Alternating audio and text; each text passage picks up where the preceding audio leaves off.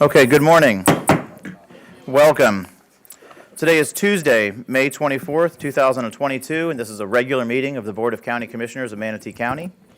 It is an absolutely beautiful day out there in Manatee County today. And we're going to start the way we always do. We're going to start by honoring God, and we're going to start by honoring our great nation. Today, our invocation will be led by Pastor Philip Ham of First Baptist Church of Palmetto, after which our Army veteran, and Commissioner Reggie Bellamy will lead us in the Pledge of Allegiance. If you're able, please stand at this time. Will you bow with me in prayer? Lord, Board, I pray that you will lead them down the ancient paths where the good way is. I pray that as they walk that path, they lead us well. It will be a path that they will find truth and justice and righteousness and honor. Lord, that in this room we will be able to agree and disagree like men and gentlemen and women. And Lord, ultimately, we will find our way to you down that good path where we will find the rest that our souls crave. We give you this time today. In Jesus' name we pray. Amen.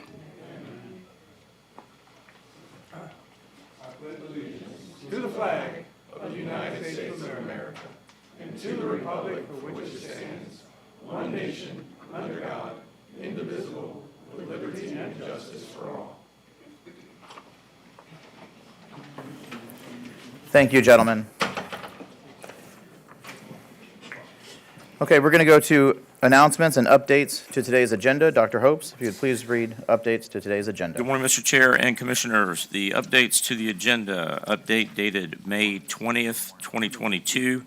Under public comments, citizen comments were added to the consideration of future agenda items. Changes to the consent agenda, Parks and Natural Resources. Item number 37, execution of agreement for charitable services with the Patterson Foundation was moved back to the consent agenda. It was removed from the consent agenda. Later, it's going to be added back to the consent agenda. Item number 50, amendment to the employment contract for County Administrator Dr. Scott Hopes. The contract documents were added to this agenda item. Under amendments to the agenda dated May 23rd, under public comments, written comments were added to item number 50. Under changes to the consent agenda, under attorney, item number 4, Melinda Calvert versus Manatee County et al. Motion to approve the settlement. The requested action was updated to motion to approve settlement with plaintiff Melinda Calvert in the amount of $250,000 and authorize the chairman to execute settlement agreement. Under Parks and Natural Resources, item number 37, execution of agreement for charitable services with Patterson Foundation. That item was moved back to the consent agenda. Those are all the amendments to the agenda, Mr. Chair. Thank you, Dr. Hopes. Are there any items that commissioners would like to have pulled from today's consent agenda? Mr. Chairman, I'm not pulling anything, but I will say that we are having a problem accessing the agenda digitally on this end of the dais. Mr. Chair? Do you need to take a recess until you have access? Well, no, we're fine. Somebody's going to help us, I think. Okay, we'll get IT down here. Mr. Chair, Commissioner? I had asked at 8:30 Friday morning if I could add to the agenda for today, direct county administrator to schedule a work session to address affordable workforce housing with the development community. And it wasn't on as of Saturday night, so I texted Scott Hopes, and he had told me he had put it on a work session. He had been to other meetings, and he'd already put it on a future work session. And I told him that we needed to discuss, because he doesn't even know what I was going to bring up. So could I ask this to be put under commissioner agenda at the end of the meeting? I do have the paperwork where it was submitted. You're wanting to discuss Yeah, simply under commissioner agenda, Commissioner having agenda. a future work session, what we want, what we expect of it. I can't dialogue with George and others. That's why I wanted us to talk for it before it came on an agenda. I wanted us to set the direction of the agenda.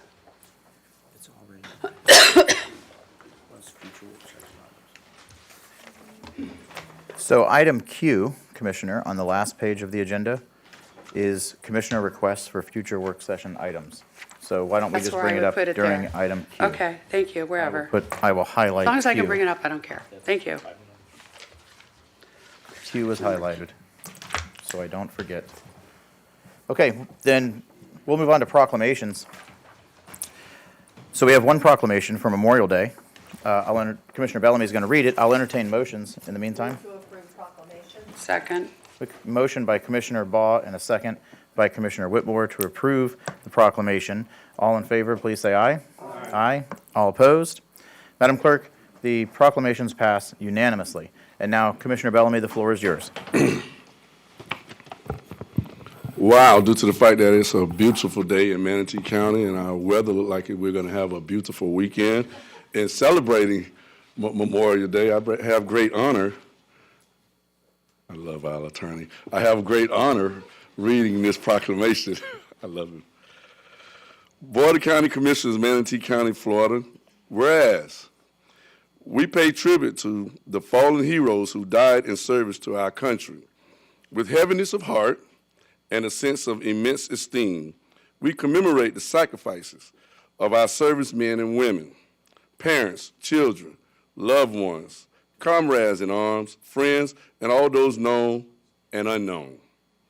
Whereas our indebtedness to those who served in battle exceeds any measure of reverence we can conceive. And whereas we the living must carry the weight so the selfless sacrifice of those who fought to protect our way of life will be remembered and honored.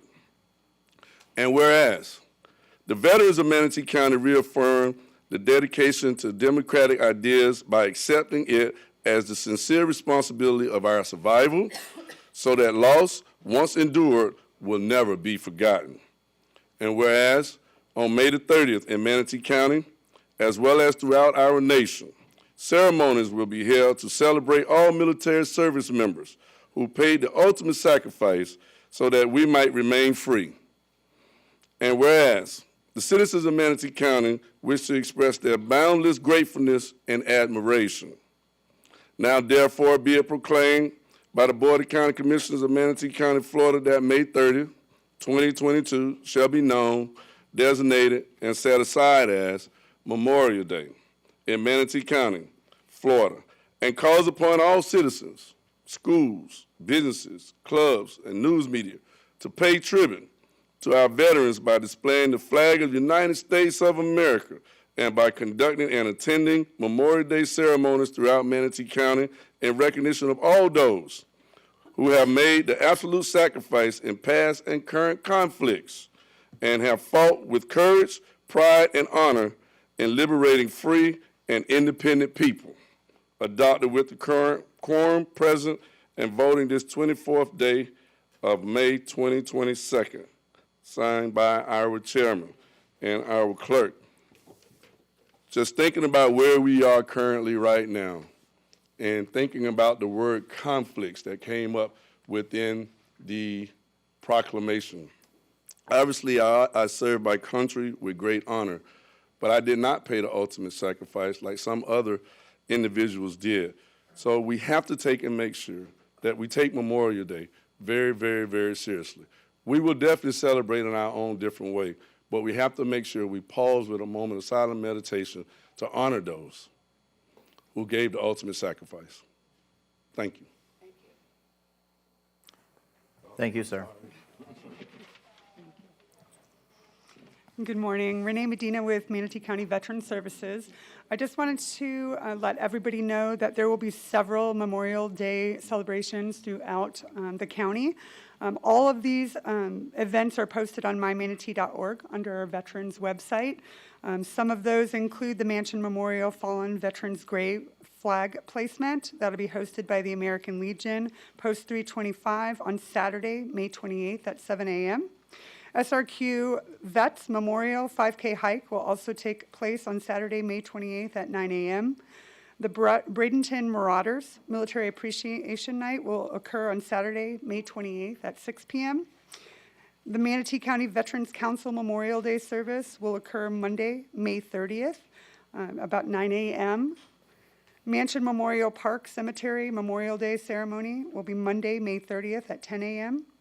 There will be a celebration by City of Anna Maria Islands Patriotic Symphony Salute Monday, May 30th at 10 a.m. and Sarasota National Cemetery Memorial Day Tribute, which will be Monday, May 30th at 5 p.m. Again, all of these events will be posted on the Manatee County, mymanatee.org, under Veterans. Thank you. Thank you, ma'am. Mr. Washington, will you be saying any words? No? Okay, thank you, sir.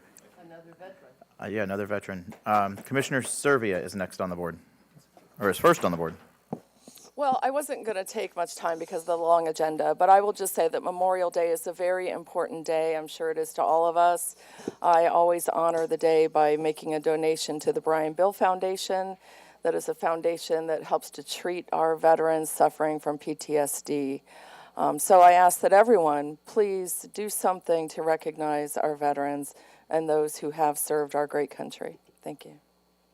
Thank you, ma'am. Commissioner Whitmore. Just want to recognize that my grandson is heading back to South Korea today. So, yep. Okay. And I'll just wrap it up by reminding everyone that we don't say Happy Memorial Day. Memorial Day is a day of remembrance and memorial for those who have fallen. It's not about barbecues and mattress sales. So just sort of a reminder there.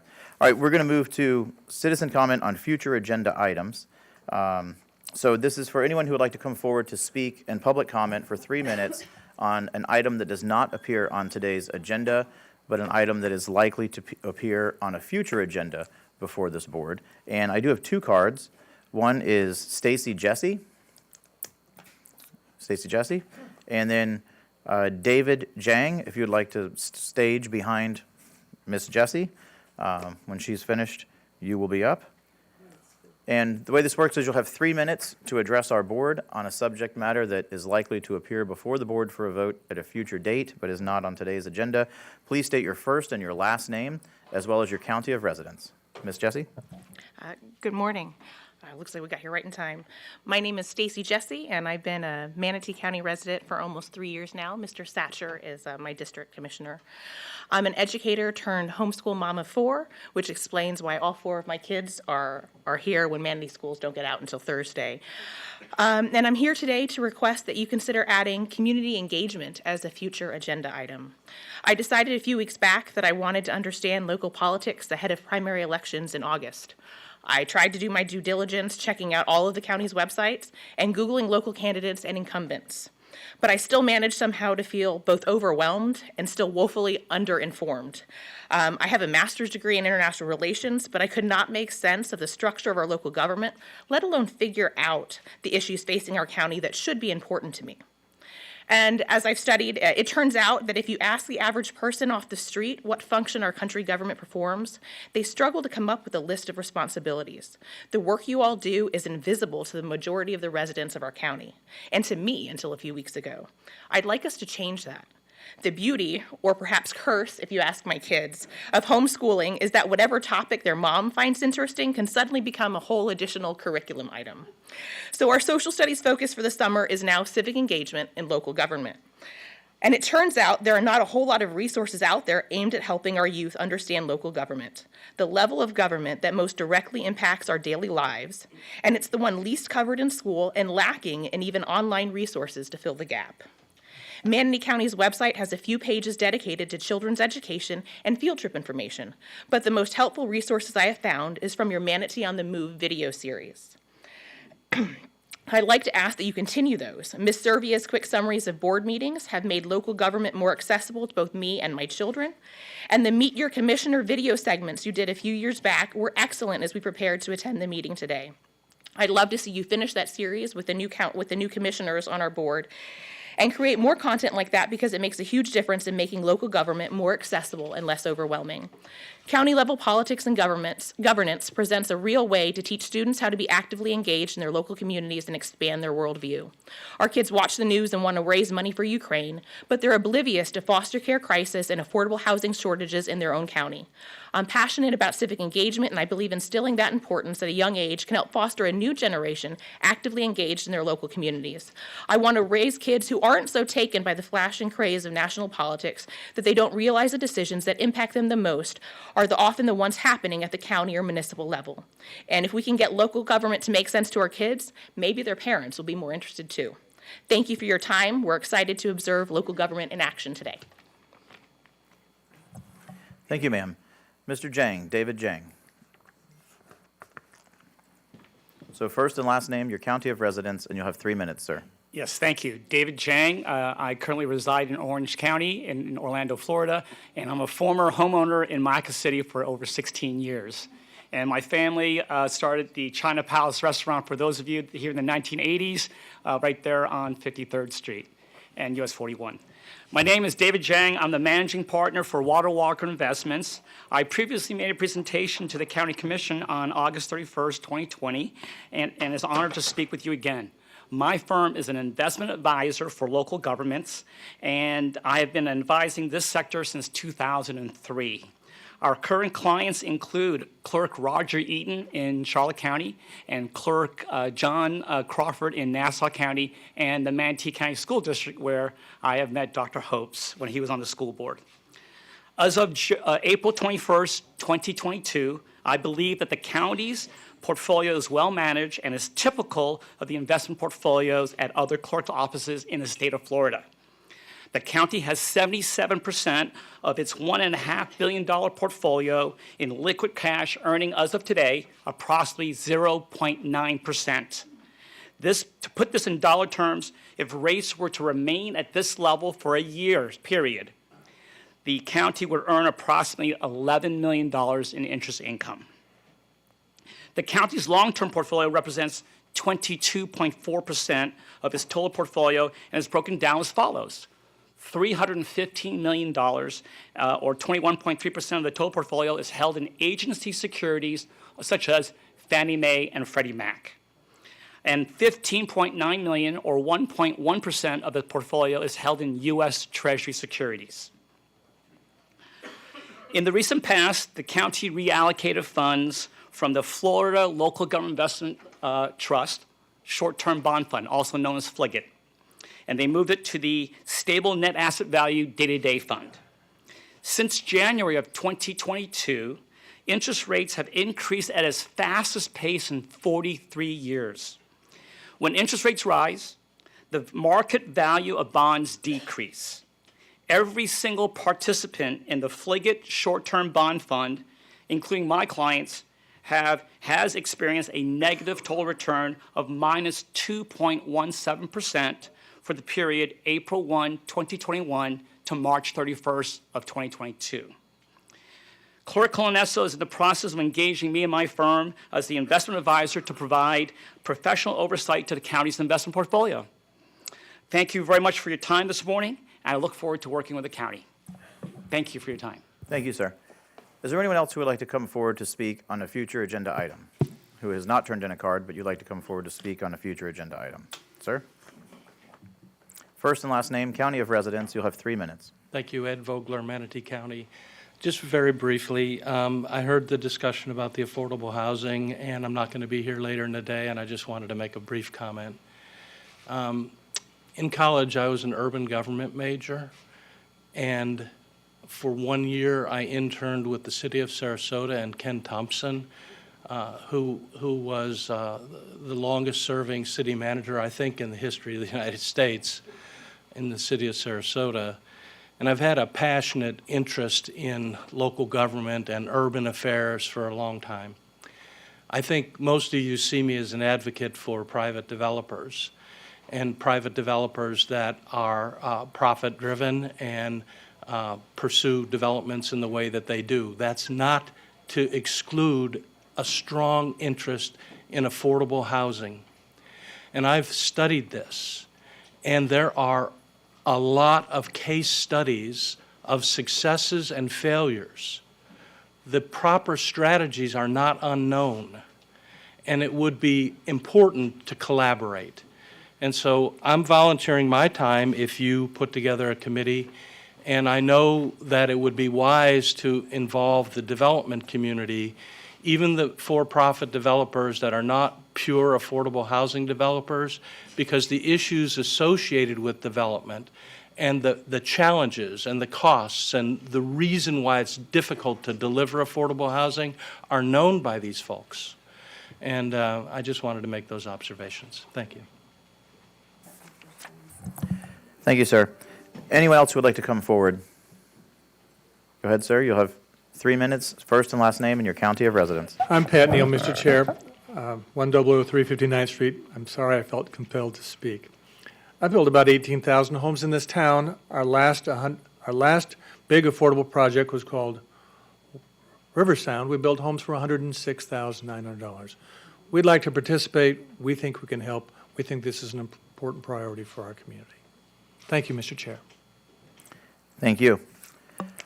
I have a card now from Betty Rhodes for the Lincoln Pool, which is apparently a future agenda item because it's not on today's. So, Ms. Rhodes, I'll call you up now.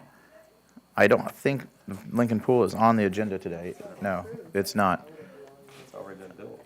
So it is a future agenda item then. So I'll call you up now, ma'am. Yes, ma'am. So first and last name, your county of residence, and you'll have 3 minutes. All right. Good morning. My name is Betty Sales Rose. I live in Manatee County. Okay, I came here to talk about the Palmetto Lincoln Park pool. I'm very distraught over that pool because I got a chance to video coming off the overpass. That pool is not a state competitive pool that is supposed to have been built. It's supposed to have been an Olympic state competitive pool where college students can come and have swim meet in it, and plus Palmetto High School. Now, I don't know what you all did, but I be coming over here to y'all meeting, listening and everything, so I don't know if it's behind the scene act or something what y'all did to the pool, but that pool is looking like a ghetto pool, because I'm not kidding. Yes. I looked at it. You got the big sides right here, and right here is another little pool. But what I'm trying to say, what about the kids who really do not know how to swim but be in the other side pool? And here go this, I guess 6 feet or whatever it is you all have out there for us. I really do not like this, what y'all did. And plus the diving board. You know, I'm a swimmer, but hey, the diving board, and you got the little kiddie thing coming down where they go through. No, that don't look like a pool. Our pool should be looking like G.T. Bray pool. We're not in the ghetto area. And like I say, at Lincoln Park. And then another thing I'm really upset over is a lot of parents do not have the internet and do not know how to go on to make appointment to come out to that pool. And police gonna be out there for what? Are we back in segregation days? Are we? Because you're gonna have police officer out to Lincoln Park pool on the opening day. Now today when I read something y'all supposed to do it the 28th through the 30th, Memorial Day is that Monday when the kids is out. And so many kids can get in the pool, so we know why. Because how that pool is built. And it wasn't built from my idea from years ago, how it's supposed to be built. And you all sitting up here, y'all can't do what y'all want to do. Y'all not above the law, and you're not God. To do as you please in building something over at Lincoln Park. And just like I told them last night at the City of Palmetto meeting, y'all letting Manatee County overrule you. I told her, you the CEO of the City of Palmetto. You got to stand your grounds and something. The county can't come over here and do what they want to do. If you combined with this pool, it should have been built like it was. Don't take nothing away from us. And listen, I'm not going to be here long, but I will look at the feedback, what anybody have to say. So if you have anything to say it while I'm here. Thank you. Thank you, ma'am. Is there anyone else who would like to come forward to speak on future agenda items? Items not on the agenda today but may appear in the future. Okay. Has anyone called in who would like to speak on future agenda items today? Yes, we have 2 callers with raised hands. Okay. Caller 408, 408. Caller 408, so you'll want to press *6 to unmute, and then state your first and last name, your county of residence, and you'll have 3 minutes.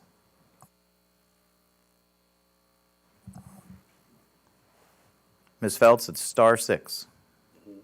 Hello? There you are.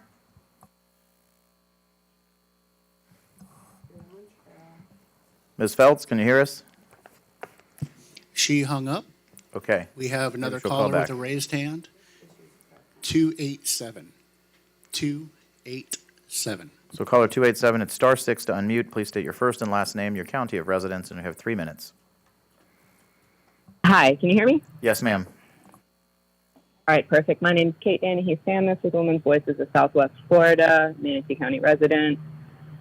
I'm calling in because I would like to see a workshop or investigation into financial records and expenditures be put on the agenda after this last scandal hit newspapers. Y'all are already spending time and money and resources on things that are irrelevant to improving the quality of life for citizens in Manatee County. And our admin has been accused of creating fake employee accounts for his friends after rumors of losing the $10 million at the school board. So it leaves, myself and a lot of people actually with the question, where did our reserve funds really go? Right. And I think that should be a priority. Thank God nobody listened to Jason Bearden and bought Bitcoin because we'd be even worse off. But, I think that it should definitely be addressed. It should be a priority, a concern. You've got staff turnover at the county at an all-time high. That doesn't seem to be a priority or something that is being looked into. And again, I'm not there. So it may as well be, communication is important. But accountability is what breeds responsibility, and the citizens of Manatee County deserve better than what they're getting right now from the established board. So we want to see these things being addressed formally by whatever due process would suit the situation. Thank you. Thank you, caller. Were we able to connect with the previous caller? Yes, 408 has raised her hand. 408. Yes, can you hear me now? We can hear you. Thank you very much. I'm sorry. Carol Belt, Mayaca City.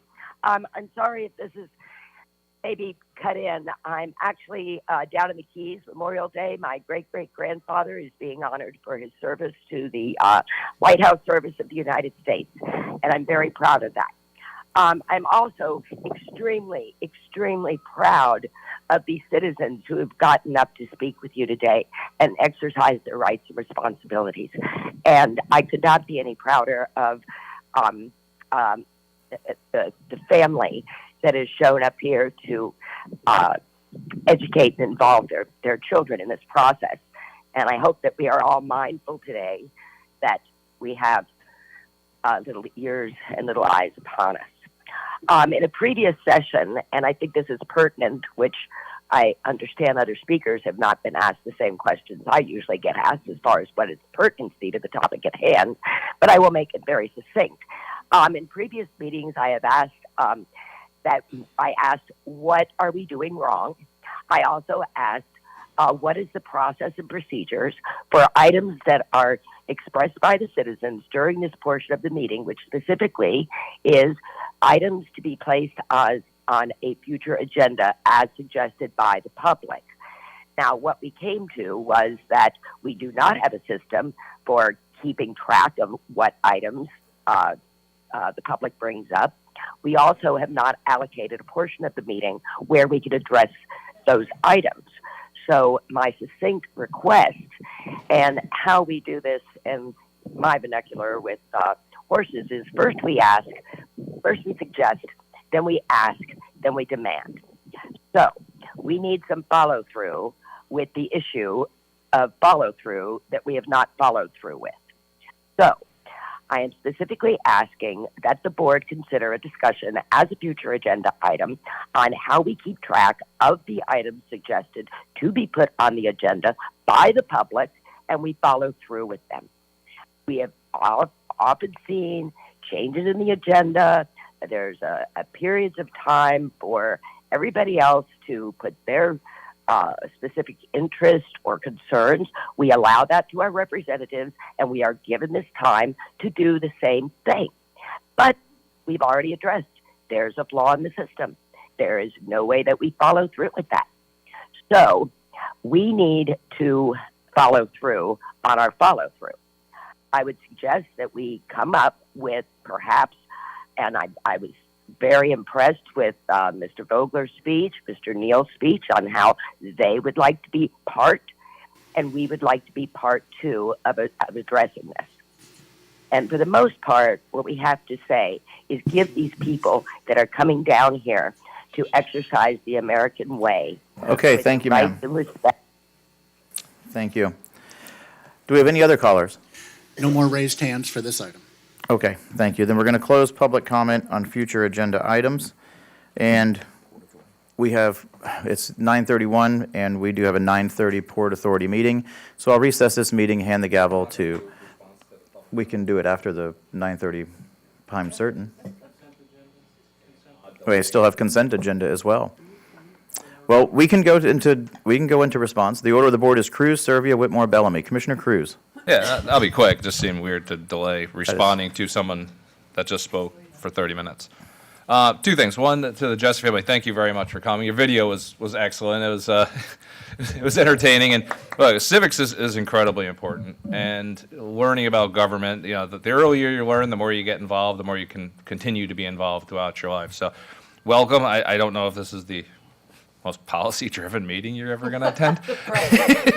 It'll be entertaining, but I don't know if it's going to be policy-driven per se, if that's the goal. But I do hear you. I think that's an excellent suggestion of trying to pile on to what our school board's doing. Now we have civics classes. My daughter just finished 7th grade civics class, and I worked with her on it and gave her some additional insights and so forth. In fact, spoke to some of her friends who were over about some of the things about what I do, what we do, what government does. So, you know, having some outreach, similar to the Manatee on the Move and so forth, where, you know, maybe we collectively can do something that kind of tailors almost like a junior achievement, dive into reading kind of thing. Maybe we look into going to individually going to schools within districts or Commissioner Whitmer and I, any place, and having a little bit of a discussion with some of the kids, maybe within civics classes or in a separate place for homeschool, to answer questions. I think that's an excellent idea and something we should look into. The more we can involve the kids early, the more they'll stay involved and informed. As to Mr. Vogler, I don't see it as profit-driven. I think even if you're building affordable housing, you should be profit-driven. No one's building anything if you're not making a profit. And there's some nonprofits around, but they're still getting money from someplace. But I do appreciate the comments. I do 100% agree with Commissioner Whitmore. I have individually met. In fact, I met with Ivory at length to go over some affordable housing options that Neal communities can be involved with. I've met with Medallion Homes. I've met with other for-profit developers, for lack of a better term, as well as a lot of the nonprofit affordable developers, to start framing my views of what we should do. But having some sort of a task force work session to bring everyone together to say, what are our incentives today? What do they need to be? What would compel people, whether it be to do it themselves or work in conjunction? Because you make a valid point. And I know, I see Neal communities, they do a lot of donations around town. They do a lot of good for the community. You know, a strong community and inclusive communities for the best interest, not only of Manatee County, but for your developments in general. So, I appreciate the comments, and I fully support having some sort of a task force, maybe over recess. We could start coordinating that. We don't want to delay it too long because this is a problem today. But obviously with budgets and so forth, we're jammed up till recess. But during recess, I'd love to see us coordinate a task force and include certainly the two of you, some of the other frequent flyers to come in and work with us so that we can work with you to make Manatee County great. So I appreciate you coming in. I fully agree with what you said. Thank you for being brief, sir. Commissioner Servia. Yes, thank you. And I'm going to be really brief because we have a long day. But I cannot let the opportunity pass without thanking these children and Stacy Jesse for being here today. I have never met you guys, but today I am so honored to meet you. I heard you were going to be here with your email late last night. I think it was like midnight when it came through. And so I have a little gift for the kids that's some little Manatee County pins, and I hope they wear them with pride. You can come up here when I'm done speaking and I'll give them to you. You know, when I was first elected in 2018, I made it my goal to engage the public in their local government. And I started the District 4 Citizens Coalition on Growth. And I wanted to do that countywide, but there just wasn't board support for it at the time. maybe with your request today, maybe there will be support with this board to engage with our youth at the local government level. If there's not, I give you my word that I will bring it to District 4 and engage the youth there too. So thank you very, very much. Kids, this is the most important thing that you can be involved in the rest of your lives, because what happens at your local government level affects your lives. What happens in Washington is interesting, but it doesn't have a big effect on your lives. So kids, come on down. I got something for you. I'm done. Commissioner Whitmore. While they're on their way down, my daughter sent me a message earlier, Janae, and asked Mom, I guess they want to talk to some of us commissioners, so she probably gave you my information. I'm more than happy to. So again, we'll try to behave up here and do Robert's Rules of Order, and we apologize today. We have 7 commissioners with 7 totally different personalities, so we will do our best. Maybe this is the best day you could have ever come, truthfully. And I want to thank my friends over here for stepping up. They see the writing on the wall when some developers in this town are actually driving their employees to the job sites. This is actually happening. So let's all be part of the solution. Thanks, George, for your comments. I agree. If we do start a task force, it would have to be under sunshine, but we can always figure out what to do. And then they could meet with each of us individually if you want to do it that way, if they are a sunshine board. Because you mentioned task force. Just have time for report. Yeah. I think we added this to the agenda, so we could have a further discussion, and then At the end of the when day, they're leaving, okay. they can watch it. All right, so we're going to take you all up on, and Dale, what are you here for? So you're here to support the team, I hope. So smile. Welcome back. Dale was a big part of Neal Communities for many, many years, and it was a pleasure seeing you today. Okay. Remember, kids, there were Sorry. fistfights at the Constitutional Convention, but it's unlikely that will happen today. Commissioner Bellamy, you're next. Right, and I probably will take a little bit more time than normal. That's all right. I do want to welcome the youth and thank the mom for her leadership. It does take a lot of courage, and for the group that's over here to my right, we welcome you all as well to come down and actually see what's going on within your county leadership. And I am sure we will all be on our best behavior today, and I'll do my best to control Reggie. That's my 1/7 of my responsibility, and that's me. that's me. The affordable housing, I really want to thank. And I think this is a carryover for the last meeting that we had, and there were some strong questions asked. Can we get individuals to come to step up and support us as far as being in the middle of affordable housing crisis? So I'm not going to go any further on that because, again, that's on the agenda. As far as the Lincoln Pool, anywhere you go in life, you have opinions and you have facts. Right? The other side of that, you have the interpretation of the opinions and you have the interpretation of the facts.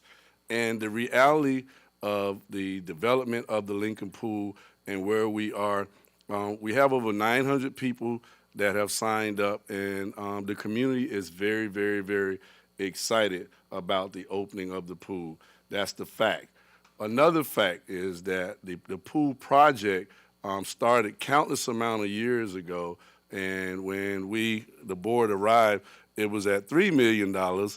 It did not necessarily have it did not necessarily have a vision, and it was only one body of water. Right. Those are the facts.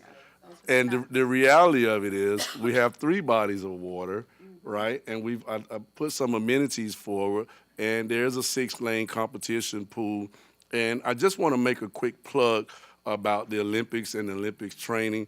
Not to take a shot at anyone, but it's very unlikely that the Olympics will be held here in Manatee County. We were fortunate in 1996 for the torch to come through, and we were excited about that because our community embraced that opportunity. However, Curtis Johnson is from Palmetto High, and he's an Olympian participant. And he trained at Palmetto High, which is not an Olympic training track. But that preparation there, and for him to go to the University of North Carolina, allowed him to take the necessary steps in order for him to become an Olympian.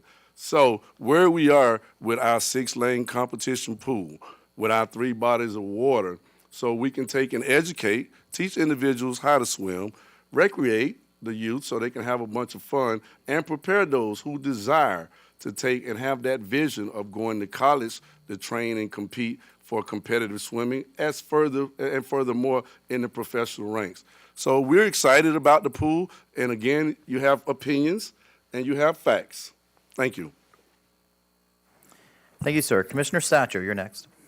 And you're last on the board as well. Thank you, Mr. Chair. I just wanted to thank Stacy, Jesse, and the family, the children for coming. Y'all are awesome, and no matter, local government can get almost like a spider web where there's just, there's so much, different bodies that are in charge of different things. Goodness, I think how many fire departments are there within Manatee County? Different taxing, districts. There are different taxing authorities all over this one county. Has, you don't pay. They have totally different homes in different areas have totally different taxes they pay for fire districts. So it does get a lot going on, but it's worthwhile to learn about. And I really appreciate you being here, and a lot of respect for you for homeschooling. My wife, out of 6 of my kids, my wife is homeschooling 2 of them right now. And it's a lot. So thank you for being here. Thank you, sir. Commissioner Baugh. Yeah, I just wanted to say thanks for bringing your family today. We were very excited, or at least I was, when I saw your email. And, I think just what you've heard in this little bit this morning, it shows, obviously, that everyone has an opinion, and there's always several opinions.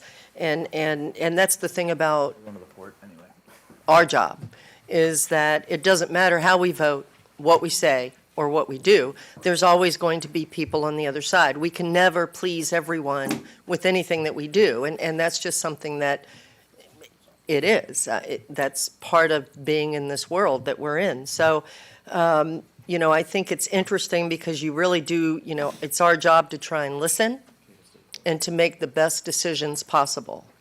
And you do find that sometimes things that you hear might not be totally accurate, and there's always at least 2 sides to every story.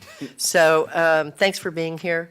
It's an honor to have you. Please come back again sometime, but look at the agenda first before you do. But thanks for being here. Seriously, guys, thank you. Thank you, Commissioner. And I will say one more thing, which is that as important as local politics is, every time we go to the gas pump right now, we see that national politics can also make a big difference in our daily lives, unfortunately, and mismanagement and malfeasance at the top can sometimes trickle down to all of us. With that, I will recess this meeting and go to the Port Authority meeting. We'll pass the gavel to Commissioner Bellamy, who is the head of the port. Thank you, sir. Good morning, and we will open up the Port Authority meeting for May 24th, 2022. And the Manatee County Port Authority may take action on any other matter during this meeting, including those items set forth with this agenda. So we're going to call the meeting to order. And Mr. Executive Director, I'll open it up for public comment. Do we have anyone here that wants to have public comment on Port Authority business only? And there's no one here currently that has the desire to speak on public comment, so I'll go to you, Mr. Executive Director. Thank you, Mr. Chairman, Commissioners. Good morning. We have an extremely brief agenda today. We should be very short on the time we take from your schedule. We have only a consent agenda that includes a number of items, really, and there's no regular agenda items. So we will look for your consideration to approve the consent agenda. And I'm taking motions from the board. Second. So we have a motion and we have a second. And we'll take public comment. We don't need public comment. Take your turn. All in favor, say aye. Aye. Any nays? It passed unanimously. There's one additional item that we would like, with your indulgence, to bring forth. We have a Propeller Club, Port Manatee Propeller Club award of scholarships to our local students. It's about a total of about $20,000 from this club that's associated with the port, and is really critical to some of the educational support of our community. So with that, after we finish with the agenda, I think, subject to your concurrence, we will bring up the Propeller Club for that award. Wonderful. Good. Yes. Any comments from commissioners? No. Do it. Okay, great. We can bring them up. Thank you. And while they're coming up, I would always say it's always great work that our Propeller Club does, but more importantly, when we are impacting the lives of youth and pouring into our future, I think that's very, very important. We welcome you, ma'am. Good morning, Chairman, Commissioners. My name is Abby Lindekamp, and I'm the Deputy Director of Business Administration and Finance for the Port Authority, and I am also the newly elected President of the Port Manatee Propeller Club.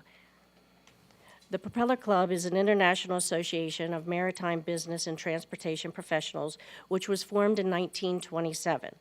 The organization's focus is to promote and support the maritime industry with a focus on the U.S. Merchant Marine. Our local local club consists of 115 members who raise funds to support our local charities. This year, we were able to provide $11,000 to local charitable organizations and schools. One of our largest funding programs is our scholarship program. I would like to have David St. Pierre, our scholarship chairman, explain the program to you. Good morning. It's a pleasure to be back here before you all again. This is about our 7th year coming back before you all presenting scholarships. Routinely, our scholarship program has traditionally given about $10,000 a year to graduating Manatee High School students in pursuit of their college careers. We had a few changes this year. We put an additional $10,000 of funding in the program, which allowed us to add 2 additional scholarships, one to a Kaiser University student at the Bradenton, Sarasota campus, and one to a USF student through the USF Foundation at the Sarasota campus. Well, we also took the opportunity to contact MTC, and we will be awarding 5 $1,000 scholarships to vocational students using their assistance through that program. So it's given us an opportunity to increase our outreach a great deal. With us today, we'd like to recognize some of our recipients. Today with us, we have Jessica Burdett from Manatee High School, Grace Lucas from Palmetto High School, and Brooke Burtney from Kaiser University.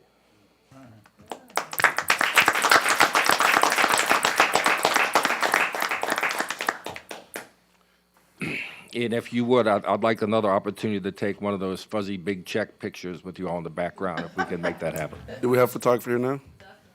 Yeah. Now? Okay, can we go down? Wait, yeah, I apologize, sir. We have a commissioner on the board. I was just wondering if they want to speak. The recipients wanted to say anything. Yes. Before the picture. Before the picture, do one of the recipients want to speak? I know how kids are. It was a challenge to get them here. So. Right, right, exactly. We're going to go down for a very brief, take some photos. Can't say I blame them. I thought about it myself.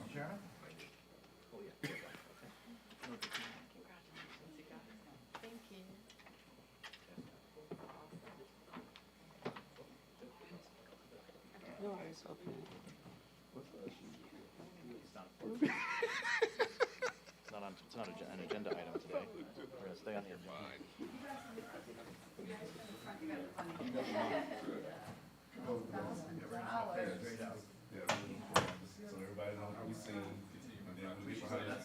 Let me get behind. Hurricanes on this side. Oh, no, no, that's not fair. You want to see the channel? Pain pride never dies. You have no idea what it is to be a hurricane. Ryan,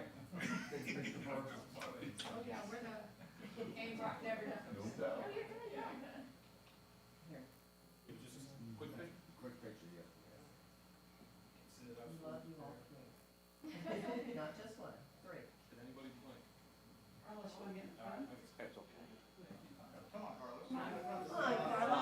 Casey's not here, so you can send it to us. Yeah, we don't have our official guy. We need to do Where's Casey when you need him?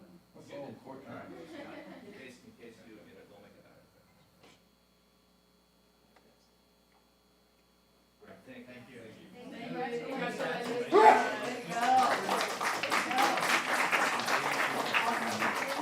you. Thank you. There you go. Yours. Yours.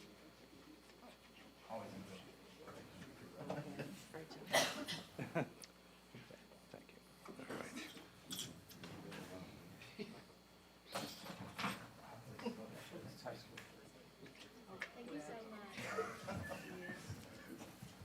All right.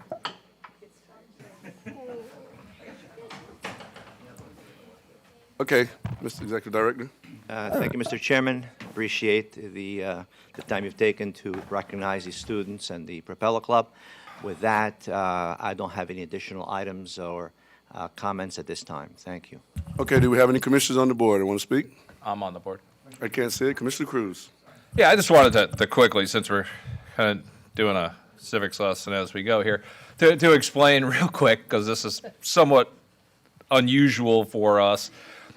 We're the Board of County Commissioners for the county. However, the way Manatee County is structured, we wear completely separate hats as the Board of the Port Authority of Port of Manatee, or Seaport Manatee now. So we're effectively not county commissioners at this exact second. Typically, once a month, we have a meeting at the port, which is up north of Terracea, North County along the water. It's an amazing port, closest seaport to the Panama Canal. And Carlos does an amazing job. He's an employee of the Port Authority, not of the county directly. And so we typically have longer meetings with presentations at the port, focused exclusively on port business. Due to some scheduling with our land use this month, we have it here. So what you're seeing now is not a Board of County Commissioner meeting. This is kind of just an interim step aside for a wholly separate position that the seven of us sit in. So just to give you some heads up, and in a minute, Carlos will end this meeting, and Commissioner Bellamy is the chairman of the port, just like Commissioner Van Osberg is chairman of the Board of County Commissioners. He'll end that meeting, and then we'll revert back to our original positions as Board of County Commissioner for the rest of the day. That's all. Any other commissioners want to comment? Report. No other comments, Mr. Chairman. Okay, Thank we you. have no other comments. This will officially close the Port Authority meeting. Thank you. Thanks. Welcome back. It's still a beautiful day in Manatee County, and you're back to the regular meeting of the Board of County Commissioners. Next on our agenda, as we go down here, is the consent agenda. So no one has pulled any items, so we'll entertain motions to approve consent. Consent agenda? So we have a motion from Commissioner Baugh to approve the consent agenda with a second from Commissioner Cruz. We will open the consent agenda to public comment. Is there anyone who would like to come forward at this time to speak on the consent agenda? Any item on the consent agenda? Okay, I don't see anyone, so we'll go to the telephone. Has anyone called in to speak specifically on the consent agenda today? No raised hands on this item. Okay, so we have no raised hands. We're going to Mr. close. Chairman. Ma'am? I May just want to May I say close that public comment? I have received a message that the phones aren't working as well, and people have been overlooked that wanted to speak. So I just want to make the board aware of that. Okay. Okay, so we're going to close consent agenda and address that when we're finished here. So we're going to close the consent agenda, and we will hold the vote for consent. All in favor of passing the consent agenda, please say aye. Aye. Aye. All opposed? Okay, Madam Clerk, the consent agenda passes unanimously. In regards to a malfunctioning call-in system, do we want to continue on with it as is? Do we want to close off, the call-in portion to eliminate issues? Anyone like to weigh in? Commissioner Bellamy, you're on the board, sir. Oh, man. You just hit your button. Yeah, but I had something else I wanted to say, but Okay. I forgot about it. Mr. So Chair, Commissioner Cruz, No, you keep it as is. I agree that not everyone's going to get in because of a faulty system, but to throw everybody off because a few people can't get in isn't fair to those people. Look, it's not perfect. I tried to call in once when I was in DC and I couldn't get through. I had to call in through Dr. Hope's cell phone to talk. I know there's a problem with that system, but there are clearly people who are able to get in. I'd rather hear from the few people who can than shut it down entirely. We've made a commitment to have that option. Technology isn't perfect. Sometimes things break. During recess, we're supposed to be updating technology. Hopefully, this is a short-term problem, and it'll be resolved for the long term. But for now, I'd say whoever can get through, gets through, and if you can't, we apologize. We're doing our best, and you know, it's an option we're giving, but it's not a guarantee at this point because we can't control Zoom. That's all. okay, I would fully support that position. Does anyone oppose Commissioner Cruz's position? No. Okay, I was just looking for some direction from the board here. Then Commissioner Bellamy, we'll move on to your comment on another issue. I just received that same email, and I think my cue here is malfunctioned because I've tried to turn it off twice. There's no need to say the same thing, right? We've Okay. addressed it. I actually, when you took yourself off, I put you at the bottom because you said you wanted to talk about something else. So it's not malfunctioning. I just put you back on to the bottom of the list so you would come up when we were finished. Okay. All right.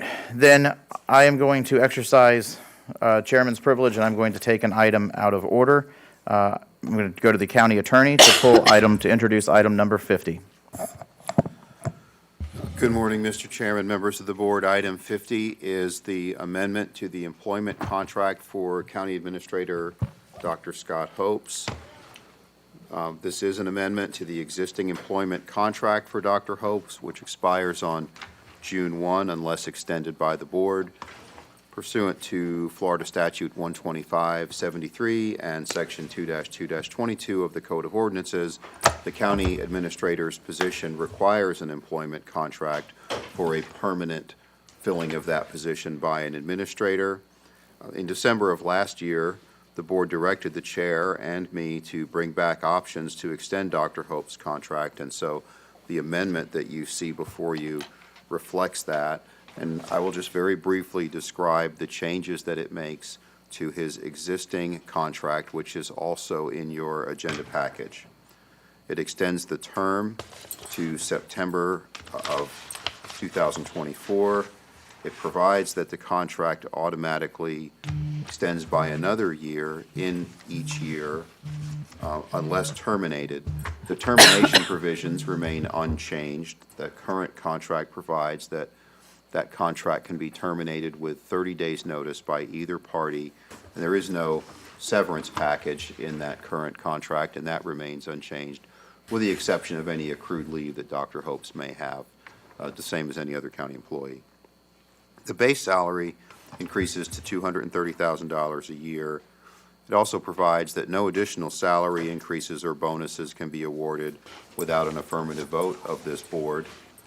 And it also provides for the county to pay the administrators full amount available under the tax code for deferred compensation. So those are the options that Dr. Hopes has proposed, and the board has the discretion to accept the amendment as proposed or, to suggest or discuss modifications to it. It's not set in stone when it comes to you because you can't talk about this outside of the sunshine. But obviously, a contract requires a meeting of the minds and a mutual agreement by Dr. Hopes and the board. And with that, Mr. Chairman, Commissioners, I'll be happy to answer any questions the board has about the agenda item. Thank you, sir. I only have two commissioners on the board, Cruz and Whitmore. Commissioner Cruz. Thank you. All right. I'm going to try to lay this out because we've all gotten a lot of emails about this and seen a lot of media about this. So if you indulge me for a few extra minutes, I'm going to try to make sure people understand what's going on here for this discussion. Because I think, honestly, I'm probably one of the better people that start this conversation, because as much as people want to say people are beholden to this person or back to this, myself and Commissioner Bellamy, the only two who have voted against Dr. Hopes every single time this has come up. No offense, I'm just being honest and laying out facts. I voted against him coming in initially, I voted against the interim contract, I voted against making it a permanent contract. I probably had the lowest review score of him when we had the review a few months ago. But we also have a statutory requirement to have a county administrator. That's the structure of our government. And people want to keep sending emails saying, based upon information received and media coverage, that we need to table this. His contract is effectively tabled endlessly. His contract, as the county attorney just pointed out, isn't like our previous county administrator contracts where there's severance packages and guaranteed terms and payouts above and beyond a contract if something doesn't work out. His contract, which was an agreement that he made voluntarily from the onset, gives us a 30-day out on this contract. Basically a no-cost 30-day out on this contract if any future investigation uncovers anything, if any future board, pre or post elections or down the road, whether it's tomorrow or it's 6 months from now or 6 years from now, to change our county administrator. So effectively, we are tabling this discussion. We table it every day because every day we can start a 30-day window to find a new county administrator. But as some of the people on this board pointed out, there's disruption to changing a county administrator. So to just blindly say, we need to get rid of a county administrator right now at the start of a budget season, during a lot of projects we have going on and floating bonds and working on infrastructure, it makes absolutely no sense at this stage until we have bigger discussions internally, because I read that letter. But here's a few things on the letter, and I'm not saying anything. I'm not going to make this political or attack anyone on it. I'm just seeing it differently based on my investigations into some of these allegations. Number one, yes, he does have a take-home car. However, his contract, as provided day one, states, word for word, that he gets a $450 car allowance, and, of course, it's not on the page right now. I had it open. But his contract from day one clearly stated that he has use of a county vehicle for county purposes. This is a contract that was signed and attested to by the clerk of the court and reviewed by the clerk. And he has access. Yes, now we're giving him full use of a vehicle, but here's how a county works. If somebody uses their personal vehicle for business purposes, they're allowed to charge back millage as an expense. That's 55 cents a mile. I don't know what it is for government. It may be different because I don't charge back miles, so we don't charge back miles.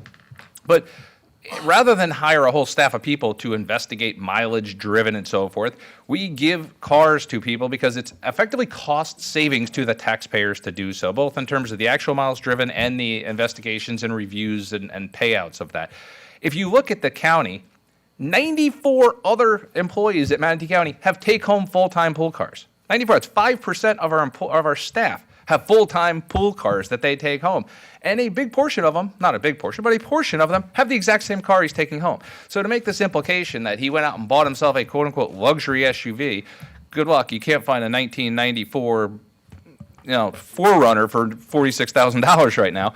But he has the same vehicle that a lot of our directors have and have had.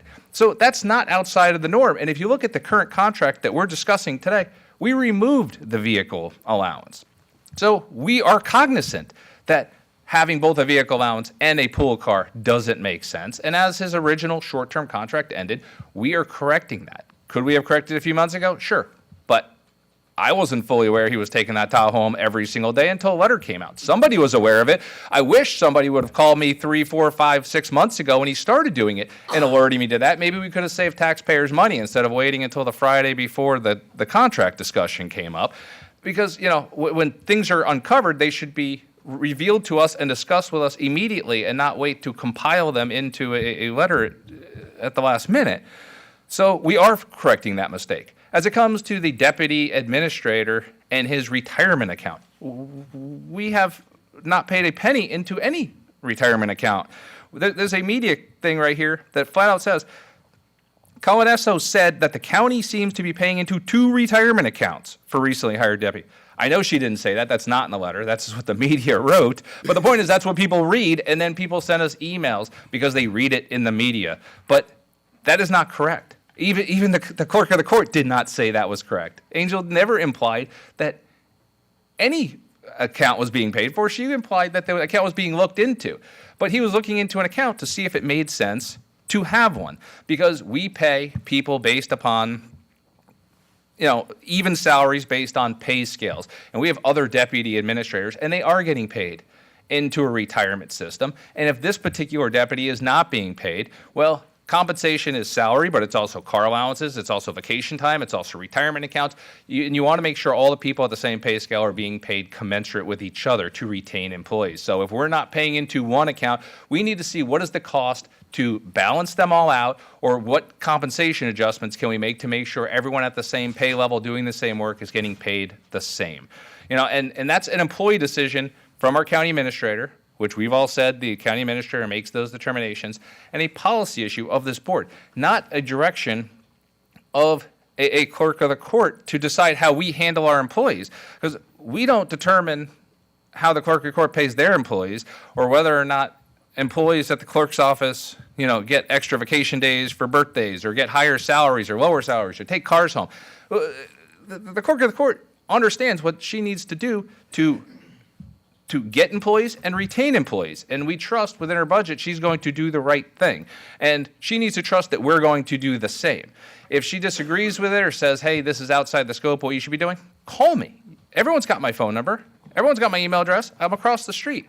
I'm happy to meet and listen to concerns. But to blindly say these are all investigation allegations, they're not. This is our decision on whether or not he has a car, whether or not he has a certain salary, whether or not a deputy administrator has the right to a retirement account. That's a discretion of this board, not anything nefarious in any way, shape, or form. We answer to the taxpayers, and if the taxpayers collectively decide that any of the 7 of us are overstepping our bounds or giving too much to somebody, then every 4 years you have an ability to fix that problem. But that's not on Dr. Hopes. So I don't see this as being an issue. I don't agree with saying we need to quote unquote table it, because it is being tabled. At the end of the day, do I have some issues with the contract? Yeah, I think yes, the salary is probably a little higher than I'd like to see for 1 year, because we're in a process of making some adjustments. But we did remove the car allowance, and it's still lower salary than Sarasota County Administrator. It's lower salary than virtually every county administrator right now in the state of Florida. And we removed the car allowance. So what I would like to see is, us moving forward, because we need stability during budget season. There's a 30-day review process. If the clerk of the court wants to continue an investigation, she has every right to do so as she oversees the inspector general. And if she comes back with something that's above and beyond speculation or hearsay or rumors in the media, then we, of course, listen to it like we do with every report that comes back to us. So I think a lot of this is a lot of built-up aggravation based upon misinformed stuff, which I don't agree with, because I think if people did their research and didn't just read the newspaper, then they would see that the car is not an actual issue. The deferred compensation for the deputy administrator is not an issue. His discretion on how he handles reorganization, our last administrator, or the administrator before that, basically gutted all of the directors and created new departments like neighborhood services and put all new directors. That's why every time you hear a director leave, they conveniently always have the same timeline of they've been here for 8 to 10 years, because they all came at the same time, because there was a complete reorganization at that point in time, because that's at the discretion of the administrator to do what they feel is best to run this government. And that's what he is doing. And if that's causing a little extra paperwork on the other side of the street, then that just is what it is. It's a short-term headache, but hopefully a long-term benefit, because once all that reorganization is done, it's going to be done. So, I think we have a 30-day window. We'll let the clerk of the court do what she wants to do, but we need to move forward because we have a budget season. We've got a lot of stuff on our plate. We're about to float bonds. Let's just move on where we stand. Again, I voted against it every time, so I'm not the flag-waving Dr. Hope's person up here. I'm just the rational person who listened previously to people who've been on this board for a while, like Commissioner Whitmore and Commissioner Servia, that both said changing out an administrator is disruptive and the county does not need disruption. Until you're in a position to have a reasonable period of time to find an alternative, then right now we have Dr. Hope's. He's doing a fine job. I'm looking forward to seeing what happens once all of this reorganization is finalized and moving Manatee County forward. That's all. Exceptionally well said, Commissioner. The order of the board is Whitmore, Bellamy, Servia. Commissioner Whitmore. Yes, I did get an email, maybe some of you did also. The problem is not the phone, is that the phone number to call in is not on the screen for people. So I know Seth is in the back. that sounds like an issue that can be easily corrected.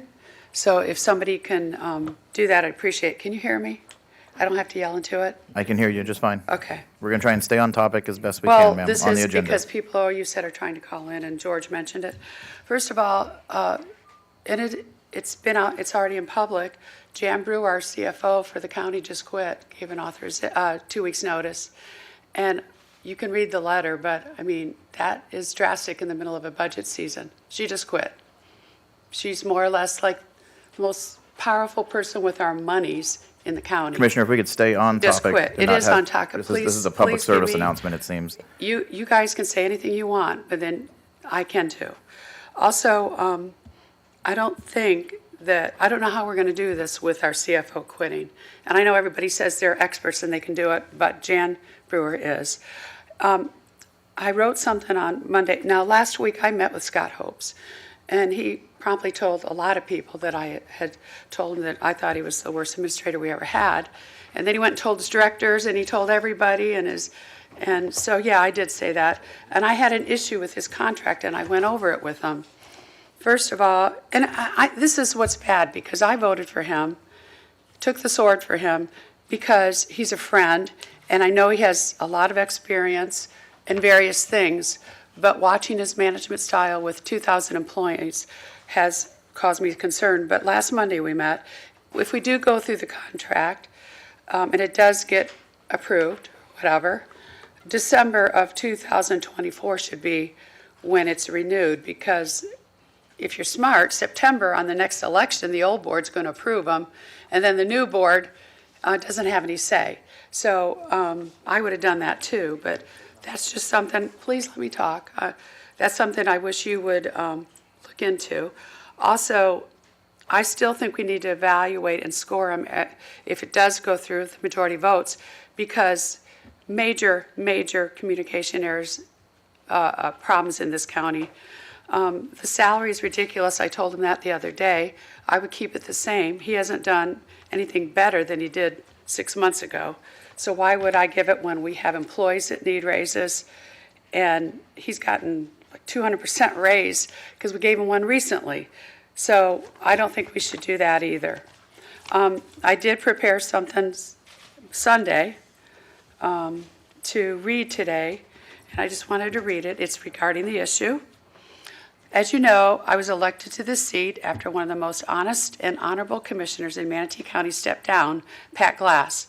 I voted to carry out her legacy of integrity and determination to make Manatee County one of the best counties to live, work, and do business in, and that has been my goal since day one.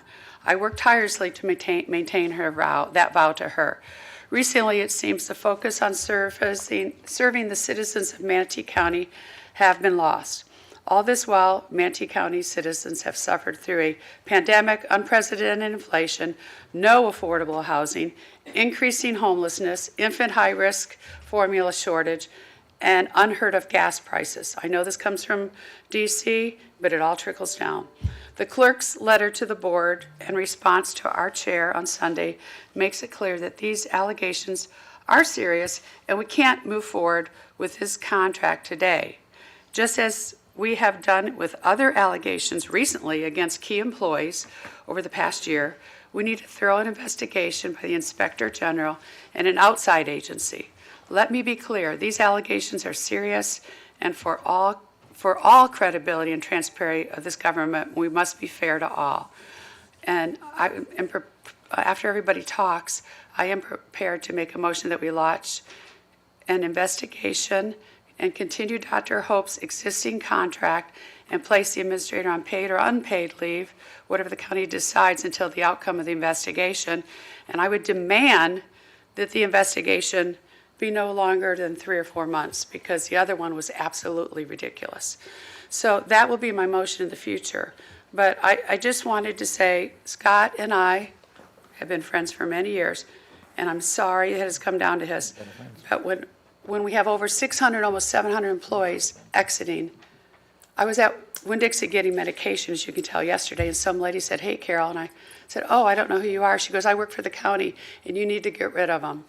That was yesterday before I went to the REC meeting. So in order to be fair to Scott, because it's just an allegation.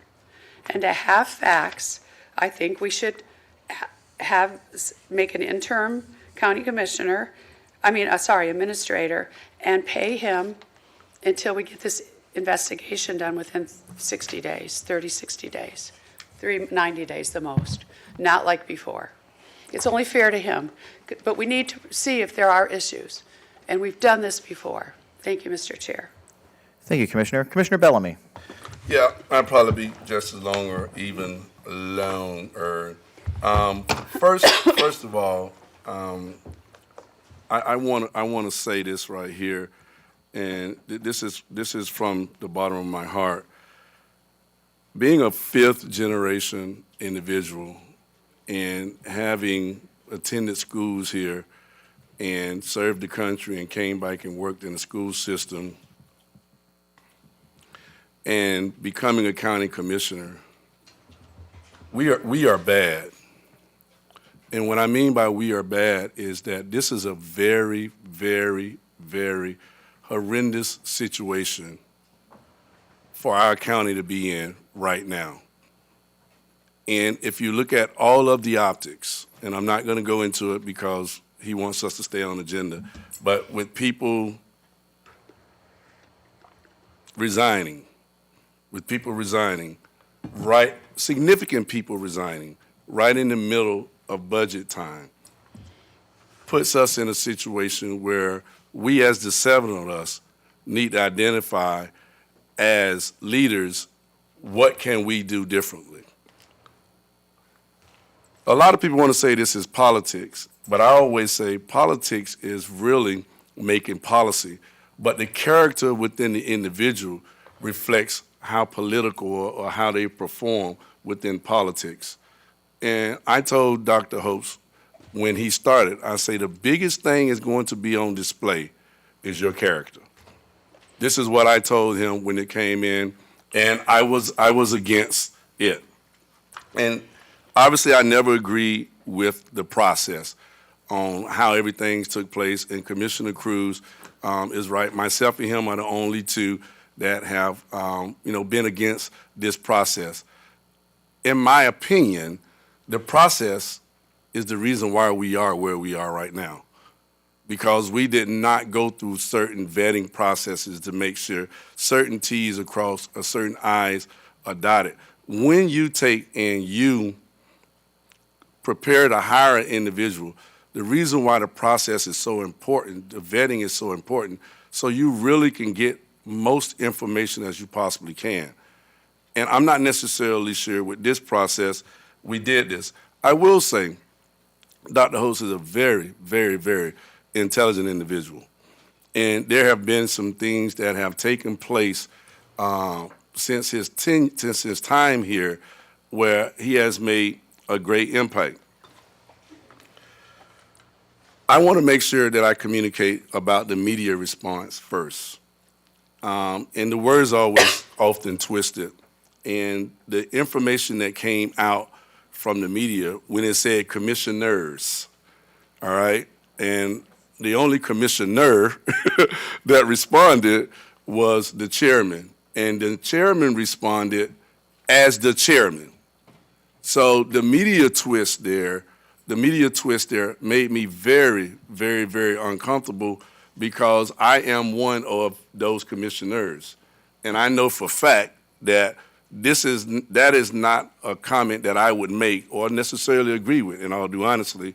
And I think the chairman has all due right to make any statement on his behalf as he wants to. The difference is the chairman was not speaking on behalf of the board. The chairman was speaking on behalf of his personal comments. Any other communication that comes out on behalf of the board normally goes through a vote. And we all agree or disagree or whatever the vote, long as it's a majority, then the statement. So I had a problem with some of the information that was in the media because of that S. And that S can get you into a lot of S if it's not handled the right way. And that's where we are right now. My thoughts about the contract and the allowance, I did some digging and with the numbers and everything like that. Obviously, I don't necessarily agree with the contract myself, but I think what we're not doing is looking at really where we are right now and all the things that have taken place.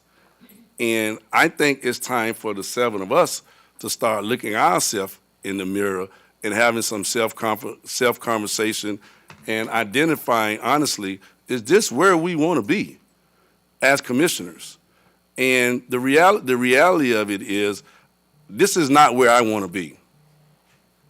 And what I mean by this is not where I want to be, I do not want to be in a situation going into budget where we're trying to identify whether or not we're going to continue renew a contract or not renew a contract. Now we're about to say we're going to renew or not renew with the lead of the head of our chief financial officer, which means that how did we get here? And again, you can all look at each and every one of us, but I always think it reflects Dr. Hope's leadership characteristics. And we have been told countless amount of times to stay out of communicating with staff. The unfortunate thing about that is that I live around staff. I went to school with staff. And staff really feels like they should have the ability to communicate with their commissioner. So if there's a staff member that's in District 2 and that staff member wants to communicate with their commissioner, I don't think policy should be a product, that should be a part of policy. I think that staff member who's a voting constituent should have the ability to talk about what their concerns are on the job. The concerns are the work environment. Nobody wants to deal with that. The concerns are some of the leadership styles. Nobody wants to deal with that. And now it's in a situation where we have to say whether or not we're going to renew or not renew the contract. I think we ought to be fair to Dr. Hopes. I think the 7 of us really are to take and support Dr. Hopes in preparing for the next chapter of his life, in all due reality. And the reason why is because within all the issues that have taken place with a $1.5 billion and growing budget, and there will be more issues to come, if we really, really want to be true leaders, we have to take some responsibility and say, hey, look, you are a very intelligent individual.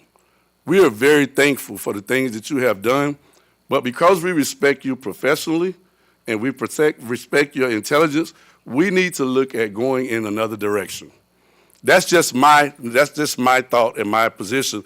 And here's the reason why. We got over X amount of emails because of the letter.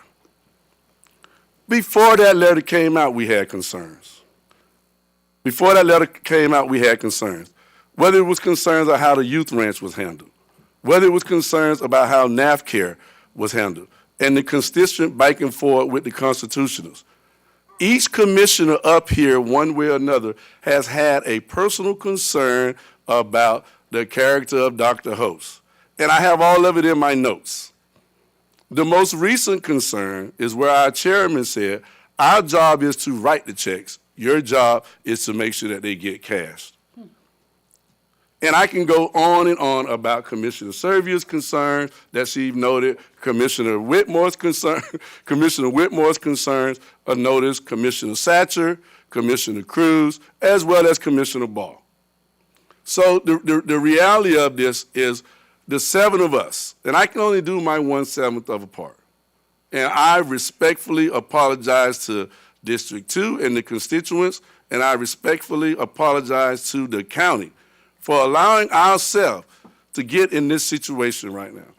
I'm thinking that we should be a little bit more proactive as far as our communication and our expectations, and to make sure we move forward and serve Dr. Holtz in a better manner and move in a different direction. That's it for now.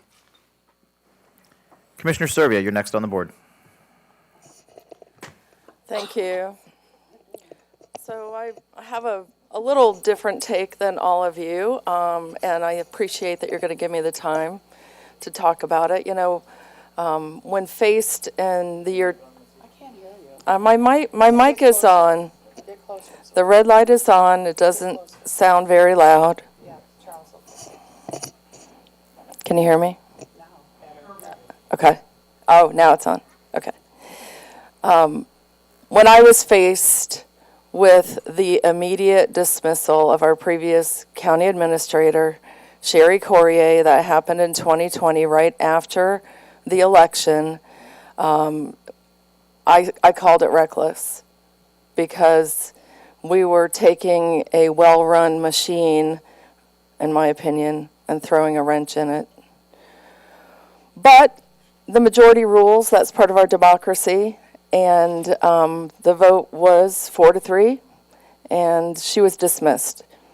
And so then my goal turned to getting a county administrator immediately, and I supported hiring Dr. Hopes. I strongly support Dr. Hopes in so many ways. I think he's done some really wonderful things for Manatee County. But I also support all of the government structure. I want to read something to you that I just pulled up from the Florida Court Clerks and Comptrollers website. And it says, it tells you what a comptroller does. So the Office of the Clerk and Comptroller performs a wide range of record-keeping, information management, and financial management for the judicial system and county government. Because the clerk and comptroller's duties affect the rights and property of county citizens, it's essential that the clerk and the comptroller remain accountable for his or her actions.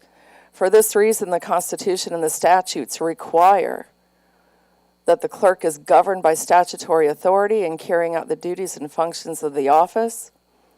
As auditor and custodian of county funds, is subject to state auditor general rules and regulations, and is subject to annual audits by independent firms. The public evaluation and scrutiny in the election process every 4 years also ensures accountability of your locally elected clerk and comptroller. Angel Coloniso is our elected clerk and comptroller. She's also a very well-respected attorney before she served in that role, and she represents our entire county. If you didn't know, she's also currently the president of the State Comptroller Association. Commissioner, if we could stay on the topic. I am item on the 50. topic, sir. That's the renewal of the administrator's contract, not yes, a biography and- of the clerk. Yes, sir. And I ask that you be respectful of everyone's comments today. And I ask that you be respectful of all of our time. She's elected by the people in this community, the same people who put all of us in these seats. And she's not just an elected official.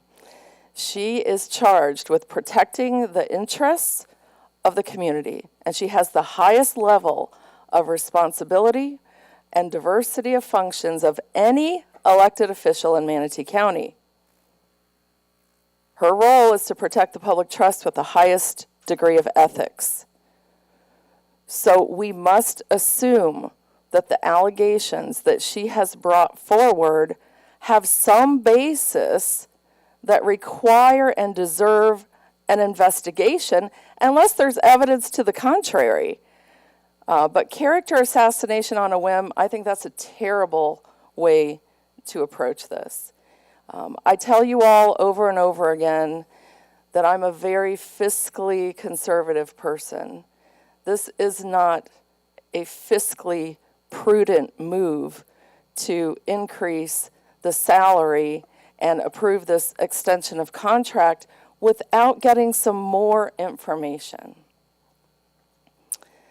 I did a little bit of research last night too, and I have a question for Commissioner Cruz. And I want to read something to you that he wrote September 4th, 2021. These are Commissioner Cruz's words. This is all capitals, only. The only people that object to and criticize investigations into corruption in government are those that fear their names will appear in the investigation. Keep an eye out for those most vocally against fair due process in your government. They usually have the most to hide. Those are the words of Commissioner Cruz. I've heard from many employees over the weekend, and the underlying theme from all of them was they can't speak out because they are fearful of losing their jobs. Mr. Clegg, would you like to chime in at this time? No, I'm not done yet. Mr. Clegg, I'd like Dr. some legal Hopes, guidance at this point, please. Yes. Please, Chairman, please don't rudely interrupt your fellow commissioners. It's your Dr. funeral. Hopes and this board were very pleased with the recent investigation of the Building and Development Services Department. There is now a precedent for that process, and I say we rely on it again to analyze this situation. We heard from Dr. Hopes and this board. Everybody in unison said how well that process worked. And Dr. Hope said, but the critical thing was having the employees who were under investigation not be in this building, not be working for Manatee County while the investigation took place, because otherwise the investigation would not be upheld with the highest integrity. Again, I am a supporter of Dr. Hopes, and the reason that I want an investigation is to clear his name. I think that we have to clear his name so that he can go on serving this community, because right now the public has lost trust.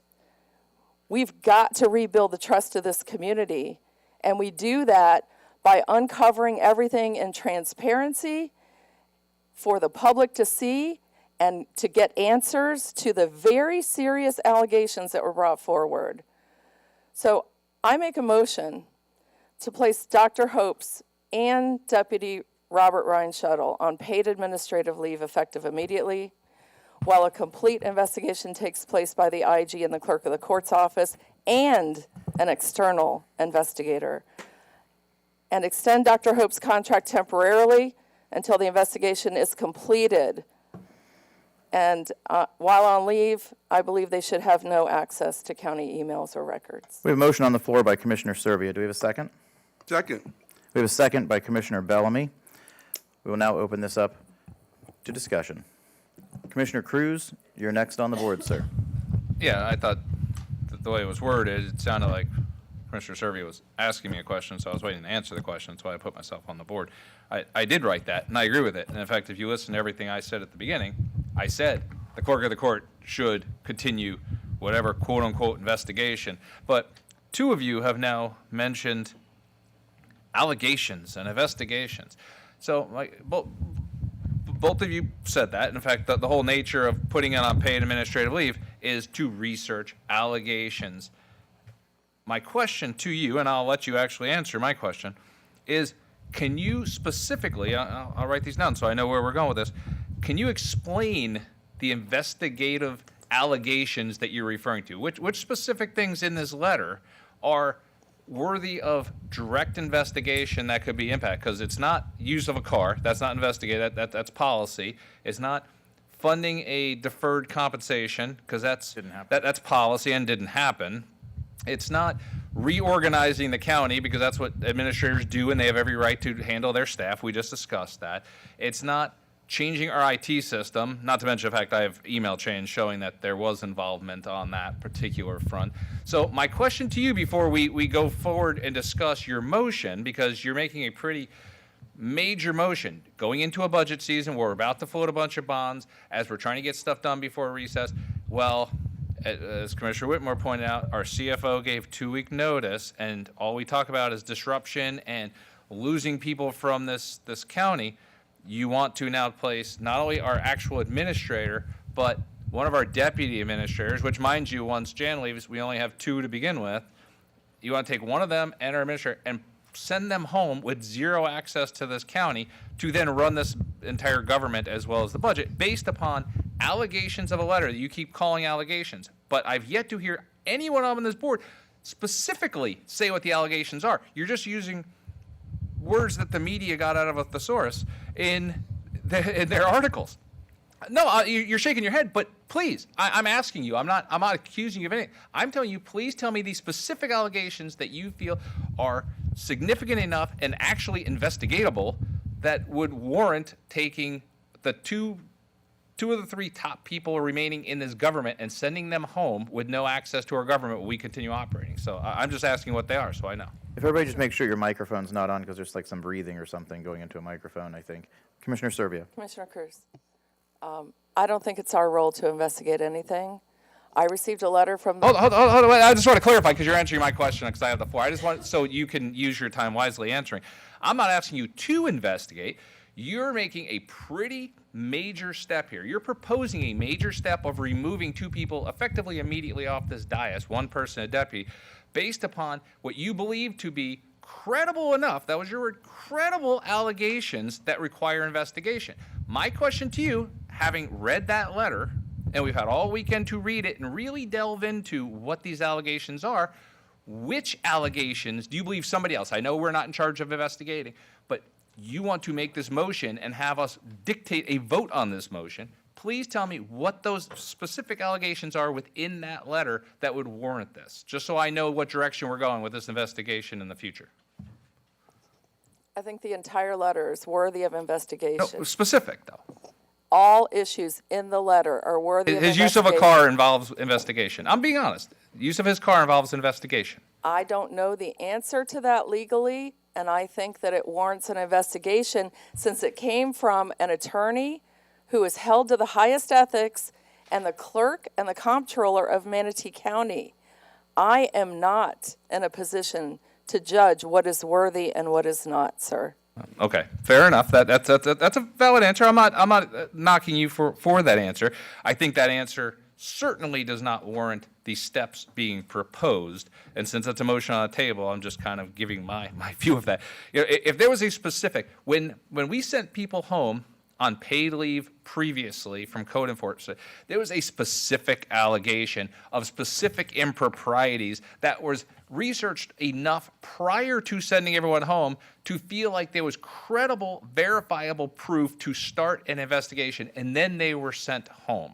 This is a letter, and albeit from a clerk of a court who is a duly elected constitutional officer, and again, I am not up here arguing with the clerk. I'm not up here refuting what she believes within her letter. I am arguing her letter in and of itself is dictating her view of policy and not allegations that warrant any kind of true investigation. If there are real allegations where Dr. Hopes was doing things that are statutorily or legally forbidden with his position, wholly different story. I do not read that letter that way, and I think it is premature to completely disrupt this organization and this county further based solely upon a unsubstantiated 2.5-page letter that came in 72 hours ago. If you want to start an investigation, which I already said in my opening comments, knock yourself out. But I think it's a little premature. There's better ways of handling this, and this is the worst way of handling it. Commissioner Cruz, to dialogue, I'm sorry that it's an uncomfortable situation for you. It is for me too. I didn't choose to be in this position. I don't like to be in this position, but I think that it is our job to do what is at the highest ethics and legally required to dissolve any issues that may have been brought forward by our clerk of the circuit court. I want an investigation to show that those are not true so we can continue business. Maybe it won't take very long at all. But I'm sorry, we are running a county government for the people of this community. We are not here to disparage critics. I appreciate that, and I'm pretty certain when we go back and watch this, I have not I've bent myself backwards, ensuring I did not disparage anybody. I've fully supported anyone looking into any allegation. I think anyone should look into every allegation that comes up. My argument is, and this is a motion, and I have my opinion of yours, it's certainly not uncomfortable for me. I'm perfectly comfortable with the stance I'm taking, that I think this is premature. I think this is bad for the county. I think this is bad for this board. And I think there are better ways of handling it. This seems like a quick kind of shoot from the hip, let's burn the place down to try to, back something up without any allegations. There's allegations all day long. I mean, we get probably hundreds of allegations across staff all over the place. We have allegations about every code enforcement person that steps on everybody's yard. Are we going to send them all home because somebody doesn't want to get a fine, and so they call in and make an allegation against a code enforcement officer? Our HR department has allegations all over. You don't just send people home based on allegations. You look into the allegations, and if you find there's sufficient cause, that's how the United States government works. It's innocent until proven guilty, not guilty and sent home until proven innocent. I Okay, agree with okay. you, Commissioner Commissioners- Cruz. I have one more thing to say in this no, dialogue. No, I no. do. It is his I ha- floor time. You are not recognized. I have one more You're thing out of to order. say. Commissioner, you're out of order. Please. Satcher and Baugh are next on the board. They have Chairman, not spoken. please let me finish. Are you finished, Mr. Cruz? It's your floor time. I'm fine. Let her. So, yeah, you should. Then I'm you moving should on to let me Commissioner speak. Satcher. Commissioner he Satcher, cuts me off Satcher, all the Baugh, time. Whitmore, Servia. Commissioner Satcher. We have commissioners that have not spoken. Satcher? Thank you, Mr. Chair. One of the frustrations since November of 2020, which was, which was exciting. It was exciting to be elected to represent what is unquestionably the best district in Manatee County. But the wonderful people of Manatee County. It's exciting, but one of the biggest frustrations has been how quickly we seem to get into the petty and how it keeps us from getting something significant accomplished. I've got things I need and want done for my district before, it's a major transition time for District 1, for Parish, for Ellington, Myaka even, although we're, working with a different goal in mind there, the port. And so, I want kids to have enough room to play soccer, so I want more soccer fields. I want old roads that have now had a lot of homes built along them to have better roads. I want, where there's a new school where there not used to be one, I want there to be sidewalks for the kids to walk to school. And, that's what I'm looking at when I'm talking to a county administrator and when I'm talking to the, employees, is what metrics do I put out, what things do I tell them are important, and what do they do to get those things accomplished? That's my job. That person, the truth is, they don't have to be my best friend because this job is important enough that we should be able to get beyond that and say, well, what are we accomplishing? And I consider that important. And I tell you, when I go through the list, and I've got a longer list than that of things I want done, is every single one of them done perfectly as quickly as I would like? No. But overall, have I seen some serious movement in the right direction on the things that I see that are important? Yes, I see a lot of movement in the right direction during this past year.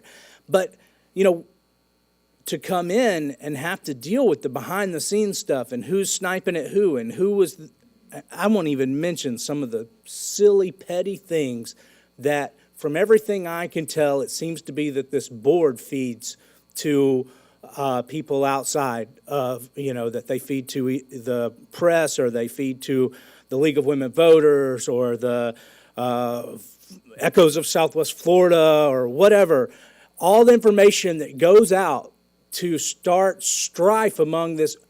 And to me, when an army fights the most among itself is when they don't have an outside enemy. They don't have something they're trying to get accomplished. And I wish that we saw our job as important enough to stay focused on that instead of continually focusing on tearing each other down. And I would be able to get a much better picture of exactly what I have with this government and with the structure and with the levels if everyone stayed focused on attainable, demonstrable goals that they could put out. And they say, I am the district, fill in the blank, commissioner. These are the things that are important to me. I want to talk about those things. I haven't seen progress in these areas, or I have. If we could do that, then we could all, then we could get into some details of this contract, right? But instead, we have this, I feel like people are so accustomed to being able to have their every whim catered to, that if it doesn't happen according to exactly how they want, if they're not able to call every employee up and have a big meeting with every single one of them, and I call this person and they do that, and I call this person and that, it gets silly when we make the role as a commissioner about ourselves. It has to stay about the people. And are you getting something done and accomplished for the people? Now, if you want to say, looking at this, we keep going back to it. I don't think it's necessarily appropriate, but we keep going back to the letter from the clerk. As I go through point by point, not good enough communication. I'm sorry, but I'm not going to fire somebody for not talking to everybody in a 2,000-member organization. I'm not going to send somebody home who's, changed made life decisions to be my employee. I'm not going to fire him for not talking good enough to everybody. Now, if there was some major, something is going wrong, there's a major problem, and nobody's getting there to it because nobody's making a phone call to the person that can address the issue, that would be one thing, but I don't even see a hint of that in the letter. We're working on the whole car thing is worked out, and really in the grand scheme of things, a $46,000 car, when you've got a $1 billion budget, bigger than that, is really relatively minor. But on the other hand, even if you see it as a huge deal, we're addressing it today. We're taking care of it. Because is that our favorite thing? As we're talking about civics today in our local government and how it's set up. People don't realize this, but the commissioners, we only have really 2 employees, 3 if you count the port. But we have the county attorney and we have the county administrator. That's who we hire and fire, who we set expectations for, who we put out the metrics, we see if they're setting them, we evaluate them accordingly. There's only 2. Everyone below that, the way the government is set up by the Florida Constitution, answers under that administrator. So, and so as my employee, am I going to set up some pretty high expectations? I want to. Am I going to see even more things done in the next year, the next 6 months? I hope so. But am I going to? I won't go through the point by point. But let me just say, there's nothing in this. When I saw the letter, or when I hear the concerns, I do think, oh goodness, what's coming? What are we about to read? What am I about to read? And then when I read it, I think those are all solvable, fixable things that if I do my job as the person or 1/7 of the board that hires that person, I can get corrected and back online. And, you're supposed to, if you look at this from a business perspective, we should be able to get to some of the nitty-gritty and some of the details. And we should be able to say, I'm not comfortable with this number. I want that number. Or you can, I don't even set it up to where certain performance metrics. Maybe you can't do that in government and business. You can. We could talk about all that, but instead we have these, grenades from left field. These, just burn the whole county down. It feels like the thing is that some people seem to be willing to take everything down, because they're uncomfortable or because they've been rubbed the wrong way. Maybe I'm wrong about that, but it seems like there's been a couple of meetings that haven't gone a few commissioners' way, and the response is, okay, so send everybody home to, investigate whether they are a good communicator. Come on, that's not good management. No business would ever do that. You think of the amount of time and effort it takes to bring on a new top-level employee to run an organization and to get the people in place that are going to be able to help that person, which, by the way, this board decided deliberately to take a lot of the hiring and firing and picking people away from this administrator. So a lot of, if that's taken longer than we wished, a lot of that comes on us. We made that decision. And some of, I think, the reason why we made that decision is we weren't completely sure. Is this 100%? If we searched around the globe, would this be our guy?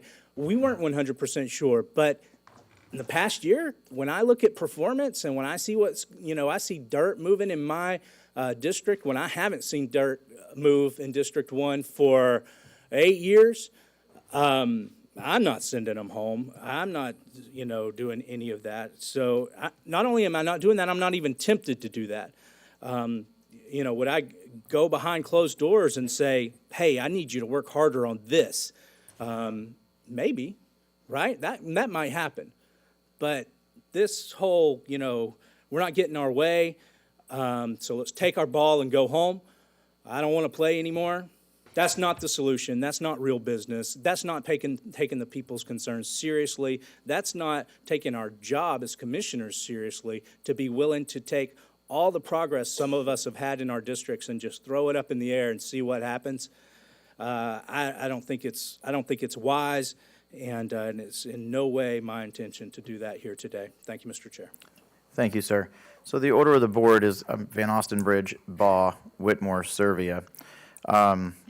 I would just think it's important to put in there that the motioner cites the letter as the justification for an investigation into Dr. Hope's and into Deputy Administrator Reinschuttle. Deputy Administrator Reinschuttle is not referenced as having been involved in any wrongdoing whatsoever in the letter at all. And then there were, of course, no real specifics from the motioner anyway, just, vague, quote, allegations. So offering no specifics, wanting an investigation, and then including a county employee in the investigation whom has not been cited in the letter, even accused in the letter of any wrongdoing whatsoever, none. That should be considered when we go to vote for this motion. The last commissioner that has not spoken is Commissioner Baugh, and I will make this statement for each commissioner from this point on. All commissioners will have spoken when you're finished, Commissioner Baugh, and the chair is entertaining calls of the question. In all due respect, we can Commissioner Baugh has the floor. We can override the Commissioner Baugh chairman's. Has the floor. Commissioner Baugh has the floor. We are not going to do this. yeah, You are you- not recognized. You're out of order. Doing this. There is Commissioner Baugh, parliamentary Commissioner procedure. Baugh has the floor, as is Thank you, parliamentary I've not procedure. spoken yet. Oh, no, I'm not. Commissioner Okay. Baugh, you Thank have the you, floor. sir. I'll recess the meeting, Carol. Oh, Commissioner Thank Baugh, you, you have the Mr. floor. Chairman. he is. This whole meeting is ridiculous. I have been here for 10 years. And I have worked very closely with our clerk of the court. I have a high admiration for her. I always have. But I've always known Angel to either call me or set up an appointment to meet with me in my office. I have never received an email like I did. And I will tell you, I called her attorney. I was so confused and distraught from her email that I literally called the attorney and had a conversation. This whole thing reminds me of November of 2020 and forward. Every time we turn around, we are being accused of wrongdoing. And I'm not talking about Angel here, I'm talking about this board. From what I've seen, and I've worked very closely with Dr. Hopes, is he perfect? Oh, no. Does he have some major faults? Oh, yes. But one of his major faults is not doing his job. I'll say it. It's ego. And we've talked a great deal about it. I will say that from what I've seen and witnessed, he's doing the job that the majority of this board has asked him to do. And he's done it very well. There's a lot of disinformation out there. I keep wondering how it is that all this wrong information keeps getting leaked to the press. I can't imagine how that might be happening. Maybe that's an investigation that should be done.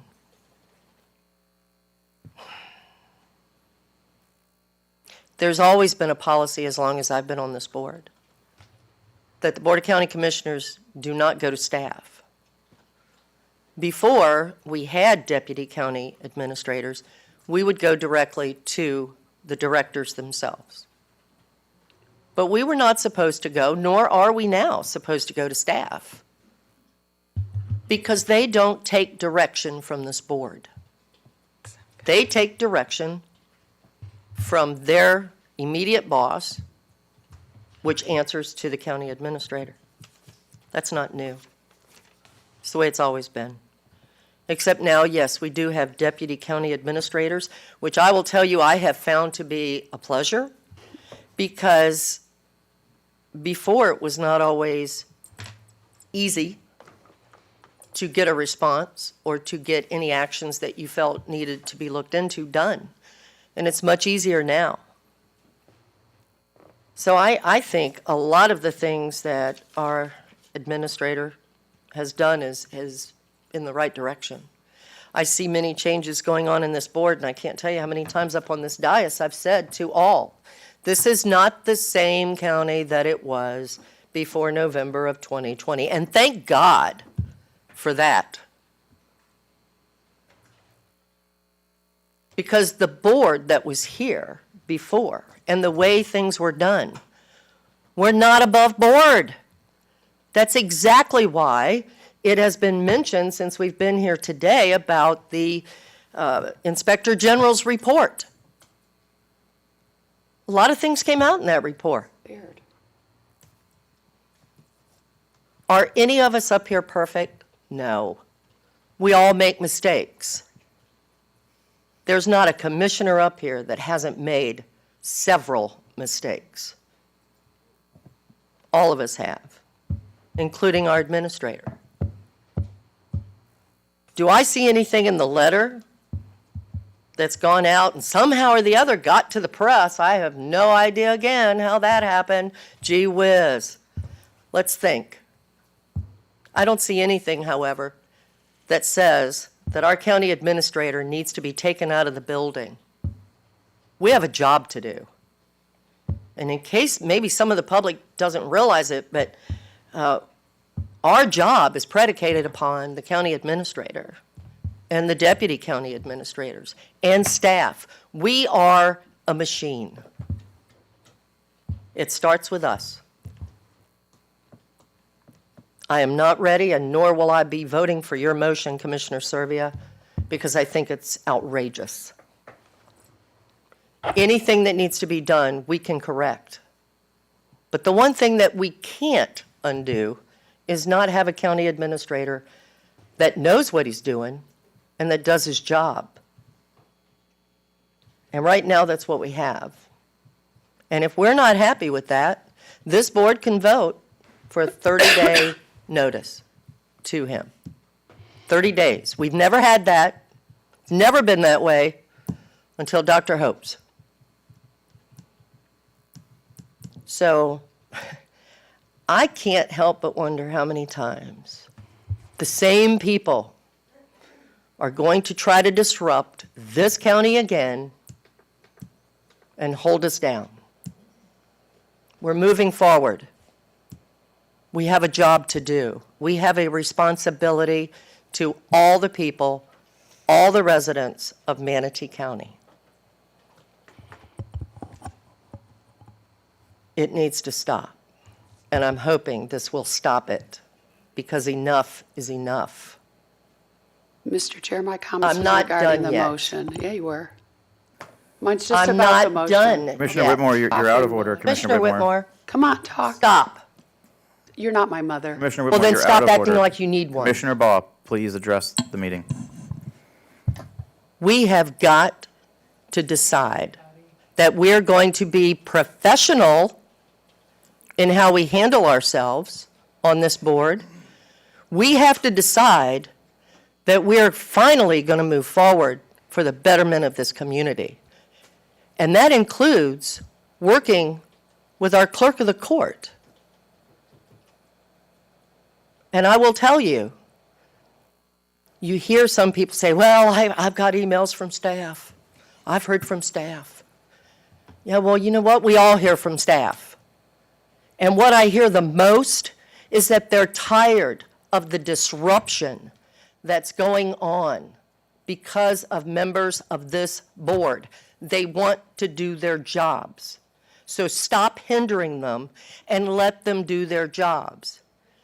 And by the way, I know this is going to sound strange, but I thank our clerk of the court for sending that email because it's brought this to a head. And I think it needed to. So do we always agree? No. I remember back in November of 2020 when the clerk came before us and was distraught because it had been brought up about not keeping the contract of the county administrator that we had at that time. And I understand her concerns with that because she's the clerk. But at the same time, it was a decision that the majority of this board felt needed to be done. So I look forward to working with our clerk. I'm not the chair, I'm just an individual commissioner, but I look forward to working with our clerk, and I said this to her attorney the other day. I want to fix whatever problems there seems to be. I know that we do have some work that this board needs to do in that regard, and I understand it. So does the administrator, and I think it's very important that we get back on an even keel with our clerk and move forward, because I got to tell you, all of us up here, including our county attorney, he's tired of all this. So am I. All the members are. So stop the nonsense. Stop complaining. Help the big wheel that we have of this county with almost 2,000 employees move forward to serve our citizens. If not, then please don't run for re-election. Thank you, Mr. Chair. Thank you, ma'am. We are still entertaining the question. The order of the board is Whitmore and Serbia. Thank you, Mr. Chair. Thank you for not cutting me off. I'm not going to support the motion because it includes Bob. As much as I don't like his management style, and I know how he is, this isn't about Bob. Sorry, Bob, but I've talked to you. But this is totally about the administrator today. So I'm not going to support this motion, and I agree with the chair on this. My whole problem is you're right. It's probably not the legal stuff, it's the management style. And him and I have talked about this many times. The EDC, we had signed a confidentiality. He told all of us who it was, nationwide company, it fell through. I went to the attorney because I know I'm not supposed to know. And I told him my concerns. I'm not supposed to know this. And I told Scott I told the current attorney. So I'm not hiding anything. If you read Jan Brewer's letter, she's resigning because she's a deputy, and he usurped and went to her department and told them not to tell her some information. That's in the letter, so I'm not gonna. So it's totally the management style. And talking about, about accused of wrongdoing, we have a lot of commissioners, or at least one, that has major issues up here. And so to say, and that's happened since 2020. Commissioner Whitmore, please, we need to stay on subject. Deputy please. Brewer, his letter has a lot to say. And I also know that, and I have told the attorney that and it's the management, our Ms. Boss trying to get brought our administrator to a dinner with our records person and wanted to give him records, but he was smart enough not to take them and he's told other deputies this. Yes, so I'm sorry. So it's management style. Yes, it's true. And you can ask other deputies, because the deputies know about it, and I've told the attorney about it. We aren't going to go there. If it was me doing this, you'd cut me off. Anyway, it's totally management. Now, if this is, and you can see that we don't have the votes today. So what I want to do is look at his contract when it's time, about the fair things that we suggested. No raise. I don't think he deserves a raise. The car we already addressed. The extension of the contract should be December of 2024, not September. And I still think if you are right, George, I don't know. If you're right that the clerk of the court can do an investigation, then I think that should continue. I don't know how it could be when the people are in the building when you made everybody else leave and we paid them for a year for their salary, which has never been done before. But if you want to do that, that's fine. I want to be fair to him. He's a good guy. He's just not a good county administrator, in my opinion. So I know where the votes will go. I won't but I'm not going to vote for this motion. With that, I call the question. You don't need to, I think. Question has been called and seconded. We will vote on the question. All in favor of calling the question, say aye. Aye. All opposed? No. Madam Clerk, the question passes by a vote of 6-1 with Commissioner Servia in opposition. We will now go to public comment on this item, on this motion. We'll go to public comment on this motion. There are no cards because the motion was not on the agenda. Is there anyone in the audience who would like to come forward at this time to speak Yes, it's on this true. motion? So when you come to the podium, please state your first and last name, your county of residence, and you'll have 3 minutes to speak specifically on this motion made by Commissioner Servia. Ma'am? Thank you, Commissioners. My name is Ruth Lawler. I've lived in Manatee County over 60 years. I have voted in every election for over 50 years. I've been here longer than some of you have been alive, so I watch what's going on. I pay attention to what's going on. I do have a small prepared statement, less than 3 minutes. Do you know, Commissioners, do you know how many employees in Manatee County have left over the last year or so under this administration? You do know. It's nearly 600, if not more. And, you know, years of institutional knowledge is gone due to a toxic work environment. First, you removed a respected, competent administrator with nearly 30 years dedicated to Manatee County service, and then you replace that person with an inexperienced administration that creates turmoil, reorganization, and a toxic work environment. The numbers speak for themselves. This is not my opinion. We see what's going on. And you want to continue this path of destruction? Why? Or you could make good on your word and do a national search, which you have never done, and get a qualified, competent candidate for administrator, hire that person, and stop the bleeding. We have lost so much already, and it is up to you to correct it before it gets worse.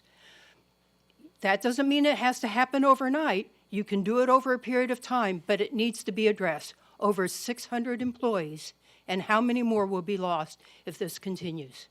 Thank you. Thank you, ma'am.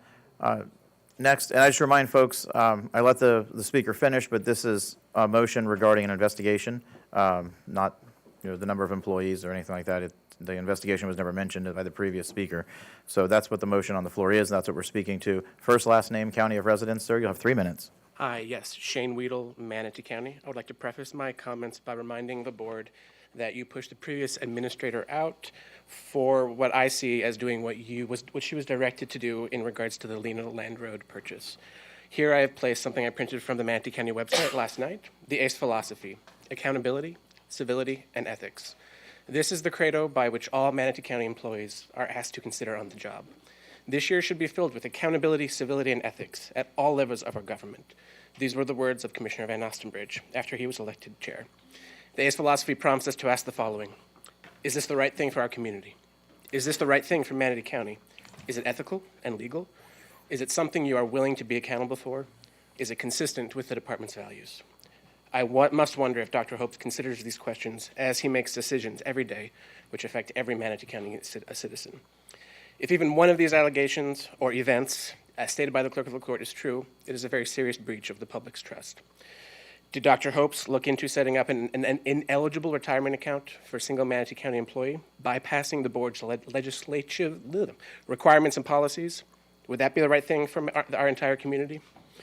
Did Dr. Hopes, has he overseen changes to how public records are administered at the county, which has resulted in at least one known public records violation law violation? Is that ethical and legal? Do other public record violations exist? Has Dr. Hopes overseen significant and haphazard changes to how our government is organized and functions, resulting in unnecessary employee departures and low morale and trust?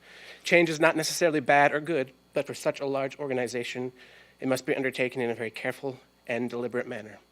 Is seeing hundreds of Manatee County employees walk out the door with their knowledge, skills, is that good for Manatee County?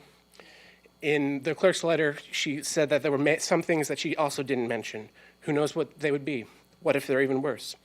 I know that not one of you I stand before you today wants to waste a single cent of taxpayer dollars, and that it may be politically expedient to simply deflect blame by blaming others. Today, I ask the board, using the procedures Dr. Hope put in place for the code enforcement investigation, to put our county administrator on administrative leave pending the results of a full investigation into all that the clerk of the court alleges. It is the duty of this board to investigate these allegations fully and swiftly. Commissioner Servia took the wind out of my sails earlier, but here I have one of Commissioner Cruz's tweets from 2021. The only people that object to and criticize investigations into public corruption are those that fear their names will appear in the investigation. Keep an eye out for those most vocally against fair due process in your government. They usually have the most to hide. I don't have all the answers. I hope that all the citizens and you will have the answers to these questions very soon. We certainly deserve them. Thank you. Thank you, sir. Ma'am, you're a frequent flyer, but first and last name, county of residence, and you have 3 minutes to speak on the motion on the floor. Good morning, everyone. Want to begin with mentioning I'm Belinda Ritchie, Manatee County resident, and a member of Women's Voices of Southwest Florida. Coined the term today, voices of, or echoes of Southwest Florida. Those would be our followers. Just wanted to put out there today that seems as though Dr. Hopes thinks that the Manatee County bank accounts are blank checks for him, including the stay that they all had at the Ritz-Carlton when they went to D.C. Some of those commissioners decided that they weren't going to stay at the Ritz-Carlton, but I think the 3 of the 4, they're going to vote to keep Dr. Hopes, the room booker, the one who decided that I believe was they were going to stay at the Ritz. They're going to give him their vote because I don't know about all of you, but being fiscally responsible in my family, I can't imagine that many citizens of Manatee County have ever stayed at the Ritz-Carlton or appreciate that their money was used there. Have a great day. Thank you, ma'am. Sir, first and last name, your county of residence. You have 3 Larry minutes to Grossman, speak on Manatee. the motion on the floor. Larry Grossman, Manatee County. I'll address the motion on the floor. And I think that Commissioner Servia describing the job of the and responsibilities of the clerk and controller, that she's certainly within her her responsibility to, if you call them, make these allegations, and that we should give her due diligence or opportunity to perform that investigation, to follow up. You should not take what she's written lightly, and she didn't make these allegations casually in any way. I mean, you've got to take what she has written very seriously. She's in that kind of position, and so I'm sure she took her allegations not without a lot of thought and some factual information. Some of this is not just allegations. There are facts to be confirmed or denied, but I think that the opportunity should be given to the controller to confirm or deny and through further investigation, and I think we should give her due respect to perform her duties. That's an obligation that she has taken or should be taken, and it's also for the residents of the county so that we understand what has happened and to confirm or deny her allegations and the factual basis for those allegations. Thank you. Bye. Mr. Chairman, can I have the gentleman's name for the record again? Sir, if you could state your name into the microphone, please. But he did. I know you did, but Larry Grossman, Manatee County. thank you, sir. Sir, first and last name, county of residence. You have 3 minutes to speak on the motion that is on the floor. Hi, Luther Wilkins, Manatee County. I'm sorry all of y'all have to go through this. The black community warned you guys about putting Scott Hopes in the position that he was in after leaving the school board. But y'all choose to rush it right through without going through proper procedures of looking for someone that was fit to fill that position. I don't have a problem with Scott Hopes. Our community has a problem with Mr. Hopes. Or since you became the county commissioner, now you Dr. Hopes. So we'll call you Doctor now. All due respect for your degrees that you do have. The community that I represent, we support Missy, Sylvia, recommendation that you be put on suspension. while the investigation is done. I'm from Parrish also, so I see he's a forgiving guy over there. He wants to give you a chance to have that stuff approved. I think based on your record, based on the investigations that you're going through already, that you should be put on administrative leave and sent home. I don't know about the other gentleman. Like she said, he probably hadn't did anything. He's just attached to you. And being attached to you, he's getting the blunt of what you done. He didn't do nothing. Everyone up here should hold you accountable because we're going to hold you guys accountable. I understand that y'all like to give each other a chance. Cruz had many chances. I mean, look what the police did for him. Everyone gets chances up in there. Sir, we're on a specific agenda I item. know, I'm topic just here. saying, Thank you. everyone gets chances. But you've had chances. Now it's time for you to go home. Again, my name is Luther Wilkins. I thank you for making that recommendation. I understand your position. I understand your position. Your position, and Pastor, I understand your position too. Everyone deserves a chance for forgiveness and repent. But we've given Dr. Holtz many chances, and he did great things. But we can't keep on going down this rabbit hole of money being spent. We can't keep on with you not allowing us to receive records when we request public records, you holding them up for whatever reason. Is that a lie? Yeah, it is. Okay. We don't dialogue with the dais. That's why we're going to do this investigation and find out exactly what you got going on. Thank you for the time, and God bless. Thank you, sir. Ma'am, please state your first and last name, your county of residence, and you'll have 3 minutes to discuss the motion on the floor. My name is Angel Coloniso, and I'm your clerk of the Circuit Court and Comptroller, and I'm here in my Comptroller role today. I just want to say thank you to the board for discussing thoughtfully the concerns that I expressed in my letter. I fulfilled my obligation as Comptroller. That's why I'm here today. These things were not long-term things. These were things that came to my attention recently. This is not an investigation. I want to clarify to everybody.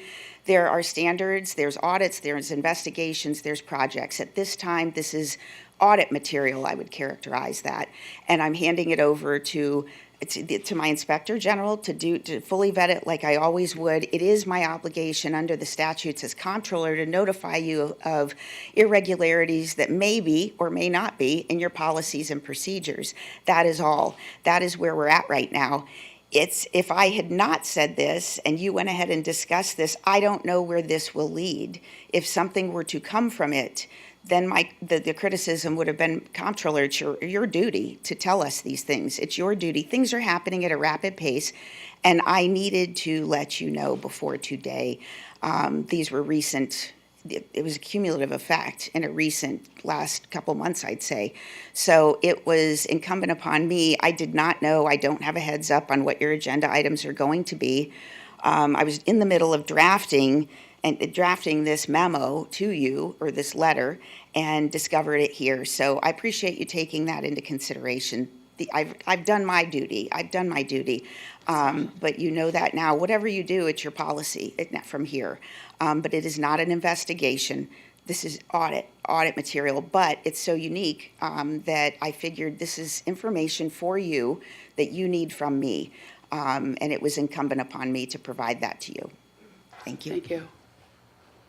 Are there any other members of the public who would like to come forward to speak on this agenda item?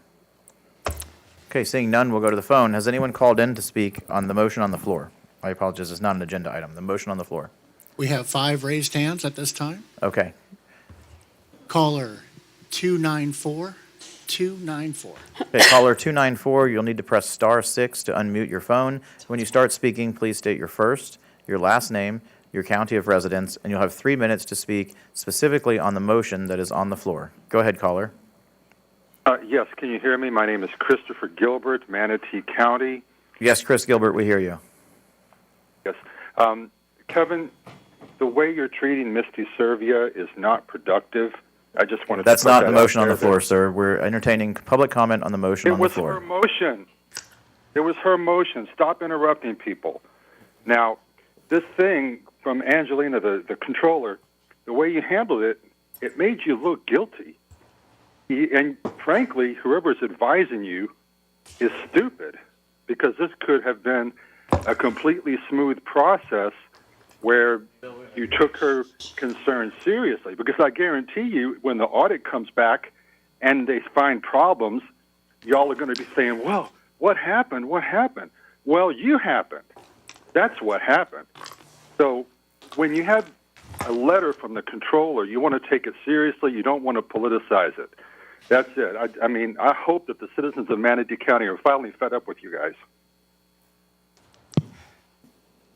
Thank you, caller. Next caller.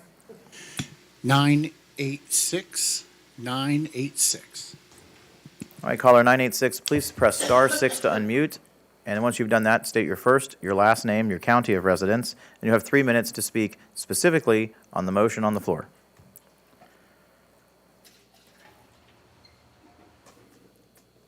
*6 to unmute. Caller 986.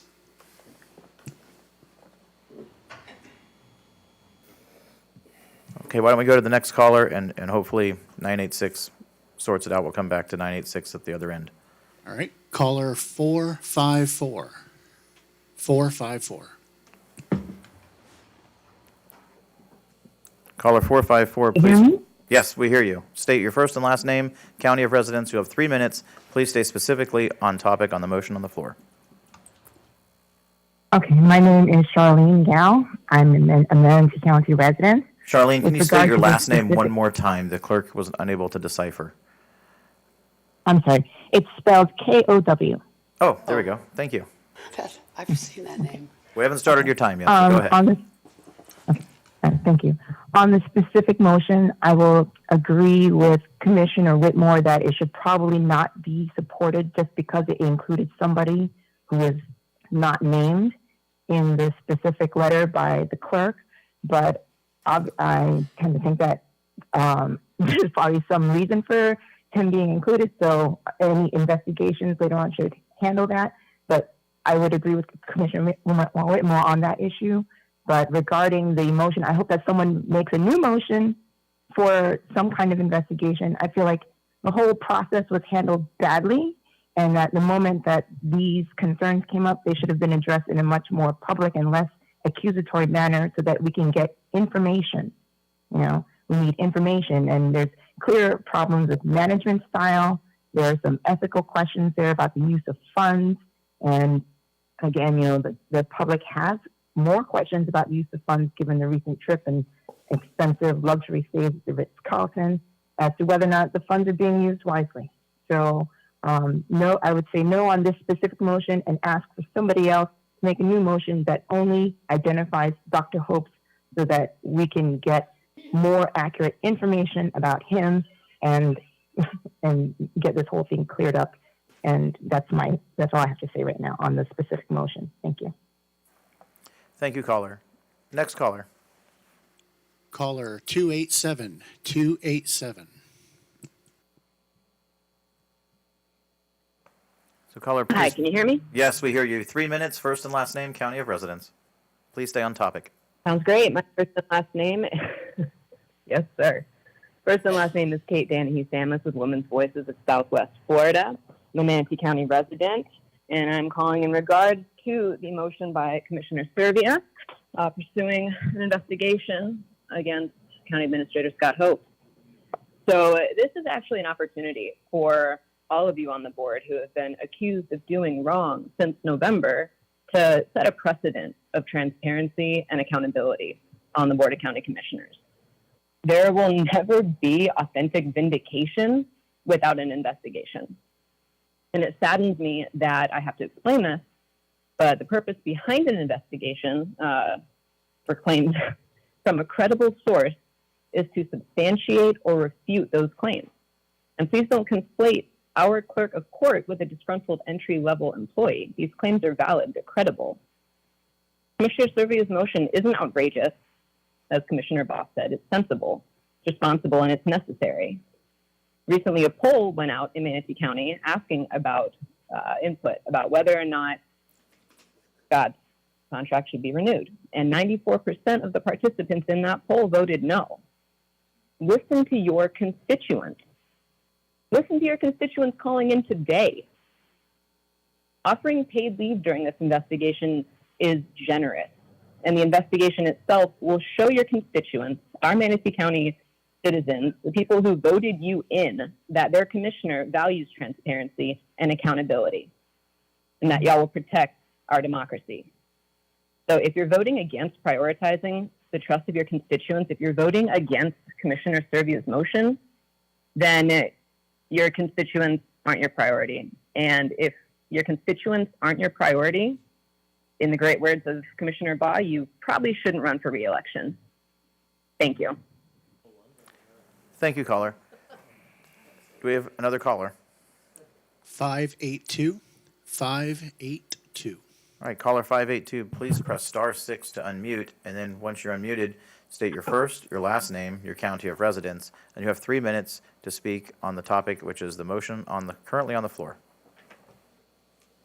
Hi, my name is Sarah Parker. I am a Sarasota County resident. I am with Women's Voices of Southwest Florida. I'm calling in regard to the motion that was just put up by Commissioner Servia. I'm very disheartened to hear that, you guys do not want to investigate. Investigate, like Kate just said a minute ago, would allow for us to actually have faith in you, would allow for your citizens to have faith on you. You guys know just as much as I know, there are tons of groups that are consistently watching you guys. You guys are consistently under a microscope.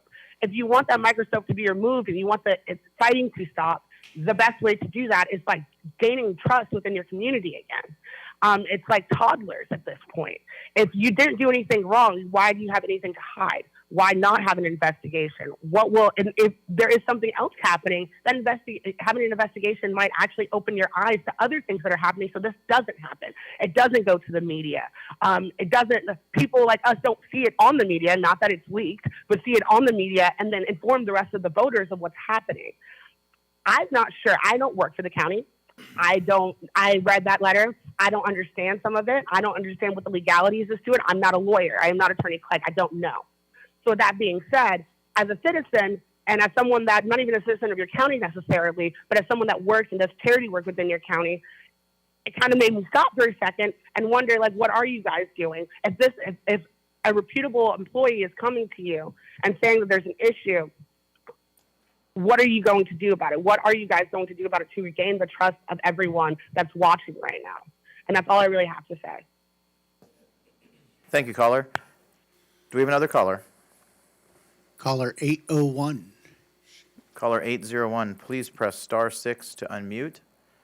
Once you're unmuted, state your first, your last name, your county of residence, and you'll have 3 minutes to speak specifically on the motion that is currently on the floor. Good morning. Can you hear me? I hear you. Aaron Hoover, resident of Manatee County. I am speaking on my own behalf and not on behalf of any committee.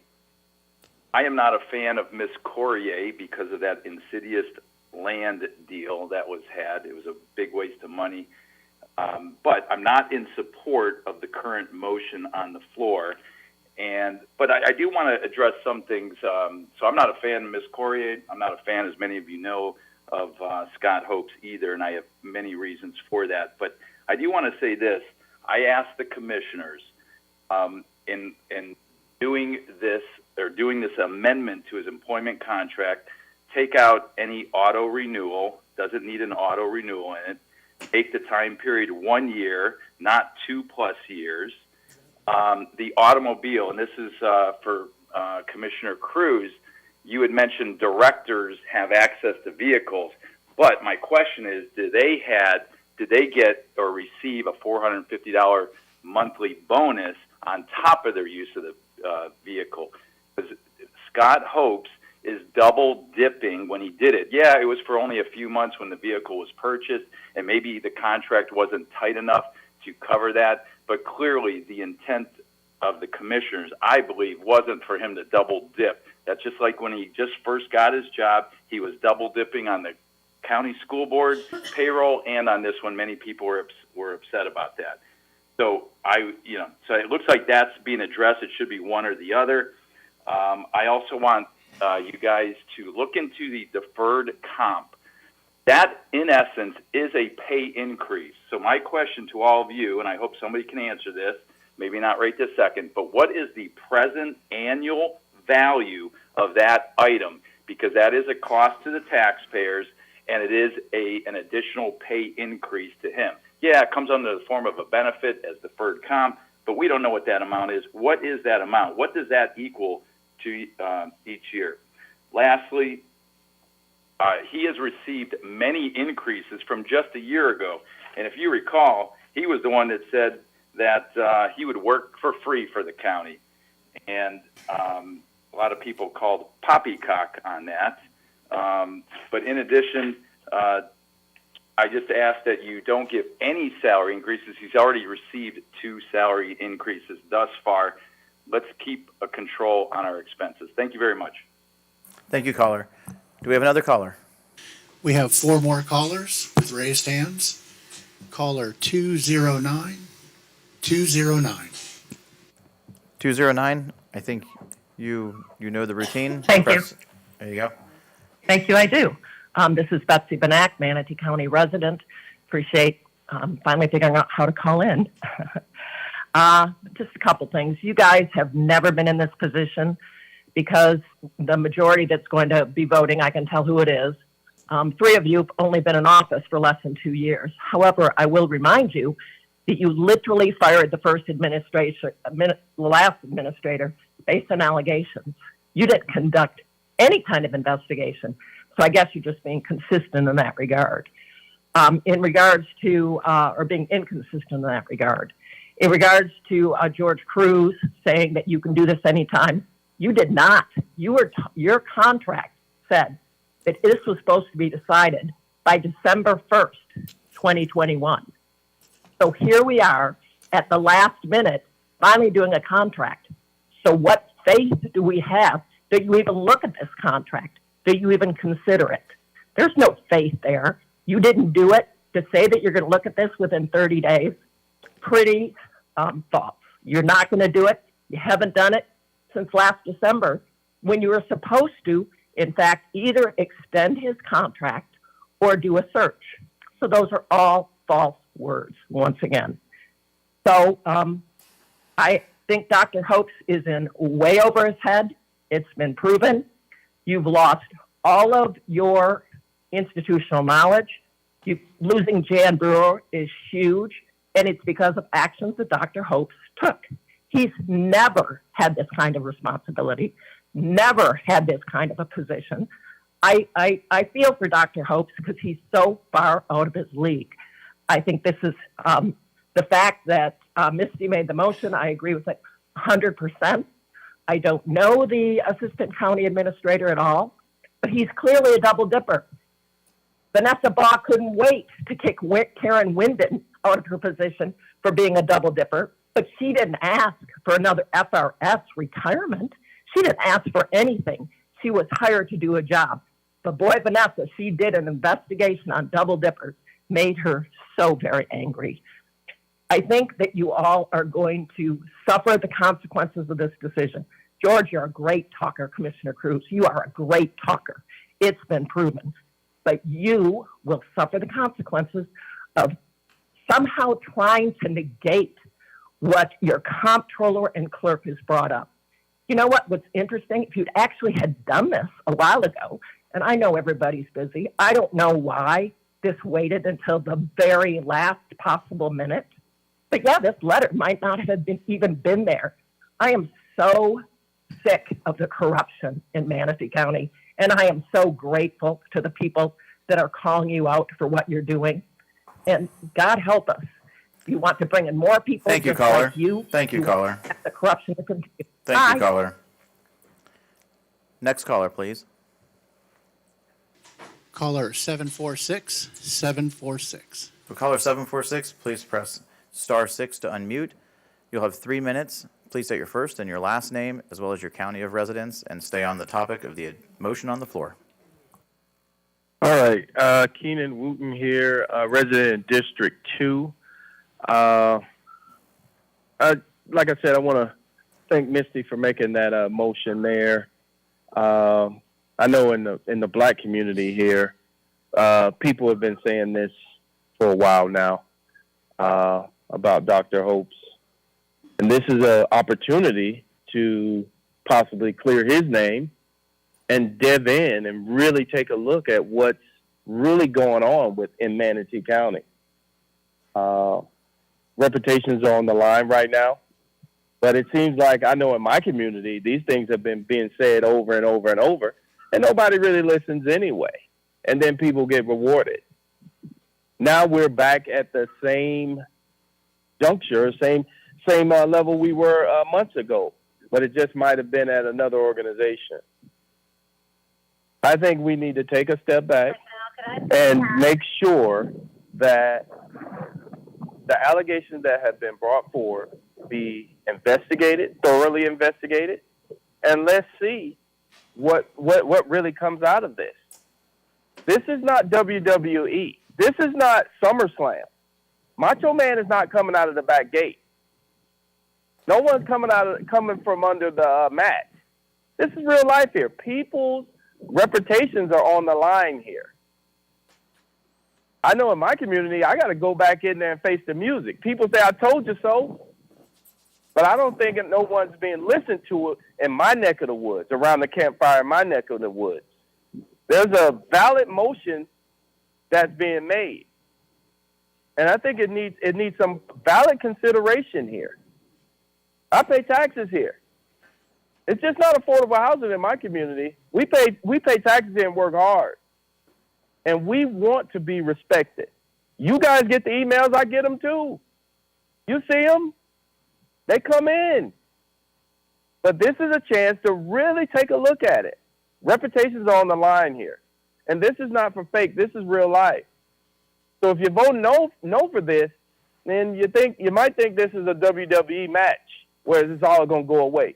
They're still coming in. So let's clean this up. Let's at least attempt to try to clean this up. Because the reputation is still there. It's still there. People are still saying what they're going to say. At least I know in my community it's going on. And now it's starting to catch fire across the whole county. You get the emails. You see them. And with that, I'm gone. Thank you, sir. Next caller, please. 118. So caller 118, please press *6 to unmute. State your first and your last name. Once you've done that, as well as we can hear you, county of residence. You'll have 3 minutes, and please stay on the topic of the motion that is on the floor. Good morning, Christina Skepton, Manatee County. Can you hear me? We hear you. Good morning, Commissioners. I am speaking to each of you, but especially to Commissioners Cruz, Ball, Thatcher, and Van Ostenbridge, since accountability was one of your most hyped campaign promises. Investopedia states that accountability is an acceptance of responsibility for honest and ethical conduct towards others. It goes on to say that in the corporate world, and I include this since you all said you wanted to run the county like a business, a company's accountability extends to its shareholders, employees, and the wider community in which it operates. In a wider sense, accountability implies a willingness to be judged on performance. End quote. So, Commissioners, you told all of us, your shareholders, that you would hold people accountable. Scott Hope should not be surprised that you want to hold him accountable. Very recently, factually based information about Hope's performance, actions, and leadership was brought to light by a highly respected Republican elected official in our county. If, in fact, your commitment to accountability was not just an empty promise to garner votes, you will most definitely need to further investigate these allegations. What can it hurt? Someone earlier quoted this, but it bears repeating. To quote esteemed Commissioner Cruz from a tweet on September 4th, 2021, the only people that object to and criticize investigations into corruption in our government are those that fear their names will appear in the investigation. He goes on to say, keep an eye out for those most vocally against fair due process in our government. They usually have the most to hide. So, Commissioners, will you keep your campaign promise or not? Thank you. Thank you, caller. Do we have another caller? Last caller, 089, 089. Caller 089, please press *6 to unmute. You'll have 3 minutes to speak on the topic, which is the motion on the floor. First and last name and your county of residence, please. This is Kevin Wright, Manatee County. We hear you.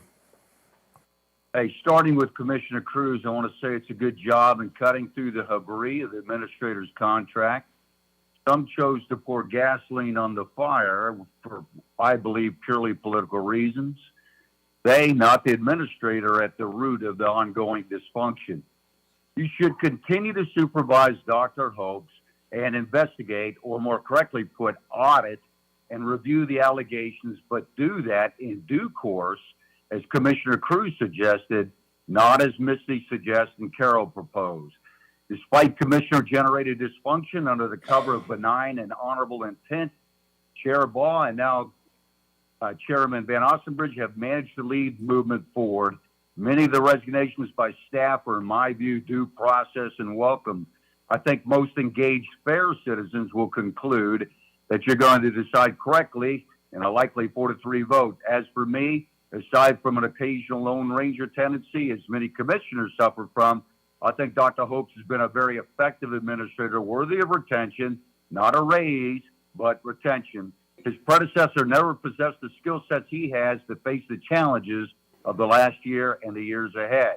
And by the way, reformation of the Florida Sunshine Laws, as they apply to local governments, would go a long way to end this Lone Ranger syndrome and the communication problems Carol referred to. I'll see you later to champion Ron DeSantis Park. Thank you, sir. Are there any other callers? No raised hands at this time. Okay, we're going to close public comment. We'll move forward with the vote since the question's been Chair, called. I'm Mr. sorry. Clegg. I need to get on been waiting a while here to get a word in, but I'd like to get a word into the board before you vote because I am concerned about the motion. So my office has routinely advised, as several of you have remarked in this discussion.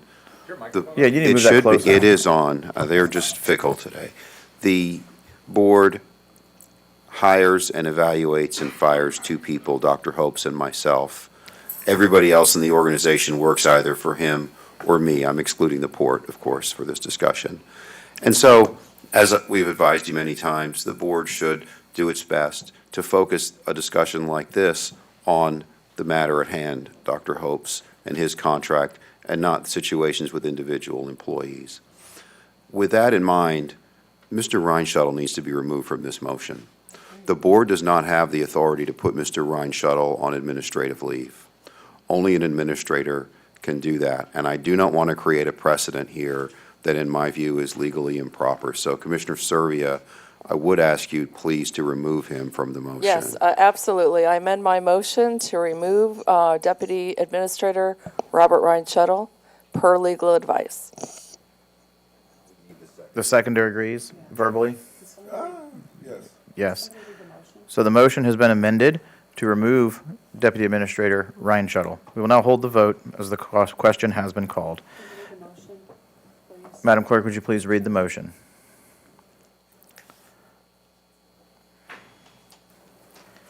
We'll be starting when we get there with District 5. I know you went last time first, but it was actually 4 who was not present who went first. So that's why we started with you. Now 5, you are next in the order. So we will start with 5 this time. Well, we're not voting yet. I'm just letting you know. After she reads the motion, we'll be starting the roll call with 5. Madam Clerk. Motion to place Dr. Hopes on paid administrative leave to be effective immediately while a complete investigation takes place by the Inspector General of the Clerk of Circuit Court's office and an external investigator, and extend Dr. Hopes' contract temporarily until the investigation is completed, and while on leave, have no access to county emails or records. So if you're supportive of the motion, say yes. If you oppose the motion, say no. District 5. District 6. Yes. District 7. No. District 1. No. District 2. Yes. District 3 is no. District 4. Yes. Madam Clerk, the motion fails by a vote of 4-3. Commissioners, I am entertaining motions for item number 50, amending the employment contract for County Administrator Dr. Scott Hopes. Make a motion. I'd like to make, oh, no, wait. Are you going to talk about the salary and all? I'm entertaining motions. We'll go to Commissioner Bellamy. He's next on the board. Yeah, and my thoughts are, so, when you get into the weeds of this, one thing that I think we're not doing is looking at the body of work and dealing with the pros and cons of both. And I agree with everything that everybody has said as far as the work that he's done, Dr. Host has done. But I think it needs to be stated where we are as far as the county, and this is not on a motion or anything like that, so I'm just speaking about item 50, which is the contract and renewing the contract. And I'm not necessarily sure if we need to put some type of probationary status in or something to assure to the community that we are going to do an investigation. It's clear something needs to take place, and the clerk has said it's an audit, and I'm sure there's steps in order for us to look at it. And like the caller said, true vindication is obviously authentic investigation. So we definitely need to make sure that we consider looking at that. We have bigger issues than that letter from the clerk. And that's the elephant in the room that nobody want to discuss, and that we have been asked not to discuss because it includes personnel issues, includes lawsuits, et cetera, et cetera. But we have bigger issues here. The elephant in the room is not being discussed about the body of work and the potential impact of Manatee County business. And we need to look at this from a different focus lens based on the way I'm thinking about it. Thank you, Commissioner Bellamy. We're still entertaining motions. Nope. There's people on the board. Okay, we have a motion, There are and then we'll go to people- Servia. You're next on the board. Motion to approve item number 50. We have a motion. Is there a second? Not yet. No, I'll second it then. So we have a motion by Commissioner, who are you? Commissioner Baugh, and we have a second by Van Ostenbridge. Commissioner Servia, you're next on the board. Thank you. When did we stop listening to our constituents? Please. I want to clear Dr. Hope's name so he can continue as county administrator. That is my hope up here. If we approve his contract today, this will not go away. These issues will linger. We will continue to bleed employees. Okay, we have lost nearly 600 employees. I had many contact me over the weekend that say they're almost out the door unless we do something. Please take a moment, let the investigation take its course. I believe it will clear a lot of this up, and we can go forward in transparency and honesty. Please. Thank you. Just to clarify the record, there is no investigation. Cruz, Whitmore, Baugh, Bellamy is the order. Everyone has spoken multiple times. I'm entertaining calls for the question. I'll be Sir, you have the reasonably floor. brief. Okay. One, it's what the chair just alluded to. We keep hearing this. There's no investigation. At the beginning of this conversation, all we kept hearing was, trust the clerk of the court. Well-respected clerk of the court. I've done nothing but praise the clerk of the court here. I never refuted anything she said. I started my comments with, we should be looking into her allegations, quote unquote, but without removing our one administrator who has to oversee everything. But the clerk of the court, who we're supposed to trust implicitly, apparently, came up during public comment and said there is no investigation. So how are we kind of gaslighting this and saying, let's finish the investigation? Finish what investigation? She specifically said this was an audit, and not an audit against statutory problems or legal problems or anything that's going to come up that's going to be a removable offense. It's an audit. That's it. That is her job, and I appreciate Angel doing her job. She was putting together a report saying, in her opinion, based on her experience and her role as comptroller, we should look into a deferred compensation policy before enacting a policy for it. We should look into a car allowance because it appears that while the original contract allowed for an allowance and use of a car, there may be excessive use of a car that should modify the contract, which we have. It's an audit. She does audits of every department endlessly in this county. That is her job. She specifically pointed out right there before leaving these chambers, she is not conducting an investigation. So how can we delay anything until an investigation is complete when the very person doing the investigation clearly said she's not doing one in the first place? This makes no sense whatsoever. This is a requirement of this board. We have few requirements. One of them is making sure we retain our 2 employees because they oversee our staff and our government. This is an extension of a contract. If we do not approve an extension, regardless of what it looks like, you can argue this, you can argue the salary, you can argue the term, you can argue that, but we have to approve a contract. Either it's with Dr. Hopes, or you better come up with another name right now because we've got like a week. And Betsy Benak made a valid point. We did say December 1st, let's do it. But I'll remind everyone, myself and Commissioner Bellamy wanted to do a search day one. Way back, we wanted a national search across this country to find someone. There was a discussion, maybe it's statewide because it's state specific. I was on board with that. That ship has somewhat sailed at this point. Now we have an administrator. Before, we did not have an administrator. So I think we need to focus our attention where it needs to be. We need an administrator. This is the administrator we have right now. You can discuss the finer points of a contract prior to approval, and I have one right off the bat that I'd like to see in there. But that's where we go. And then we can have a follow-up discussion, maybe after this vote, so it's 2 separate, because there are things I would like to see as administrator do. I think part of the confusion from the clerk, from our staff, and from us, honestly, is we don't know what's behind door number 4. I know. Like I have no idea what organizational changes are coming. I have no idea when we're going to have an HR director. So I would like, after the fact, to direct our county administrator, let's say like following our recess, that gives time to prepare, to have a work session to clearly define to us and to staff and to citizens what direction this county is going and what the future holds in terms of organization. And then we can make a decision because we have a 30-day out clause at any time. If he comes back in August and says, this is how I'm going to reorganize, this is my plan, and we all say, that is crazy, we got 30 days. We can get out of this contract. So I don't think, there's ways we can monitor this because it's our employee. That's what we should do. But flat out declining a contract right now, 1 week in advance, is not the time. December 1st was the time because that would have given us 6 months. This is not the time. The only modification I would like to make this contract, not the December 31st date change. September 30th is there because that's the end of our fiscal period. However, doing it on an even number year is terrible because elections are even number years. Right. I would like to modify this to September 2023 in this current contract because that's that gives new board members and a new board the opportunity to reassess the administration and the role. Well, it's not causing disruption during an election year. Perfect. That's the one thing. I get the 230. Sarasota's 234.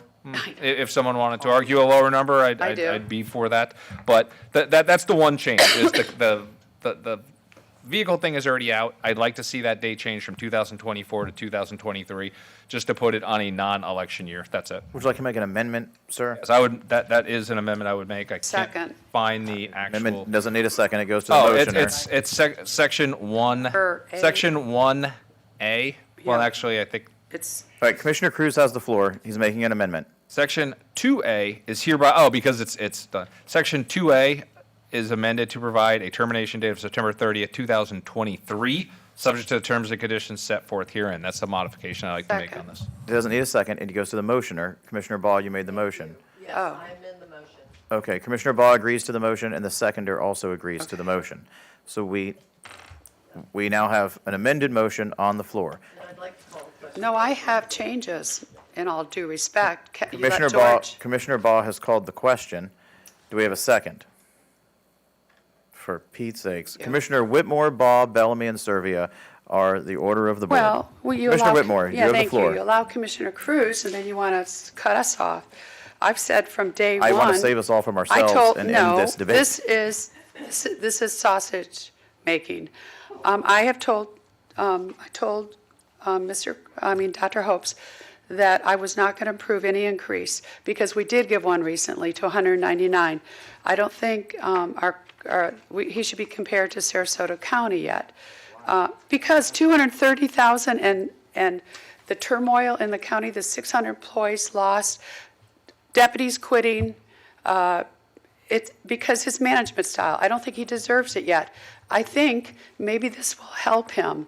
Like we all said, when we have that work session after break, maybe this will help Dr. Hopes come up with his plan of what he's doing and do it. I mean, this all started because he told DePaul that she was going to be a deputy director, but didn't tell any of the other deputies. I mean, there are communication errors. So I think we should do 199. Well, whatever he's making now, 205. Yeah, because we just gave him a raise, that's right. So 205 is what I would like to make a motion. Please.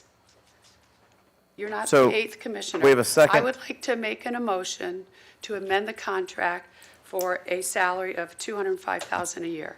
So we have a second amendment. Does the motioner agree to Whatever he's this making up. amendment? No. The motioner does not agree to Of the amendment. course. So do you want to make a hostile amendment that will be Yes, voted on? I'll make a hostile amendment to pay Dr. Hopes what the salary he's getting today. Okay. So we have an amended motion on the floor as well as a hostile amendment, which will be voted on first. Was there a second to it? I didn't. Oh, do we have a second? We have a second from Commissioner Bellamy. Hostile amendment by Commissioner Whitmore, a second by Commissioner Bellamy. Okay. Good job. No, we're doing okay. Yeah. If you call the question, then you're calling the question on the hostile amendment, sir. So just wait, yeah. This is, but the first vote we have to hold is the hostile amendment. The second vote we will hold on the friendly 230. amendment, which is the amended motion. Yeah, the hostile amendment's going down, obviously. It's just a waste of time, so I'm class one calling it. So the question has been called on the hostile amendment. Is there a second? Let them vote. Yeah, let him vote. Thank you. So then you would second that? Is that what you're saying, Commissioner? Let him vote. Yes. Okay, so there's a second. So the question has been called on the hostile amendment. We will vote on calling the question first On what? on your amendment. Thank you. Okay, so we will start with District 6. Or you're aye. 6, I'm sorry. Yeah, 6 is a yes. 7. Are we calling the question? We're calling the question on the hostile We're just amendment, voting on sir. I've calling said a it like question. 4 We're doing a times. roll call to call the question.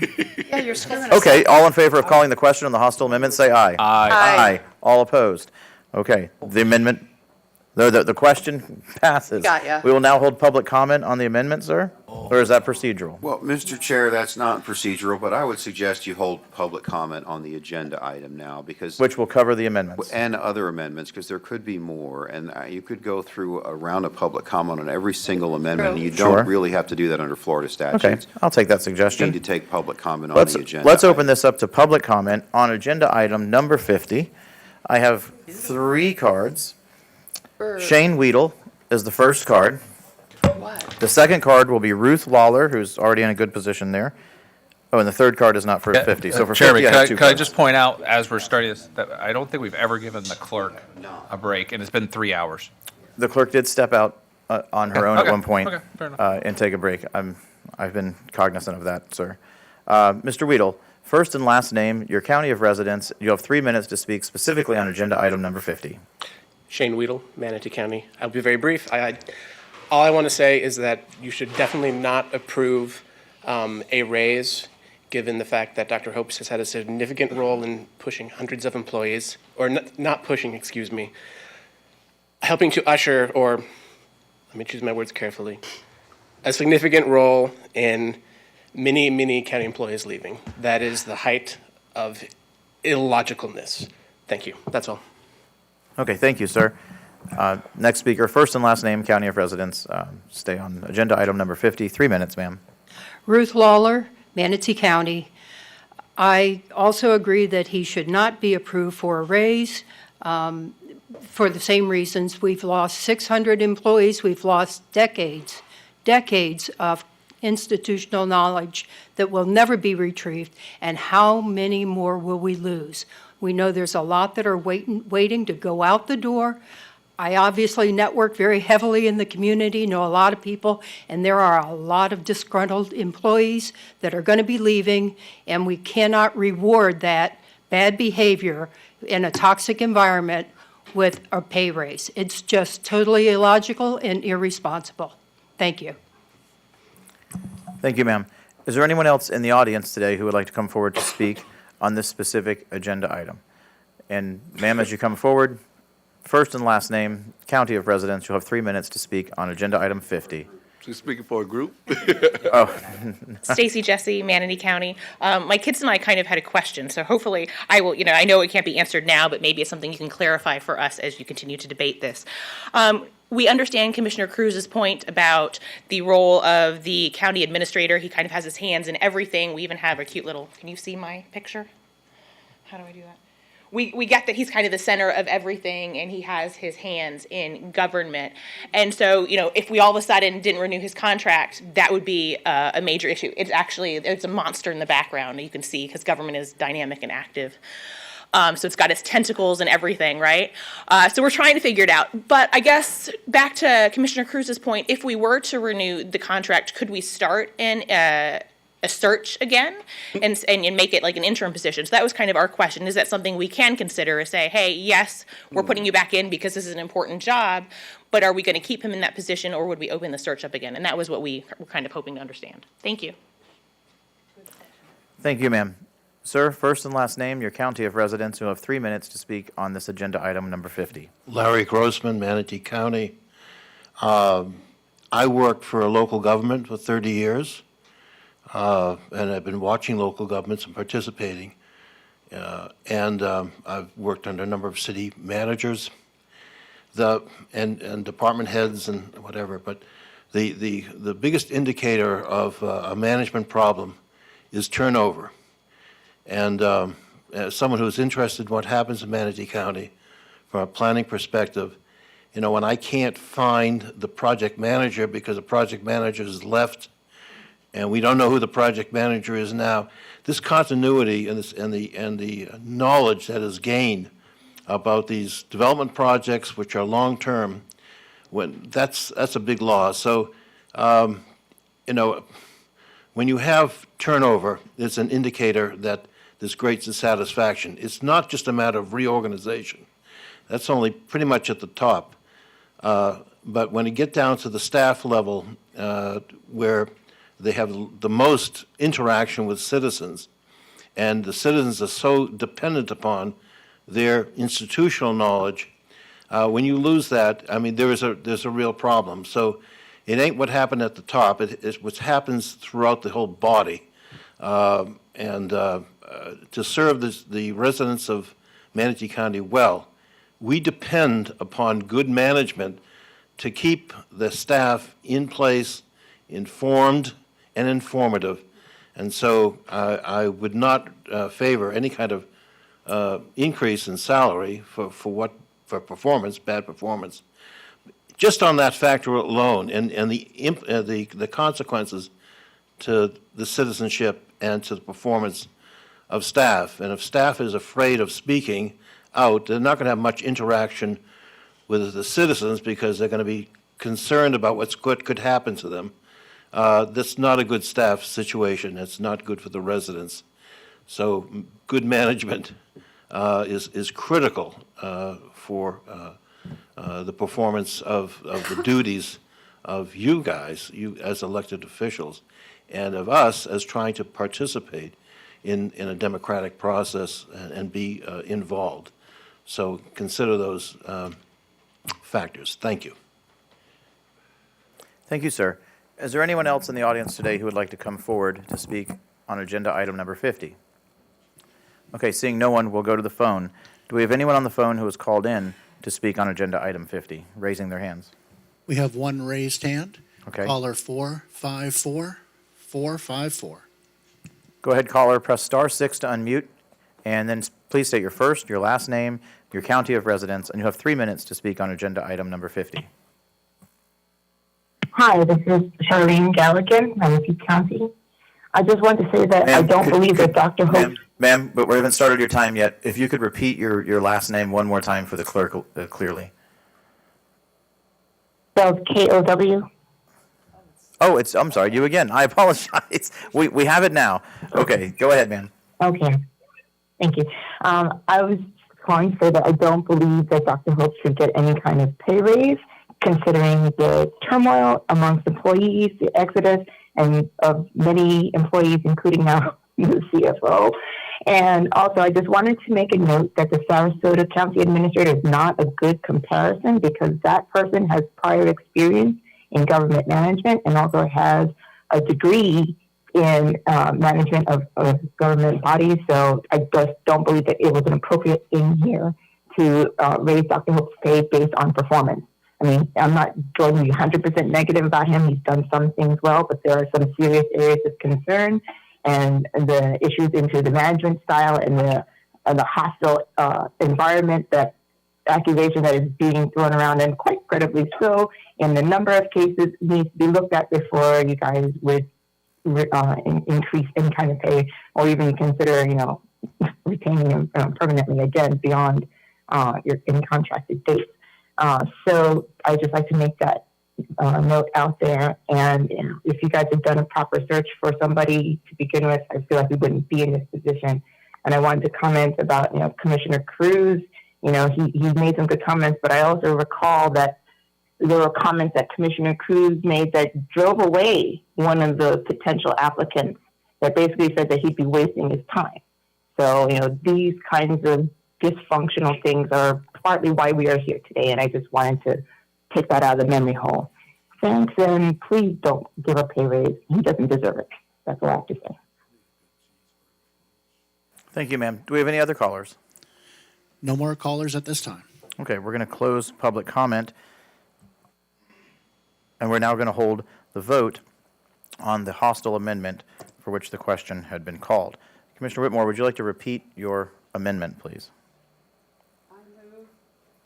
You had the hostile Sorry. amendment, correct, Commissioner? Yeah, I'm the hostile amendment. Spinning several plates up here, so Sorry. forgive me. You're doing a good job, I have to admit.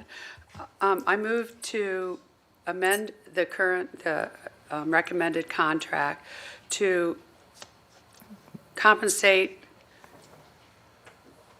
the administrator on the salary that he is receiving today, minus the $450 a month, if anybody Okay. thought that was being included.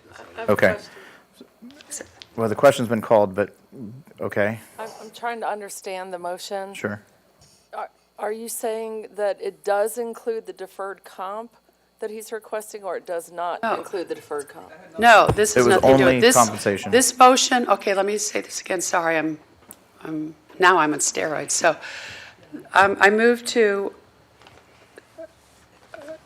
amend the compensation in this draft to include the compensation that Dr. Hopes is receiving currently, minus the $450 a month Okay. car allowance. Okay, so the question's been called. Does that clear things up for you?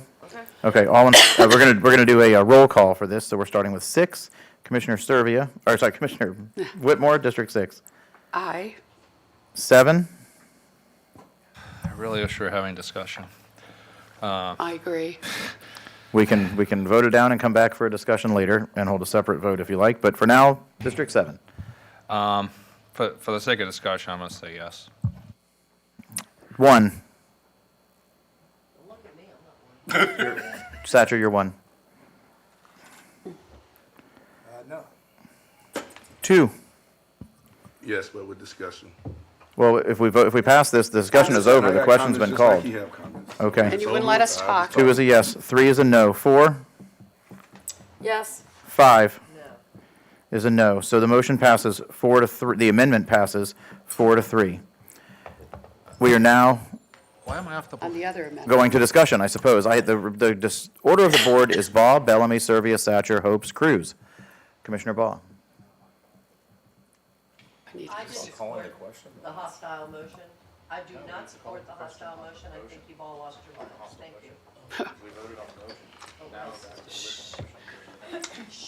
Scott, let our attorney talk. Okay, Commissioner Bellamy. Attorney Bellamy. I'm teasing because she said let our attorney talk, and you're next on the board, so. Scott's trying to tell Commissioner staff what to Bellamy. do. All right, so Bellamy, Servia, Satcher, Hopes, Cruz. Here's where I am, and I just voted for him not to receive a raise, but I have not supported none of this, and I just want that to be clear. I just want that to be clear. The second thing that I want to be clear, I did not stay in the Ritz-Carlton. And I'm just putting that on the record, just in case he comes back around and everything like that. The third thing, I want to make a motion to investigate the clerk's concern by. Well, I have a motion on the floor, sir. You'll have to wait till we vote on the motion on the No, floor. sir, at the appropriate Okay. time. Okay, thank you. Servia, Satcher, Hopes, Cruz. Commissioner Servia. I'm getting lightheaded. I'm getting lightheaded. Yeah. I'm going to go ahead and pass for now. Thank you. Commissioner Satcher. And we're entertaining calls for the question. I mean, I'm not going to recess. I am not recessing the meeting for lunch until we've resolved item 50. I'm very reluctant to call questions because that was a weird one. I just wanted to speak to a couple of things. First of all, regarding the clerk, I reread for probably the fourth time that letter, and I did see at the end, that she's respectful enough to just say, this is information I'm giving to you guys. Right. Obviously, I would have rathered a phone call or an in-person meeting or, something that didn't make the papers as quickly as that did. But regardless, just information for us when making our decision. We're an independent constitutional office here as the commissioners. So I just wanted to point that out. Sorry. This is a little bit dicey territory to say this, but I do feel like at some point someone should say this. I want to say that I have seen experiences. Everybody doesn't think like I think, right? We're all different. And through the little bit of government experience I've gotten from hearing about some of the things that happen in Tallahassee, some of the things that happen in D.C., some of the things that have happened in neighboring counties to our south, sometimes politicians and administrators and et cetera can get what I would just consider, vindictive. There are times where you've got two great people running to be the head of the Republican Party in Tallahassee, right? So they both want to be the Speaker of the House. And one person votes for the one that wins and another person doesn't. They're both great people, very similar views, similar background, et cetera. The person that didn't vote for the guy that ended up winning often ends up spending the rest of their time in Tallahassee with no bills with their name as the first name getting passed. Yeah. They get none of the committee assignments they ask for from there on out. They're basically just, nothing they want happens. And so at some point, this has been in the back of my mind for a while. I just want to point out that as I've seen great things happen in District 1, I'm also seeing some great things happen in other districts as well. Districts that if the county administrator had decided to slow walk projects, he could have done it. I mean, that's just that's just the way it is. So he could have slow walked projects in District 2, District 3, District 4. You pick the district. If he wants to, because we're not involved by policy or by the Constitution, he can find ways to slow things down.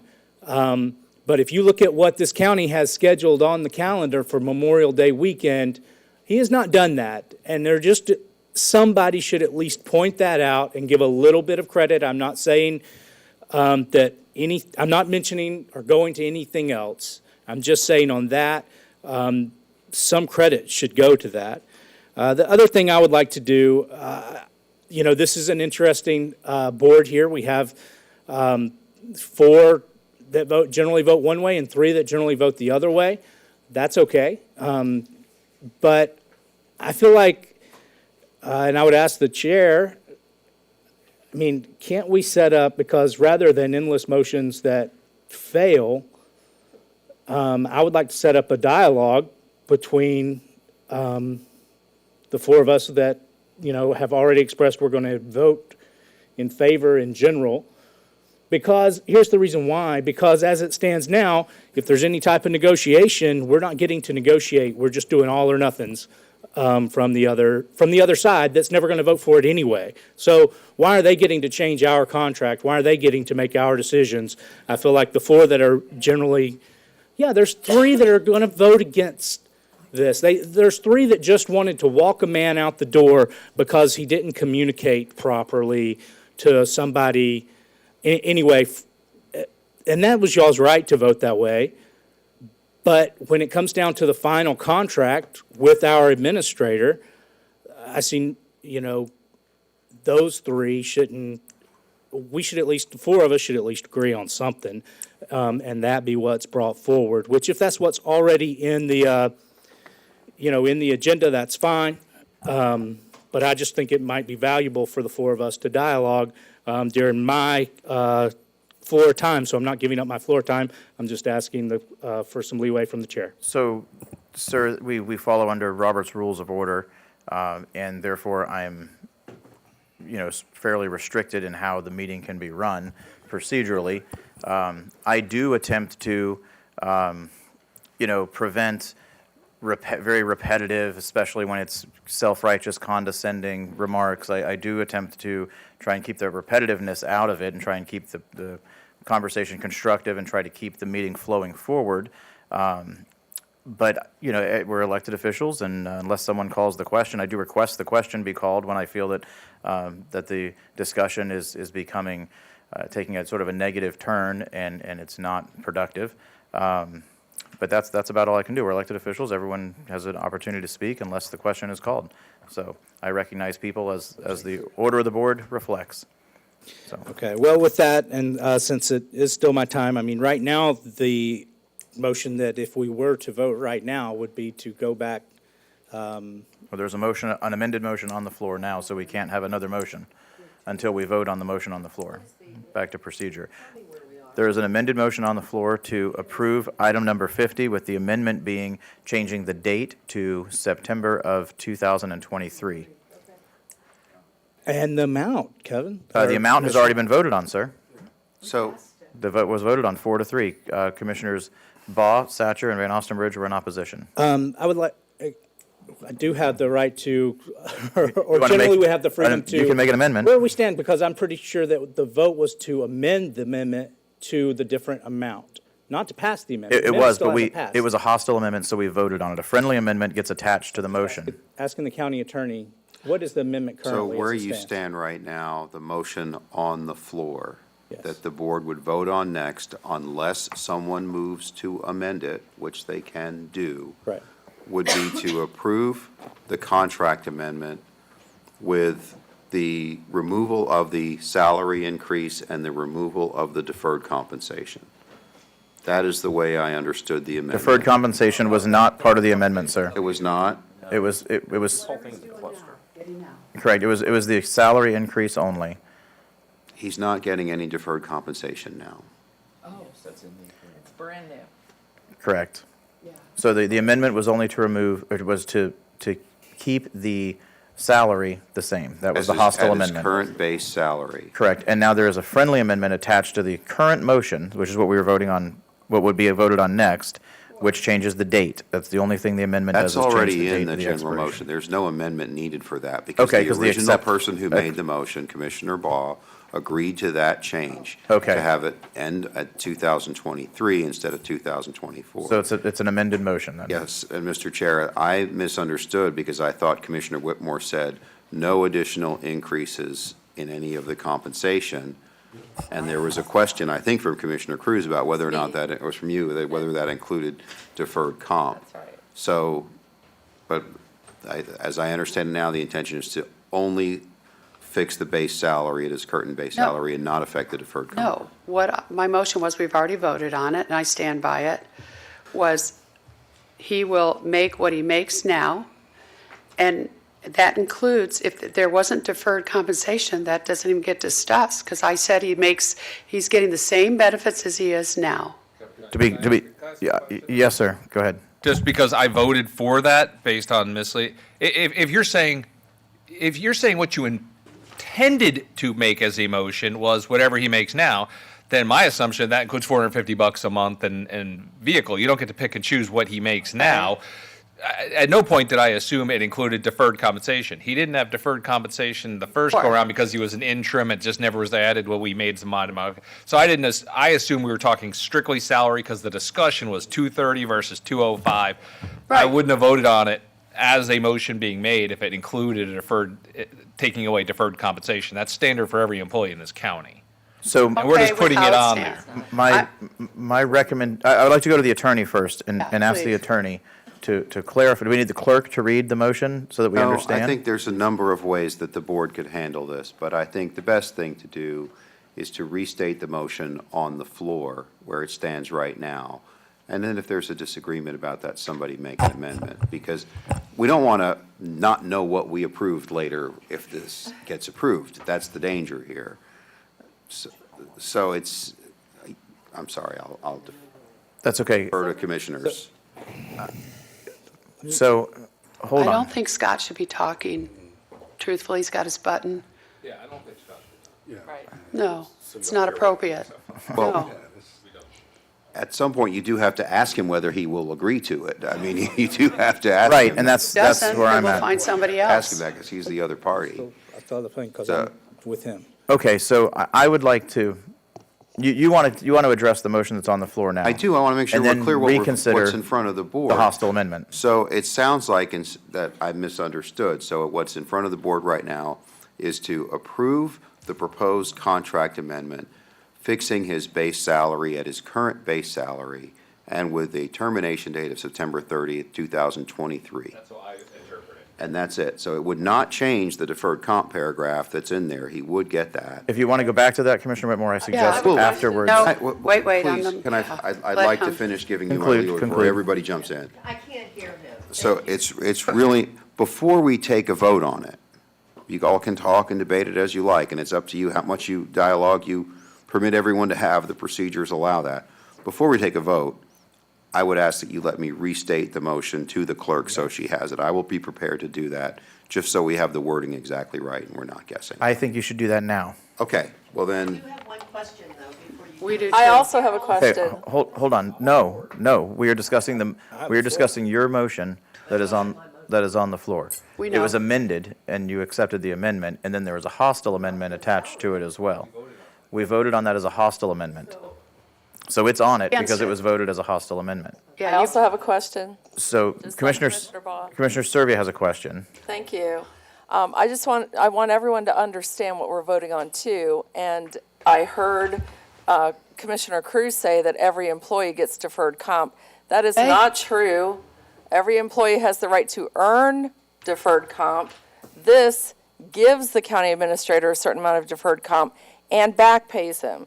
And it is a large sum of money. Mr. Clegg, would you All right, would please you like me read the to motion that is state on the the floor? motion? And everyone, please pay attention. the motion on the floor is to approve Agenda Item 50 with the following changes: to change Section 2A of the contract to provide for a termination date of September 30, 2023, and to change Section 3A1 of the current contract to provide the administrator with his current base salary. Okay, now, Does the clerk have that? she's getting it. Just want to make sure before we move on. Yes. You good? All right, thank you. And then if the board wants to change this, you can make amendments to it, but now we know where we stand. So okay. that's where we are. I'm going to hold off on hopes for now, and we're going to go Cruz, Bellamy, Servia, Whitmore. Mr. Cruz, Commissioner Cruz. Thank you. Yeah, one about the deferred compensation. I'm looking at the staff-generated salary analysis for all county administrators, and literally every one of them lists deferred compensation except for Dr. Hopes. Yes, I agree, the catch-up costs money. I mean, a lot of things cost money. It's not, to imply it's a large sum of money, it costs money. The reality is that's money that should have been paid over the past 12 months, so it's not costing us more money, it's just deferring money that should have been paid based upon the position he holds and the standard contract of a similar position in the state of Florida. But I did vote to keep the salary was in the interim. That's why I said I wish we would have had discussion before that instead of calling the question. Not that I'm adverse to getting out of here at some point, but for a couple reasons. One, I don't want to start a trend because the benefit of this contract compared to previous contracts is it's short term. It gives us a 30-day out. It resets. In this case, we just modified September 2023, and presumably we'd have these short resets. I don't want to create reinvestment risk on this board. The advantage of a long contract is you have a contract. I don't want to set a policy that every year or every 2 years we open up a brand new negotiation where someone can come in and say, okay, next year it's 250,000. Year after that it's 325,000. That's not the intent of short-term contracts like that, where we have these extraordinary increases. We just had a situation which was highly publicized about staff getting certain raises and our county administrator accepting the same raise. That, if anything, set the policy of the county administrator understands, just like a lot of places, whatever the staff gets, the county administrator gets. Yeah. That keeps everything aligned. And I even commented when that came up. I defended that raise in a special meeting on record. You can go back and look at the video. I defended Dr. Hopes by saying that aligns the interest. Whatever raise he gives the staff, he gets himself. Therefore, he's going to try to make sure our staff are fully compensated and he gets similar compensation. I can't go back on my word on that. That was a good policy in place. Yes, every now and then there's a potential for a reset based upon something, whether it's a certain threshold met or a promotion and move to a different pay raise. Right now, this isn't the case. I'm happy to have a discussion about a reset on the salary because it was based upon an arbitrary number before and then standard raises. I'm happy to have that discussion, whether it's 230 or something else in between. I don't see this discussion today being cause for that reset at this point because there are questions we all have. And one of them is not a audit by the clerk, although I like I said from the start, knock yourself out, have it. But I would like to set a time in the near future where we do have a meaningful meeting where Dr. Hopes lays out the plan for the future. Here's the timeline of what we're going to do and how we're going to do it before we have a discussion of whether or not a raise above and beyond what staff is getting is warranted. I'd like to see the direction we're going. I would like to see a director of HR in place. Now I would like to see a CFO in place before we start having those discussions.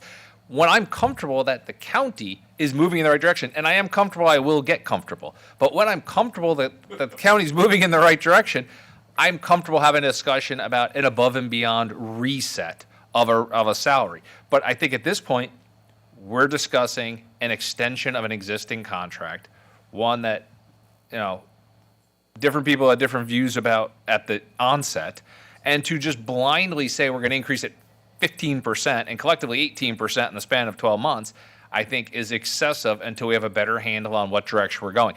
I'm giving you the room to say this is still the learning phase and there's still dysfunction because it's going to all come out clean on the back end. But I need to start seeing it come out clean on the back end before I believe what I'm saying to myself. So that's why I voted to keep it where it is, because it's not where it is. It started 193, it went to 199, now it's 205. That's a pretty sizable increase in 14 months in and of itself. Now we're earning deferred compensation and a take-home vehicle. I'm comfortable with that salary. Is it Sarasota? No. But if in 60, 90 days you come back and give us a full presentation and everyone's happy and jolly and introduce your new directors and everyone's comfortable moving forward, we can have that discussion at any point in time and raise it to 230. We could raise it to $500,000 if we wanted to. We have full right to do whatever we want to do. We have to answer to everyone out here. But today is not that day until I get more comfort. I'm comfortable extending the contract. It's comfortable getting behind you with confidence of where the future is going in Manatee County. But I don't see why this type of raise is warranted until we have a better handle on it, because raises have been given, and I've defended those raises even when other people haven't. Thank you, sir. It's 12:30. The order of the board is Servia, Whitmore, Clegg, Bellamy, Hopes. Commissioner Servia. Thank you. To the Jesse family, thank you for sticking it out through us. And what you are learning is that democracy is messy, but it is the best form of government that we have. So thank you guys for being here. I have a couple of questions. My question first is about deferred compensation, because my understanding of deferred compensation is if you're an employee, which I was a long time ago, and you work above and beyond what you're normally doing, you can earn deferred compensation up to a certain amount of hours. And then you can use that to take time off, and in some cases, maybe even get paid for it. I don't understand what the maximum, the contract says, our county administrator will receive the maximum amount of deferred compensation, and we will do a catch-up based on previous time spent. So I don't fully understand what that means and how much money that equates to. And again, as somebody who's looking at every penny of this budget, it is meaningful to me to understand that before we approve it. My second question is about gasoline. So if Dr. Hopes is given a county vehicle to use as his own instead of the $450 car allowance, does that mean he's only allowed to use it to drive to and from work? Can he use it to go to the grocery store? Can he use it to go to the movies? And is he going to be filling up at our gas station now that gas is over $4 a gallon? So I just want to make sure that all of that is clear and understandable to the public. Let me answer that. No, Dr. I'm Hopes, going to I go to will Mr. address Clegg that. I will address that. next. So, when you're ready, I'll answer your question. Oh, I'm sorry, That's Commissioner. I why thought I'm you were on the done. board. And the last, thank you. And the last thing that I'm going to say is, I don't like that this process has been politicized.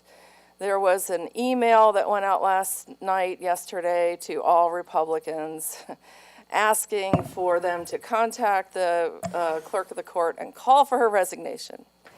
And there were people who pushed the button and said, okay, that sounds like a good idea. It's the same sort of behavior we've seen before, political behavior. It's the same consultant that Commissioner, we are four so people far off use. topic at this point. I'm sorry, it is relevant because this should not be a Not at all. political discussion. This should be a straightforward, honest discussion about how the county is going to serve the community. Thank you. Thank you, Commissioner Serviette.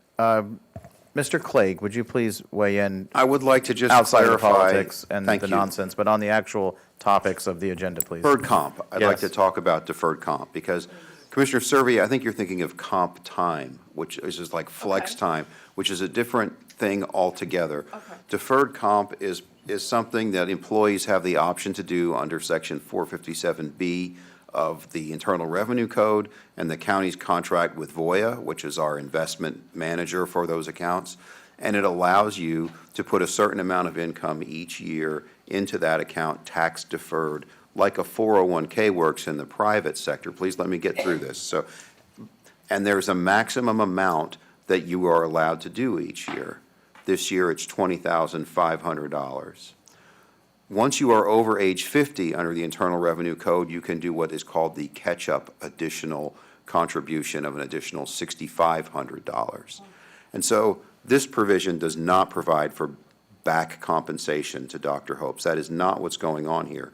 That phrase catch-up is right out of the Internal Revenue Code. So basically, it's setting the total amount that the county will put into deferred comp on his behalf, which employers can do under the Internal Revenue Code, to include not just the base amount, but also the catch-up amount for which he is eligible, which sets it at $27,000 as opposed to $20,500. Thank you. That helps me. I appreciate that. So does any other employee at Manatee County receive that contribution? I do. Not the same amount, but some. I do receive some. County administrator and Funny the you should county ask him. attorney. Yes, ma'am. And every other employee has the ability to put their own money in. Yeah, But the county does not. pay Mine's a for it. blend. It's mine and some from the board. So, but I believe the last two administrators received this. So this is not a new thing for the county. And Commissioner Cruz is right. If you look at the data that the board was provided from other counties, it is a pretty common practice for the county administrator. That is true. Okay, thank you. You're welcome. Yeah, and just for further clarification before we go to Commissioner Whitmore, I took the language from the contract from the previous administrator. Good. Commissioner Whitmore. Yeah, and real quick, the motion had already passed. And in the years I've been here, you don't always get what you want, and you have to compromise. And I'm glad you explained that, Bill, because I was going to compromise anyway. We got to move forward. I support Commissioner Cruz's comments. I just don't think we should be giving any more of a base salary than he's getting now. And so I'm okay with the motion, how it passed. I don't care about the deferred comp. Thank you for explaining it. You know, again, I guess I should have taken the briefing from Dr. Hopes, but I didn't because I wouldn't have even known to ask that question. So I appreciate the explanation. So whether you agree or not on this deferred comp, it passed 4-3 to keep his salary the same. And I would respectfully ask, you know, that we don't spend another hour. I would like to go visit my husband in the hospital real quick before 1:30, but I understand. I'll stay to the end. Commissioner Bellamy. No, I had a motion after all this, so I'll just wait till it's over. Okay. Mr. Clegg, would you mind reading the motion on the floor one more time? Well, I'll ask the clerk to read it back, just so, you did get it, right, Robin? So if Yeah, you she can read got it it. back. So before we do that, Dr. Hopes would like to speak. Dr. Hopes? I'm walking out. Commissioners, I have done my best to not say a single word since Friday.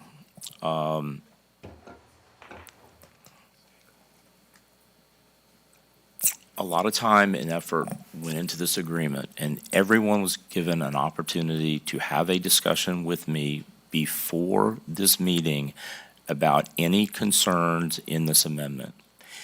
I did a number of things that were not in other administrator contracts. I did a 30-day. That was me, 30 days. I am comfortable with changing the date to 2023 because this is a 30-day agreement. There was a salary comparison done. What I did not put in there, and I would remind Commissioner Whitmore, when you decided in a majority vote in December to authorize the chair to negotiate a new agreement or an amendment to the agreement and bring back before you, you had a couple of qualifiers in there. One is a contract that automatically renewed unless you terminate it, and you have 30 days to terminate it. The other was, and it was Commissioner Whitmore that said we needed to pay you more in line with what other administrators are getting. There was a study that was done on city managers in our area. I did not complain about my salary, even though it was well below other county administrators. And in fact, it's below many city managers in our area because I felt you needed an opportunity to see my performance. The proposed salary is below the median, well below the median, $7,000 below the median of county administrators in our area. And it is in alignment with Collier County, and that was the chair who brought it up, that is a smaller county and fewer employees. I do not want a county vehicle, but the matter of the fact is, many times I need a county vehicle. I only use it for county business, and when I take it home, it's usually because I'm fueling it myself rather than two individuals coming from transit and picking it up and taking it and fueling it and bringing back it to the parking garage. And like Thursday night, I had a meeting with 5 other counties in Clearwater Friday morning where I left my house at 6:30 to get there in a county vehicle. I have 3 boats, an airplane, 2 cars that I had before I ever got this job. And the gasoline for me to drive my Honda Accord to the office is about a ½ gallon a day. So I certainly don't need the county to buy gas. But what you're doing in reducing the $5,400 a year car allowance is you're in keeping the base salary the same. You are giving me less money than I was making before and far less money than any other county administrators are, and you want me to come back to work tomorrow and feel that I'm adequately compensated for the work that I do. I also took out in this agreement any automatic pay increase when employees get a pay increase. And we will be coming forward with probably 8 to 9% that we are going to have to add to employee compensation in order to keep them and keep up with the market. I chose to put languages in the agreement that made it clear that my decisions to recommend to you pay increases for employees would not affect my pay. It is locking it in, and the only way my pay can change is when you, the board, decide to change it. And I think I've been very forthcoming and very generous in this agreement because I believe that you shouldn't have a long-term agreement. There should be no golden parachute. You shouldn't have to pay me the hundreds of thousands of dollars that you may pay other people when they leave. And I didn't put in many of the clauses. Those of you who met with me saw the prior administrators' agreements where at the beginning of every year they were given hundreds of hours that they could cash in December. They were given it in January, they could cash it in for cash in December, and it totaled tens of thousands of dollars. I did not put it in. And so I'm pretty uncomfortable with giving me a decrease in pay. Would I do it? Yes, I would do it. But I'm not so sure that that's the way you would want to treat other employees. Thank you, Mr. Chair. Thank you, Dr. Hopes. Baugh and Whitmore are on the board. Commissioner Baugh. I'm not going to support anything that decreases his salary. That's ludicrous. What most residents in this county don't know is what has gone on here at the county on a daily basis. You probably won't believe me, particularly because the politics comes into play, and I get it. But I will tell you that there's been interruption. There has been a lot of things behind the scenes where people have been working against the new commissioners and our new administrator to get things accomplished, to try and go back to what we were before. What we were before, we saw earlier this year, whether you like it or not. We saw from the Inspector General's report that was issued, and it took 18 months to get it. It was way too long, I agree. But what we did see was corruption and favoritism. And it was brought out in that report pretty clearly. What you don't know, the public doesn't and doesn't seem to care, is that from that, the administrator has been going through each department, trying to make sure that we clear up any of that was taking place. And you can rest assured there are commissioners up on this board that know that. His job has been made very difficult by several. Doesn't matter whether you're a Democrat or a Republican. Right is right and wrong is wrong. You know, we had a past commissioner who spoke against Dr. Hopes. Well, the thing of it is that, you know, that person was chairman when it comes out in the report about another commissioner that received favoritism.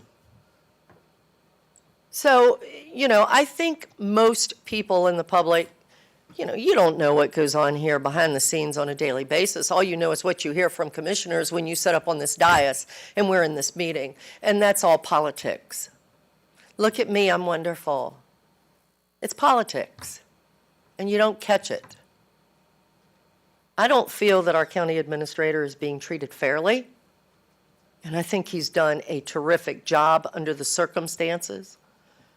And trust me, it's not been easy. I've seen what's gone on. I know what's gone on.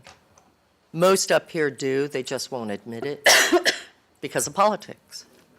So, you know, I can assure you, from my standpoint, I'm going to stay on this until it's cleaned up and changes made. That's my job. I have promised my constituents that, and I'm going to follow through. Can I ask a question of the county attorney while Commissioner Baugh still has the floor? If she were to withdraw her motion and a new motion were to be made with a stipulation that the date were to be changed only, does that mean the hostile amendment for the pay decrease dies? Yes. I would recommend So moved. So she withdraws her motion. The seconder also withdraws the motion. So we no longer have a motion on the floor. I'm going to hand the gavel to Commissioner Satcher, and I'm going to make a motion that we approve item number 50 with the stipulation that the date, the expiration date of the contract be September, oh, don't make me count on my thumbs here. September 30, 23rd, okay, 2023. I thought it was the 30th. So 23rd of 30, I 2000. said 30.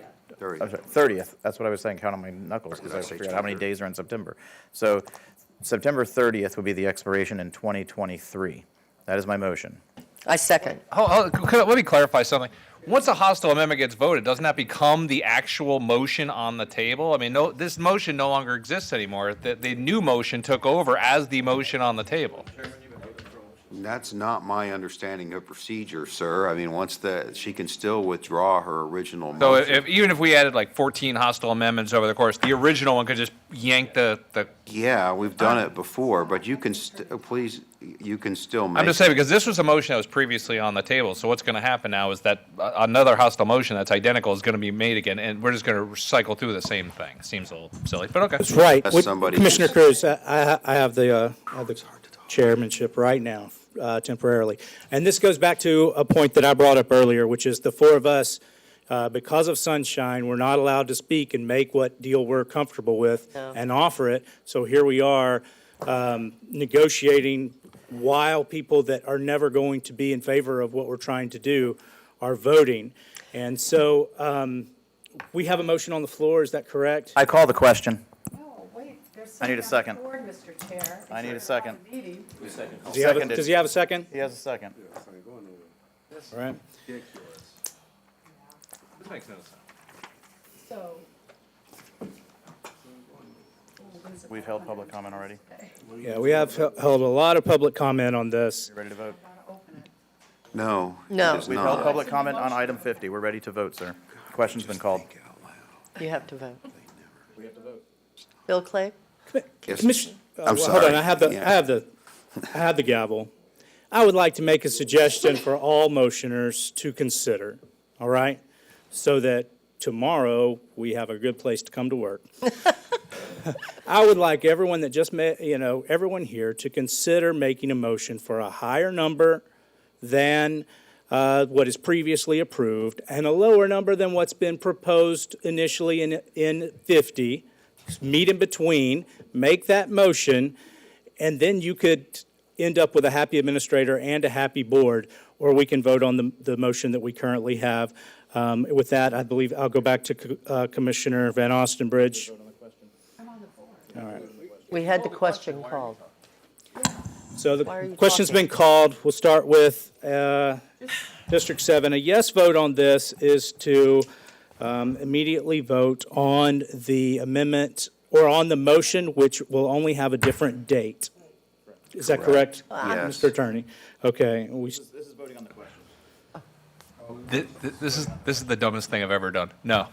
We're voting on the question. Yeah, this is voting on the question.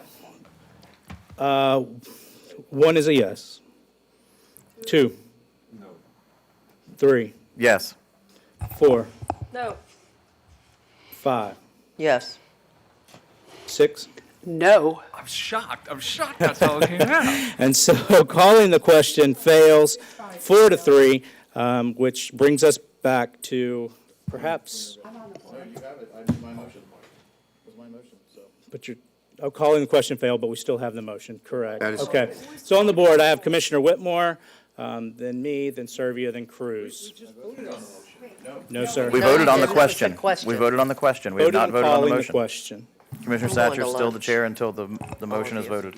And so if I were you, I would amend to a number that you're comfortable with, so we can No. all move on. But, Did. well, Okay. counteroffer. As for the Commissioner vote- Whitmore, you have the floor. Go ahead. Thank you. And Commissioner Van Osterbridge, in all the years I've been here, except for Chappie, who's sitting there, you run a very tight professional meeting. Even though I may not agree, you know Robert's rules and you're doing a good job. I have to say that. I had our administrator talk about his planes and all that crap, and then ask for more money. This is, excuse me, there's kids in the audience. I'm so sorry. But this is not a negotiation. And just so you know, I recently took our county car, took it for 2 or 3 days, different trips. I went to Mayaca and filled it up myself, so I wouldn't send staff to do it. So I just had to bring that up. Okay, hopefully we'll get back to where we were. I support the amendment with the base salary the same, and if Dr. Hopes doesn't like it, what you've heard today, I don't think he deserves anymore, then if he doesn't want to stay, he doesn't have to, but I'm sure he will. And we can always reevaluate it in the future. So I hope the majority here stays strong. That's all. Thank you. Commissioner Cruz. Oh, no, sorry, Commissioner Clervia is next. Thank you. Yes, Commissioner Satcher, backroom deals are not allowed by the Sunshine Law, and kids, this is part of the democracy. So Florida law requires that we talk about it up here, whether you're in the minority or the majority, okay? So that means we don't want people making backroom deals, and that's a good thing. We heard Commissioner Baugh talk about the corruption and the favoritism that was found from the last investigative report that we wouldn't have known about unless there was an investigation. Correct. But I think the rest of the story is that all of those employees were found to have not done anything wrong. So the way she's phrased it is a bit misleading because all those employees are back at work except for one who retired. So there's that. Look, I think Dr. Hopes has done a really good job in a lot of areas. I've said that many times. I've been one of his biggest fans. I want this county to move forward and do the real business that we have to do. But what we have learned in the last 48 hours warrants an audit. You don't want to call it an investigation, call it an audit. It warrants a response to the public. It warrants a response to our employees. We are losing employees Let's because stay on they do topic not on trust what is this on the board. agenda. This is We the agenda are on item is topic, this con- sir. It's not. This is the topic. Right. It is. It Please is don't not. try and shut No, me what- down Employees because is you not. don't like what I'm saying.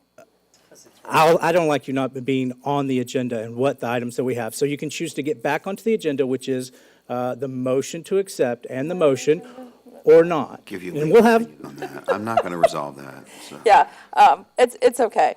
I'm done here. I will say this one last thing. I will be in favor of raising Dr. Hopes' salary once we get through this rough period. I say hold the line. Hold the line. If we're not going to say let's do an investigation, hold the line and let this thing work itself out because he deserves to make all the money that he should be paid, but we got some things to work out before we go that route. Thank you. thank you, Commissioner. Commissioner Cruz. Yeah, we're being asked to sit up here and negotiate, and I think the exact quote of the interim chair, the vice chair, was someone pick a number that's lower than the original and higher than the current. But the negotiation was 230. It's like, oh, you don't like 230? How about 230? We were about to pass one of those 205. It's like, so that's the negotiation, was go revert back to the original and waste all of our time. We knew that wasn't going anywhere. That made no sense. So I'm not going to negotiate because I think I did. My comment was there was just a raise. It's 2.5. I get with removing the vehicle allowance, the overall is lower than previously. I would also argue adding deferred comp makes it higher than previously.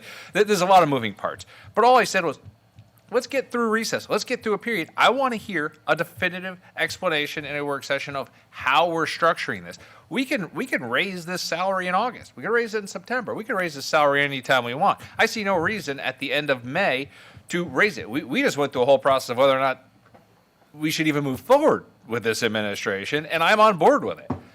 But that was the big hurdle. The big hurdle was, are we comfortable with the direction we're going with the leadership we have? And I think that was where you're kind of like, let's hope we get over that. And you did. I think we've collectively said, let's move forward with this county administrator. And I was in full support of that and have been in full support this entire endless conversation. But I don't see a reason to do this salary now because there are questions and I would like answers. And I don't think it's unreasonable to say, let's wait 60, 90 days. That the faster you get in front of us with a work session, the faster we can have that discussion. I'm more than happy to agree to $230,000 or something in the middle once I've got comfort that we're moving forward. I don't think that's an unreasonable request of a employer to ask an employee, and you did just get a raise previously on top of the raise you got previously to that one. So I'm not feeling like we've stifled you in any way, shape, or form in terms of progressive pay raises. All we're asking for is a little bit more direction in terms of where this county's going in the near term, and then we can open up discussion about a raise. So I'm comfortable with where we were previously, and I can almost guarantee, because I can count to 4, that it's going to end up the same way anyway, even if we just sit here and keep talking endlessly. So I'd rather just move forward with the original amended motion, because that's where this vote's going to go. I'll withdraw my motion.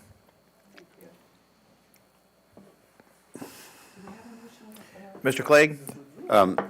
Mr. Chair. no motion on the floor. Commissioners, so lawyers do a lot of negotiating and a lot of mediating, and sometimes for a lot more money than this. And where you are is you all know what everyone's position is.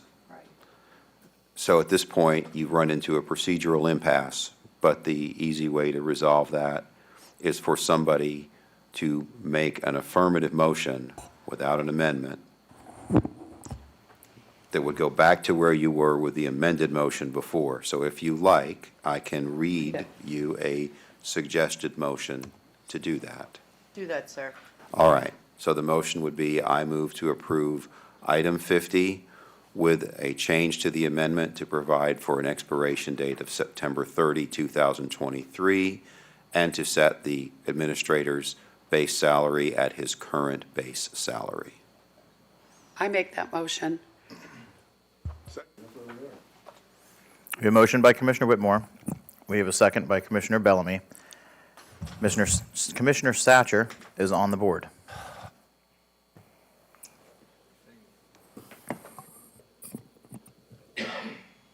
I would like to move to amend that motion to change the amount to 215, so you ever have happy, so we move on Does the as a motion, county. does the motioner accept?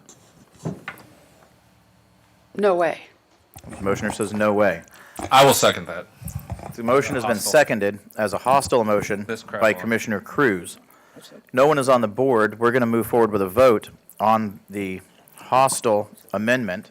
Is there one? I'm on him. the board. Servia? Yeah, I don't just throw around $10,000 as a fiscal conservative and say, let's go, we want to go to lunch. Let's just give them $10,000 more. No way. No way. Yet has no problem throwing around $32 million to buy Lena Road. Bam. We will hold the vote. No one's on the board. District 2, you're first. Yes or no on the amendment is a no. District 3 is a yes. District 4, No.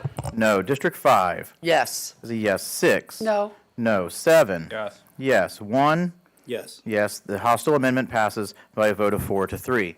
No one is on the board. We'll move forward with the vote on the motion on the floor. I believe I can remember it days later, but not right now. So 3 votes yes, 4. I'm not for. Commissioner Servia is 4. Can you please tell me what we're voting on now? We are voting on the main motion on the floor, which is to approve the county administrator's contract with the stipulation of the expiration date being September of '23 and the pay being $215. No. Okay, 4 is a no. 5 Yes. is a yes. 6 No, 199. is a no. 7 Yes. 199. yes. 1 Less. Yes. is a yes. Yes. 7 is yes. 1 is yes. 2 is a no. Okay, it passes by a vote of 4-3. We are in recess until 2:30. Oh, thank you.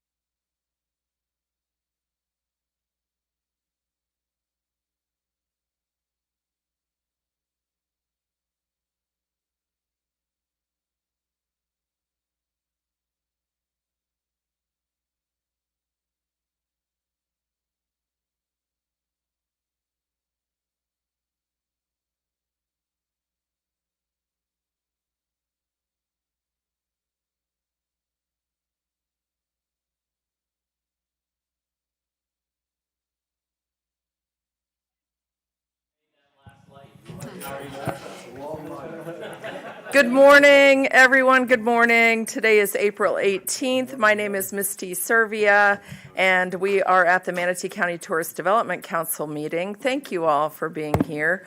We're going to begin with the Pledge of Allegiance and the invocation led by Vernon Desir. Please rise.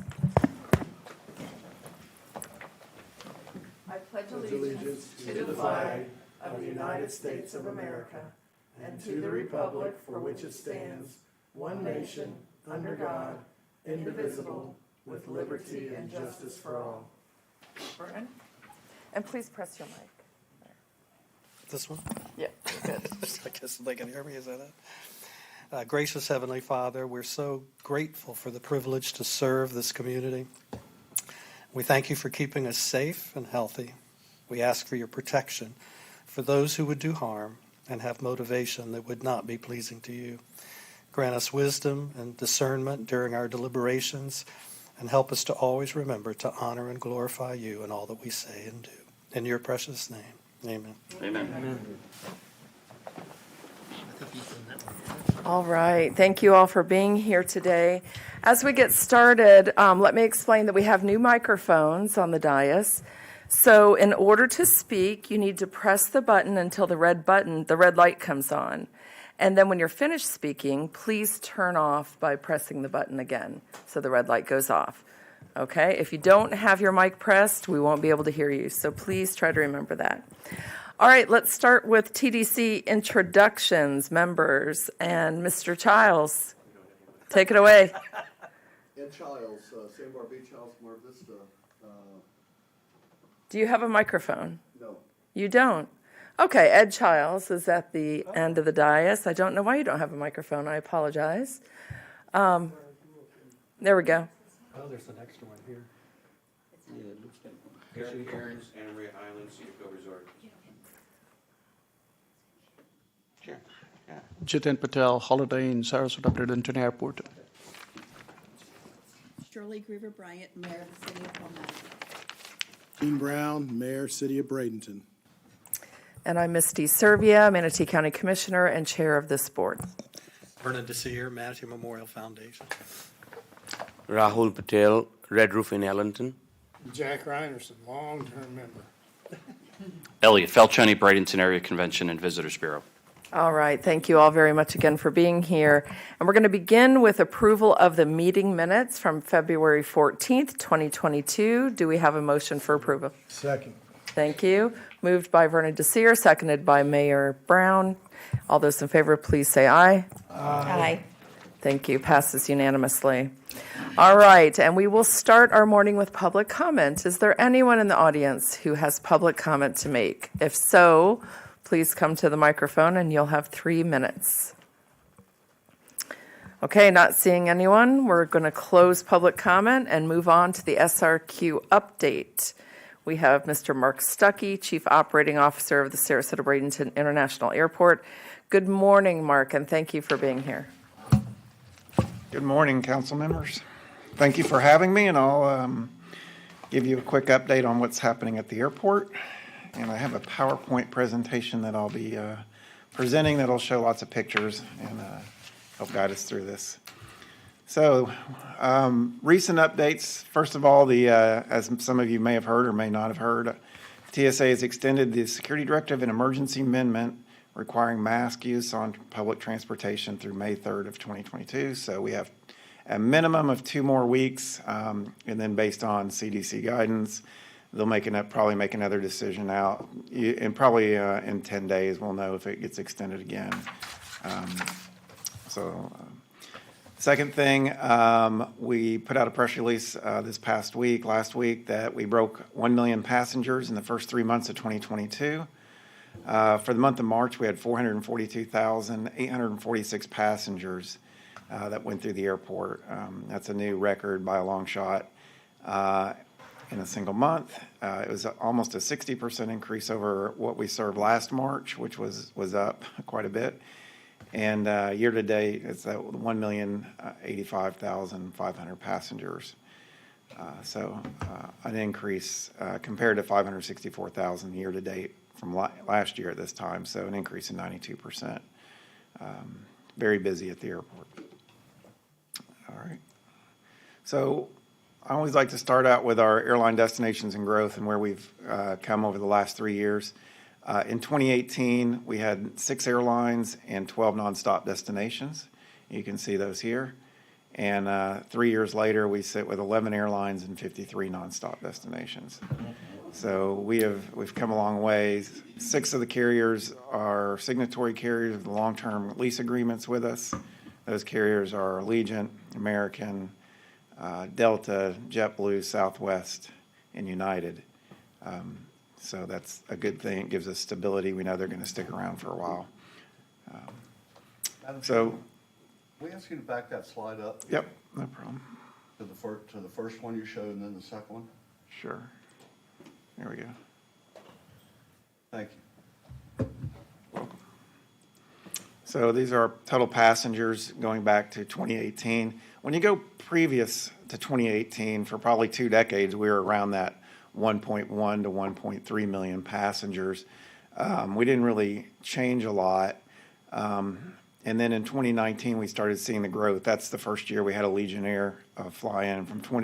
Allegiant Air came in March 2018. Shortly after that, we had some other carriers like Frontier and Sun Country add in. So 2019 was a good year. We were starting to see our numbers really rise. 2020, we had COVID hit, and that kept us down, but 2021 bounced back. And that's when Southwest Airlines started last year in February, and so we were over 3.1 million passengers last year. Like I mentioned, the growth is here to stay. We have long-term signatory lease agreements with 6 of the airlines, and those are the 6 carriers that provide the majority of our traffic. We're now more competitive with neighboring airports. I didn't put any slides in here about our financials, but I think some of you know we are a debt-free airport. Thank you, Mr. Reinerson, who was on our board at the time and guided us through that period to become debt-free. Very appreciative of that. And we've seen our costs per plane passenger go from being about twice as much as Tampa and Fort Myers to half the cost of Tampa and Fort Myers. So now we are a much more competitive airport. We're looking at doing a number of construction projects, all pay as you go, either with grant money or money that we get from passenger facility charges. So we do not expect to take out any bonds at this point, and that'll allow us to keep our rates and charges really low, and which will be beneficial for maintaining our flights and also getting more service.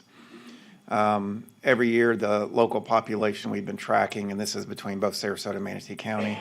I don't have the latest census figures because they haven't come out yet, but over the last 6-7 years, we've been growing at 20,000 people every year, which is the size of a small city in the Sarasota-Manatee County area.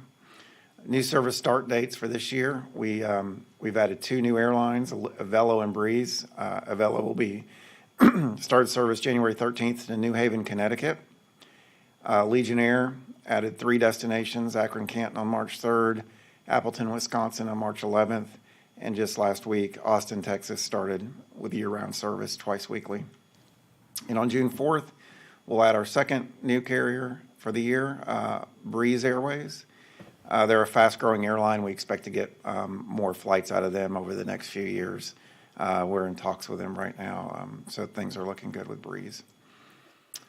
Construction projects, I think I've gone over some of these with you, but I've added some new stuff in here. We did expand our fuel farm last year to 3. We added 3 100,000-gallon fuel tanks.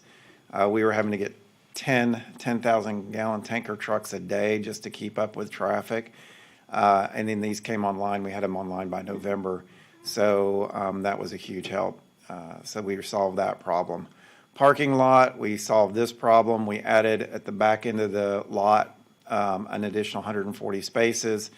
We still fill up the lot usually Thursday or Friday, it's full, and we overflow into this second lot, which we call our shade lot.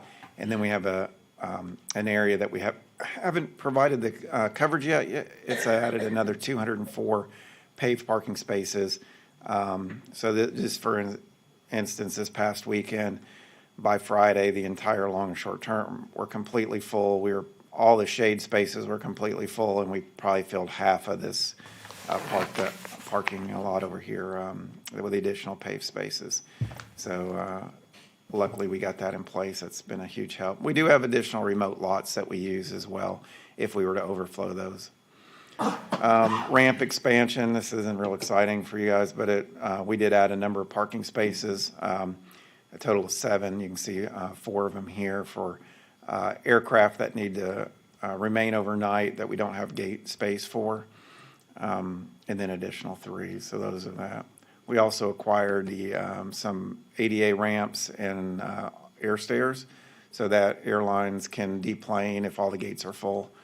We've only had to do that a couple times, but it has been very helpful.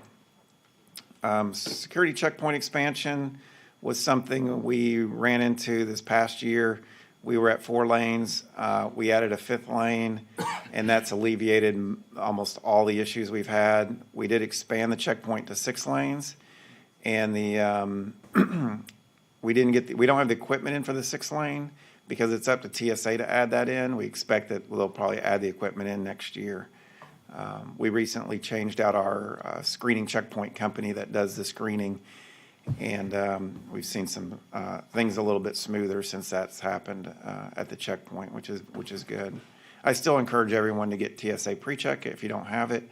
It almost guarantees you'll get through the checkpoint in 15 minutes or less, usually 5 minutes. But at any airport in the United States, it's a real huge difference in going through the regular line. Projects expected to break ground this year. We've got a number of projects. One big one is the Ground Transportation Center. Design's almost complete. It'll expand the taxi, limo, pickup area and the shuttle buses. Create an area for Uber Lyft to pick up. There'll be covered walkways that go from our terminal all the way out here to where the Uber Lyft pickup is. Also, Toro will have cars parked out in here. And then a new bus transfer station for MCAT SCAT where we can park as many as 4 buses. So that'll be a huge improvement, and we should break ground on that this year.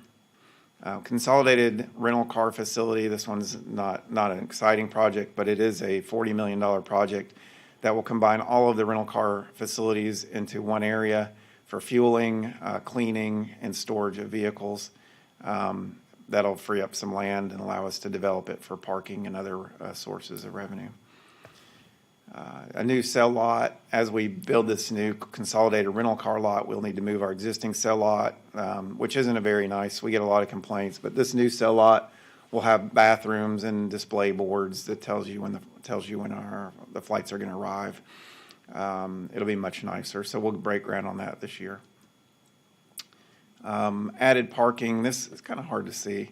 We're going to add 2 park and ride lots over by Dolphin Aviation. And then we have a number of additional parking lots that will be remote lots. It seems to me that the need for those additional lots really comes around the Thanksgiving and Christmas time. There's about 2 weeks around Thanksgiving that we swell with parking, almost double what we normally do. And then also at Christmas, the same thing. It's about another 2 weeks. So a lot of these lots will be just paved and ready to handle so that we can ensure anybody that comes to the airport has a spot to park during those peak time periods. The other thing we see is in the summer, we have more locals using our airport. And so we have a lot more parking issues in the summertime than we do right now. Terminal concourse expansion. This is part of our project to add the new terminal as well. It's all lumped into one. But the terminal concourse expansion will have 2 bump outs. One will be so we can build an area for a full-service restaurant. And the other area will increase the hold room space so that we can move some of the gift shops and around.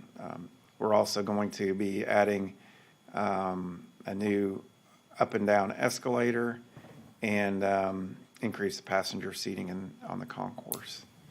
It can get quite busy, especially this time of year. New general aviation customs facility. We have a customs facility that handles charter and scheduled large aircraft under gate B8, but we need to move our customs facility because it currently also clears what we call the general aviation customs flights, and we have about 2 a day. Those are flights that are typically 12 passengers or less. So we need, if we're doing over 300 or more a year of those flights, so we need to move those to the other side of the airfield. So we're going to build a new customs facility over there. The design plans are almost finished right now, so we should break ground on that hopefully this year. We have a new fixed base operator that's going to open up. Most of you have heard of Dolphin Aviation and Retrix, which is also called Ross Aviation. This will be a third fixed base operator called Sheltair. They won the contract for this, and they're going to be starting the building of this high-end facility this year, and they'll serve everything from the smaller GA aircraft to corporate aircraft and aircraft maintenance, and there'll probably be some maintenance repair operations as well built around that facility. New observation area. This is kind of important to you guys because this is really a partnership between Manatee County and the airport. We're each paying 50% for the cost of this enhancement. It'll be going to the Manatee County Board of County Commissioners for approval on April 26th. And then we'll start construction once that's approved, hopefully. And that'll be where we have the new Welcome to Manatee County sign. And we're going to have a covered seating area, history of Manatee County, aviation in Manatee County. We'll have an air traffic control radio that you can hear the tower talking on. So we'll have an audible radio out there. There'll be a playground. Should be a real nice enhancement. The location has great views of the runway and the aircraft taking off and landing. So I know a lot of people, we've worked with Elliott and also a number of people within Manatee County to make this happen, and it's a long time coming. I think my emails go back to 2013 when we started working on this project, and it was always a funding issue, but we finally have funds designated for this, which is good. Inline bag system. Once again, this is a behind-the-scenes thing, but this is a $40 million project which will allow us to feed all the ticket counters through the explosive detection machines and then out to the slope plate belts where they'll be picked up and brought to the aircraft. It'll be much more efficient, and it's a project that will be partially TSA funded, so that'll start this year. Ground level boarding terminal, I only have one picture here. Our board will be, we have a board meeting next Monday with the Airport Authority where they'll have a more in-depth review of what the ground level boarding terminal will look like. So I didn't want to steal the thunder for that, so I just have the one picture here. But this will add 5 additional gates at our airport. And, oops, let me go back. And so that'll bring us up to 18 gates total. Is that right? Yep. And then eventually this terminal will have a concourse that'll go from this building here that's elevated. There'll be escalators that go up or down and connect over to the main checkpoint and add an additional 3 gates. That's a big deal. Air service, last few slides here. Just wanted to bring this up because Elliott and his team have been working very closely with the airport on ensuring the success of our existing air service, as well as we're out there meeting with carriers to bring in new air service. This is a picture of one of what I call the speed dating conferences that we go to. This one's Jumpstart. We'll be going in June to this conference. We have about 30 to 40 airlines that attend, and there's over 450 commercial service airports in the United States. All of these airports are trying to get more air service, so it's very competitive. I can go and talk about what the airport offers.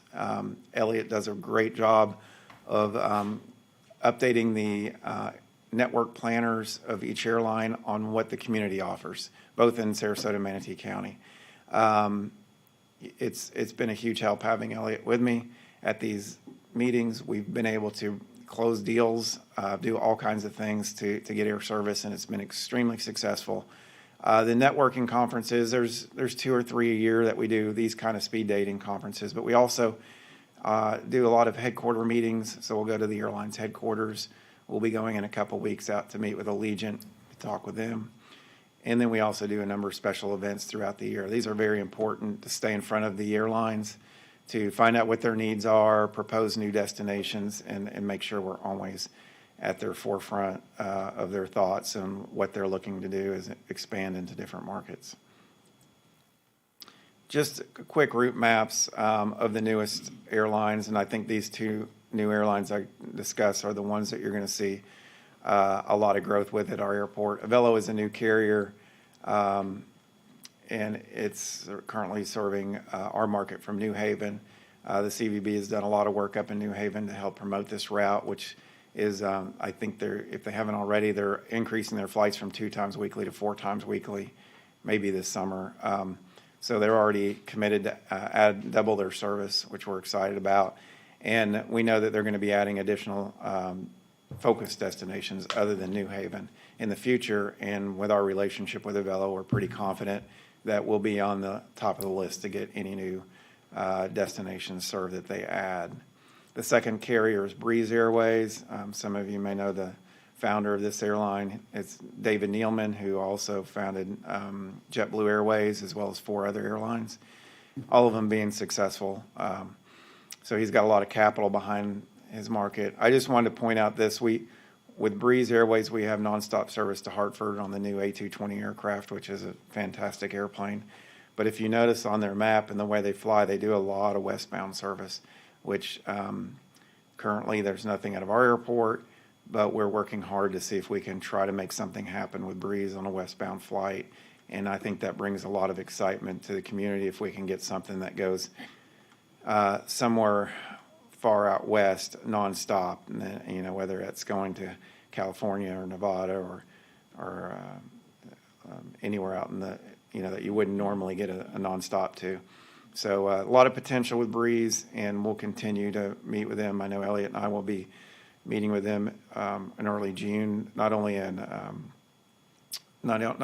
at Jumpstart, but then we're going to fly over to their headquarters just because there's the Super Copa soccer tournament. It's going to be there at the same time, and we'll be meeting with them as well, and as well as our marketing team to go over the marketing efforts we're doing. So very exciting. I expect to see additional announcements with Breeze for our airport this year. So that's the update, and I'm happy to take any questions you may have. Thank you very much, Mark. It's a great presentation as always. Members, do we have anyone who has questions or comments? Yes, Mr. Rennerson. Well, in 2017, as Mark knows, I was chairman of the board there at the airport. And we paid off our $150 million debt for the construction of the airport. And since then, everything has gone well. Now it's gone exceedingly well. And some of the things that you're talking about, we never even thought about back at that time. Yeah. That's only 5 years ago. So it's really, really, really a great expansion. Thank you. Yes, Elliot. Just a couple of tidbits. Great job, Mark. You talk about all the passengers deplanement coming into SRQ. There's an excitement part of it. Of course, there's a little bit of an anxious component, is saying, are all these people coming to the region? The goal is let's get them to land here. Let's get the money to land here, and let's maintain the jobs in that corridor. We all know it from University Parkway to Cortez is the Southwest District that's going to go through extensive redevelopment through the TIF program. There's nothing better than to have a major, used to call it a seed, a watermelon, right there in the TIF that's going to create jobs and new dollars to help rebuild that corridor. That's a big part of our future, real big part of our future. We actually are on the cusp of buying some software that'll tell us where these people are going after they deplane. Are they all coming to Sarasota, Bradenton, Anna Maria Island, the beaches, or are a percentage of them driving down to Fort Myers, Naples, or up to Clearwater, St. Pete? Mark and I sell geography. We can't assume that all the network planners, they should, know geographically where we're at, okay? You never assume things. I've learned that. So once we sell geography, it makes a lot of sense to land that bird right dead center of the West Coast, because then they gain all the markets, okay? Really, really important. There was one more thing that I wanted to share, and it just fell out of my brain, Madam Chair. But one more thing, yes. Mark and I were at Routes in San Antonio, and just prior to that, some of the airlines suspended a few of the nonstop flights. So, me as a marketing guy saying, hey, what happened, and the network planners, when we asked the question, they said, has nothing to do with performance. It has to do with labor shortages. So they said, hey, once we get the labor back, we'll restore those flights. So all those additional flights basically have performed. Our marketing team is following the new flights, and we're coming over with digital and social media over and above the equity that we're giving the airlines. I know Dr. Hope's he was here and then he split, but tell you what, I really appreciate the support that he gives Mark and I.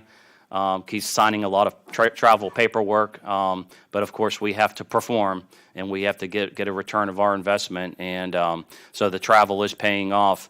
The Salt Lake City trip after Reno is we're being awarded the Super Copa soccer event in June of 2023. So we're going there to be announced as the host for 2023. So June, great time for the mainland properties. Great time.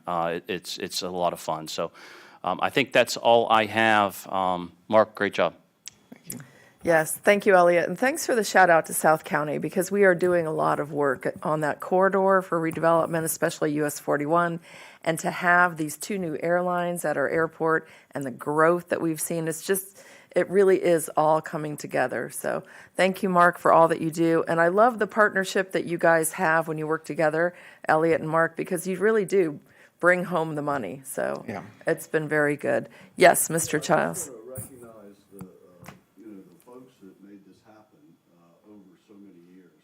You look at this area and the great intrinsic resources we have, and we have so many, and the great base that we have here. And a lot of us here remember when the airport was a struggle. And we remember when the port was a struggle. And now those are 2 incredible linchpins in this community. I mean, nobody has the fastest growing airport, we do. Yeah. And the port and the situation out in the port and the work that the county did for so many years to support those when they were a drain, so that they could be such a great foundation for this community. So Jack Reinerson, who helped made all that happen, Dan McClure, all of those board members, all of those people, and all the people in the county. The county commission is the board of the port, but they do a great job, and it's just a tremendous assets to have in our community. We are very fortunate to have them run by such great professional teams as we have at the port and at the airport.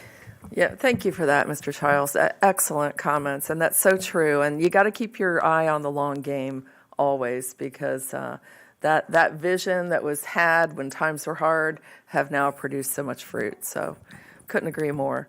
All right. Without any other questions, no other questions, members, we're going to move on. But before we do so, I'd like to recognize our chairman of the board, Kevin Van Ostenbridge, is in the audience. Thank you for being here. Appreciate it. All right. And now we're going to go to the introduction of Rob Perry, City Administrator for the City of Bradenton. Mayor Jean? Thank you, Chair Servia. Kind of where to start with Mr. Perry. Obviously, most of us in this community know that we had a long-term employee in Carl Callahan who retired last June. The council went through a search. We had 5 people come up, and I believe that although they were all good candidates, we got the best one, and the probably the most experienced, and coming from a government in Albuquerque that he was retired for a few years, but politics changes a lot of things over the years. But he was just sitting there waiting, and our job popped up, and he applied, and it's a heavy lift. I mean, he coming in from Albuquerque, which was $1.5 billion budget, to our $100 million budget from the standpoint of government changing in a pandemic time period where, a lot of things are difficult to do. But Rob's come in and been here about 10 months now, and working great with our council, and really the fruits of the labor that the port and the airport have. The city of Bradenton over the years has had some great leadership, and even moving forward with the county, and as we go forward as collaborations, Rob's the man that I believe that will put us to that next level in the city of Bradenton and Manatee County. So welcome, Rob. Thank you, Mayor. So Any comments you want to make about yourself? Or Madam Chair, Hard thing. Mayor, distinguished members of the panel, from government officials to private business people, it's a pleasure to be with you this morning. I'm Rob Perry. I've been here about 10 months, and I can tell you that the place I was at was the 31st largest city in the country, and I guess it was about $1.5 billion on the budget, and it has nothing at all on Manatee County. We have just as much going on here, just as much activity, just as much economic development and the host as Albuquerque, New Mexico did. It's just in a different way. And it's an honor to be before you today. We have the Albuquerque Convention and Visitors Bureau out in New Mexico, so I'm pretty familiar with CVBs. Every major city has one, and ours does a great job. Elliot and his team do remarkable work. I've been around that kind of world for a little bit, and I'm very impressed what they do and what they've been able to do here. When it comes to the city and the area itself, you know, I think we all know this is an incredibly diverse area, and in particular as it relates to convention or destination marketing. We have beaches, which is the chum. I think that's what you use as a term. It attracts people. We have these beautiful waterfront areas throughout, even with our neighbors to the south and our neighbors to the north in St. Petersburg, where I had formerly lived. I actually started my career in Florida about 30 years ago, working for Pinellas County at the time. But it's really diverse. We have sports, marketing, the Pirates, IMG. We have arts and culture with the Manatee Arts Center, the Performing Arts Center, and a whole host of other, the Bishop and the like. And so I guess the menu's pretty broad. And you say, well, how does Bradenton fit into this? Because that's why I'm here this morning. And when I look and talk with the mayor and gotten to meet many of you and many of other leaders from the community, Bradenton basically, you know, had a significant role as the county seat, the major urban core of the area. What Manatee County has is incredible ability to expand with industrial parks, distribution centers, new manufacturers, residential, commercial subdivisions out east, some of the best in the country, and the like. And what we have here in Bradenton is a waterfront downtown, basically. It's 14.4 square miles. And if you've ever seen the borders of it, which I'm sure you're all aware, it's quite a checkerboard going every which way, and our neighbor being the county has all of those areas. And so we really have to do some identity and soul searching about what we want to be. And when you look at the capital history of Bradenton, particularly in more contemporary times, perhaps the last 10, 15, or 20 years, dating back to 1995 when the City Hall was initially proposed. The land was bought in 1957 for $106,000. It moved from Wares Creek over to the downtown waterfront in front of a yacht basin. Very controversial from what I understand at the time.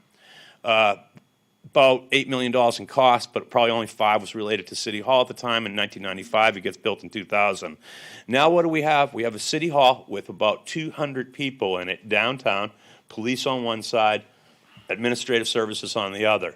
Think about what life could have been, what life can be. We have economists from Tallahassee that are looking at this. They're going to help us find the highest and best use for that facility. If you had a mixed-use facility on 4.4 acres, it would be an absolute game changer for this community.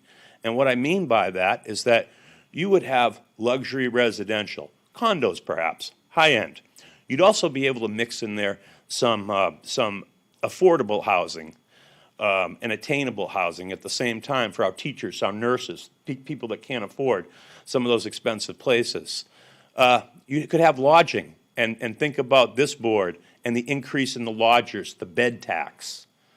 If you had a luxury hotel with 200 rooms or more, significant. Clearwater's a good example of that, the Hyatt that's in the middle of Clearwater, how it redeveloped that area.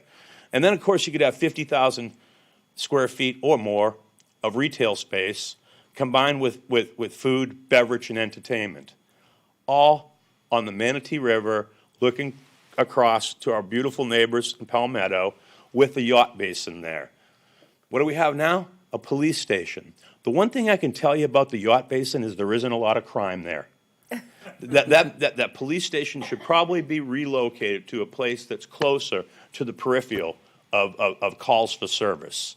And when you talk about money, as I sit down here and talk to you about that possibility, that potential, think about all the government revenue that could generate as it relates to ad valorem tax to start, gross receipts tax, franchise fee, lodger's tax, permitting fees, impact fees, probably on the order of about $8 to $10 million in new money every year reoccurring. Then the economic impact to the businesses and the communities, probably in the hundreds of millions in direct and indirect economic spend. So what would you rather have? 200 city employees down there or an economic engine? And that's the policy decision that's going to be before our council ultimately. We're in a position where we're going to try to consider disposition. Mayors often ask, I'm often asked in the press, I'm sure you've probably been asked by people too, is the city selling City Hall? The city is considering the disposition for the highest and best use of City Hall for the betterment of this community.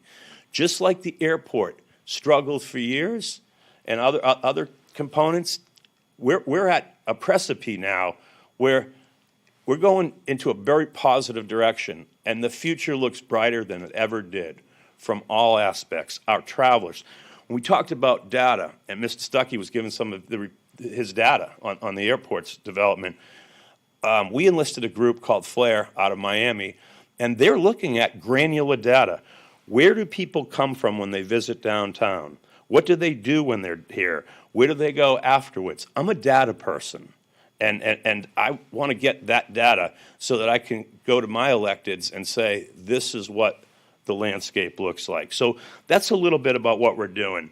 Another thing that I just want to run over real quick, because Elliot told me I only have 5 minutes, and I've been talking for probably about 11 now, but is our capital plan. And so we have to get in the game. If you look at the history of Bradenton, I can tell you the last 4 or 5 projects we did, capital projects, the parking garage, $15 million, the judicial parking garage, 7 years before that, $4 million, Lecom Park, I don't know how many million there, and a few other things. That's not a strategic capital plan. A capital plan is thoughtful. It integrates in there what your inventory is, what your needs and opportunities are. When companies from corporate America make decisions about where they're going to expand in markets and new offerings and value propositions, they look at where the highest return on investment is. And that's what we need to be looking at it with data. But at the same time, we need a thoughtful capital plan that builds our core infrastructure. So we intend to get in the game in a more strategic manner. Our financials look good. We have good reserves. We don't carry a lot of long-term debt. I can tell you about the county's debt because I've looked at it. They do what everybody else does. They do a good job of financing core infrastructure and making resource decisions on that. We've been a little bit more of a one-off. And so as we look at over $1 billion in new development coming downtown that's already on the planning board for residential, commercial, the Manatee Arts Center, the Homes to Suites Hotel, and a whole host of other things, whether we like it or not, it's coming. It's already walked through the door of City Hall through the planning department in many cases, and it's going to be considerably different in 5 years. To that extent, we have to keep up with it. We need a capital plan that I proposed. Mayor initially said, Rob, I know you've got a pretty good history of building things. Put together a $200 million capital plan. And I said, Mayor, that's a lot of money. That's an awful lot of money. And so I modestly toned it down a little bit, and we have that as an adjunct to our private development that's coming in addition to our CRA work that's being done for the redevelopment. And when we look at where we're going to be, what I'm pushing for, Water and sewer, I know that Mayor Grover Bryant had the same issues over in Palmetto, not the same, but similar underground issues. They're not particularly attractive issues when you got to build underground. You don't seem to get a lot of bang for the buck because the public doesn't see it as a vertical rise, a police station or something like that. But we have to do $10 million in underground infrastructure. We've dedicated, and it's already been approved by our city council, to take about $8 million from our ARPA money, which is our American Rescue Plan money, to put there. Public safety, again, core infrastructure. I am not requesting that we build water parks or anything else of that nature. We need core infrastructure at this point. And so a new law enforcement complex. We have in the process right now one fire station complete. We're building another $5 million fire station out on State Road 64 to meet our public safety demands out on the east side of town. Our Public Works complex, which is over there on 9th, we purchased property across the street from LECOM, across from the Crowley Center, where our admin center is now. And we need to change the name of that. It's Public Works. Public Works to me is a bunch of people digging in the road. I came from a place we called municipal development. Municipal development is banging nails and going up a second, third, fourth story development. That's really what we need to probably be doing is looking at the core development of the city.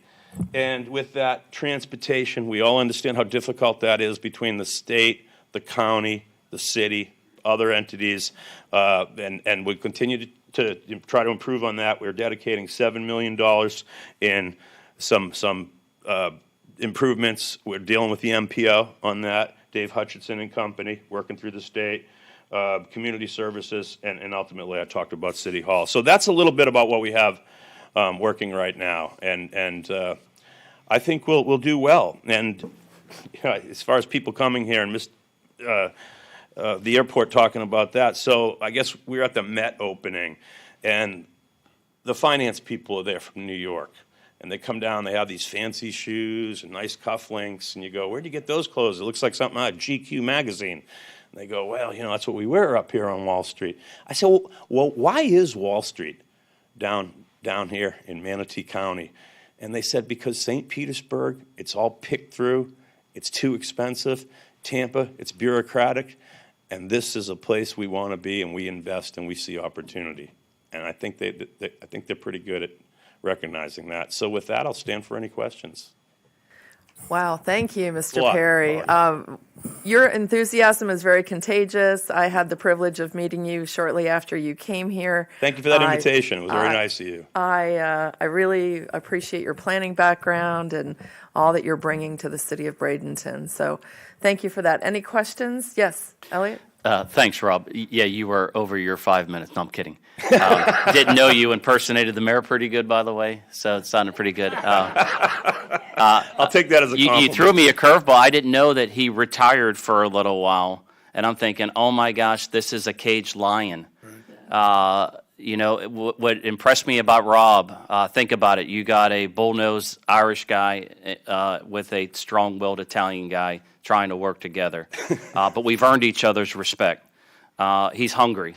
He's hungry to do well for this community. So to have your personality traits, your drive, the timing couldn't be any better. Remember, when the media asked me, where's the future of tourism? Of course, the islands are built out, and we're focusing on enhancement to multimodal transportation. But it's the urban core from Palmetto all the way to University Parkway. And then how do we influence the East County evolution with tourism-related items?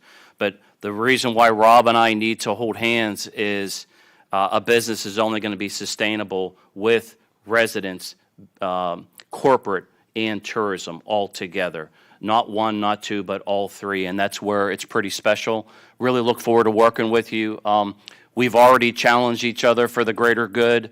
We're not bowing down to each other, but you got an impatient guy here, and that's what this urban core needs for the greater good of the future. So I know we have a nice meeting at 2 o'clock this afternoon with all parties to do a little brainstorm. So I look forward to working with you for many years to come. Thanks, Elliot. Yes, Mr. Childs. That was an excellent presentation, very exciting. We look forward to seeing all of that come to fruition. I want to know what $1 billion does to your CRA budget. That's a great question, Mr. Childs. it being downtown, by CRA, the statute itself, it's significant. As far as that kind of development coming in and looking at the increment that it sheds off to CRA, I don't want to throw numbers out there, but it's in the seven digits. It's in the millions. Probably, I want to say, venture to say, probably with that private development coming in,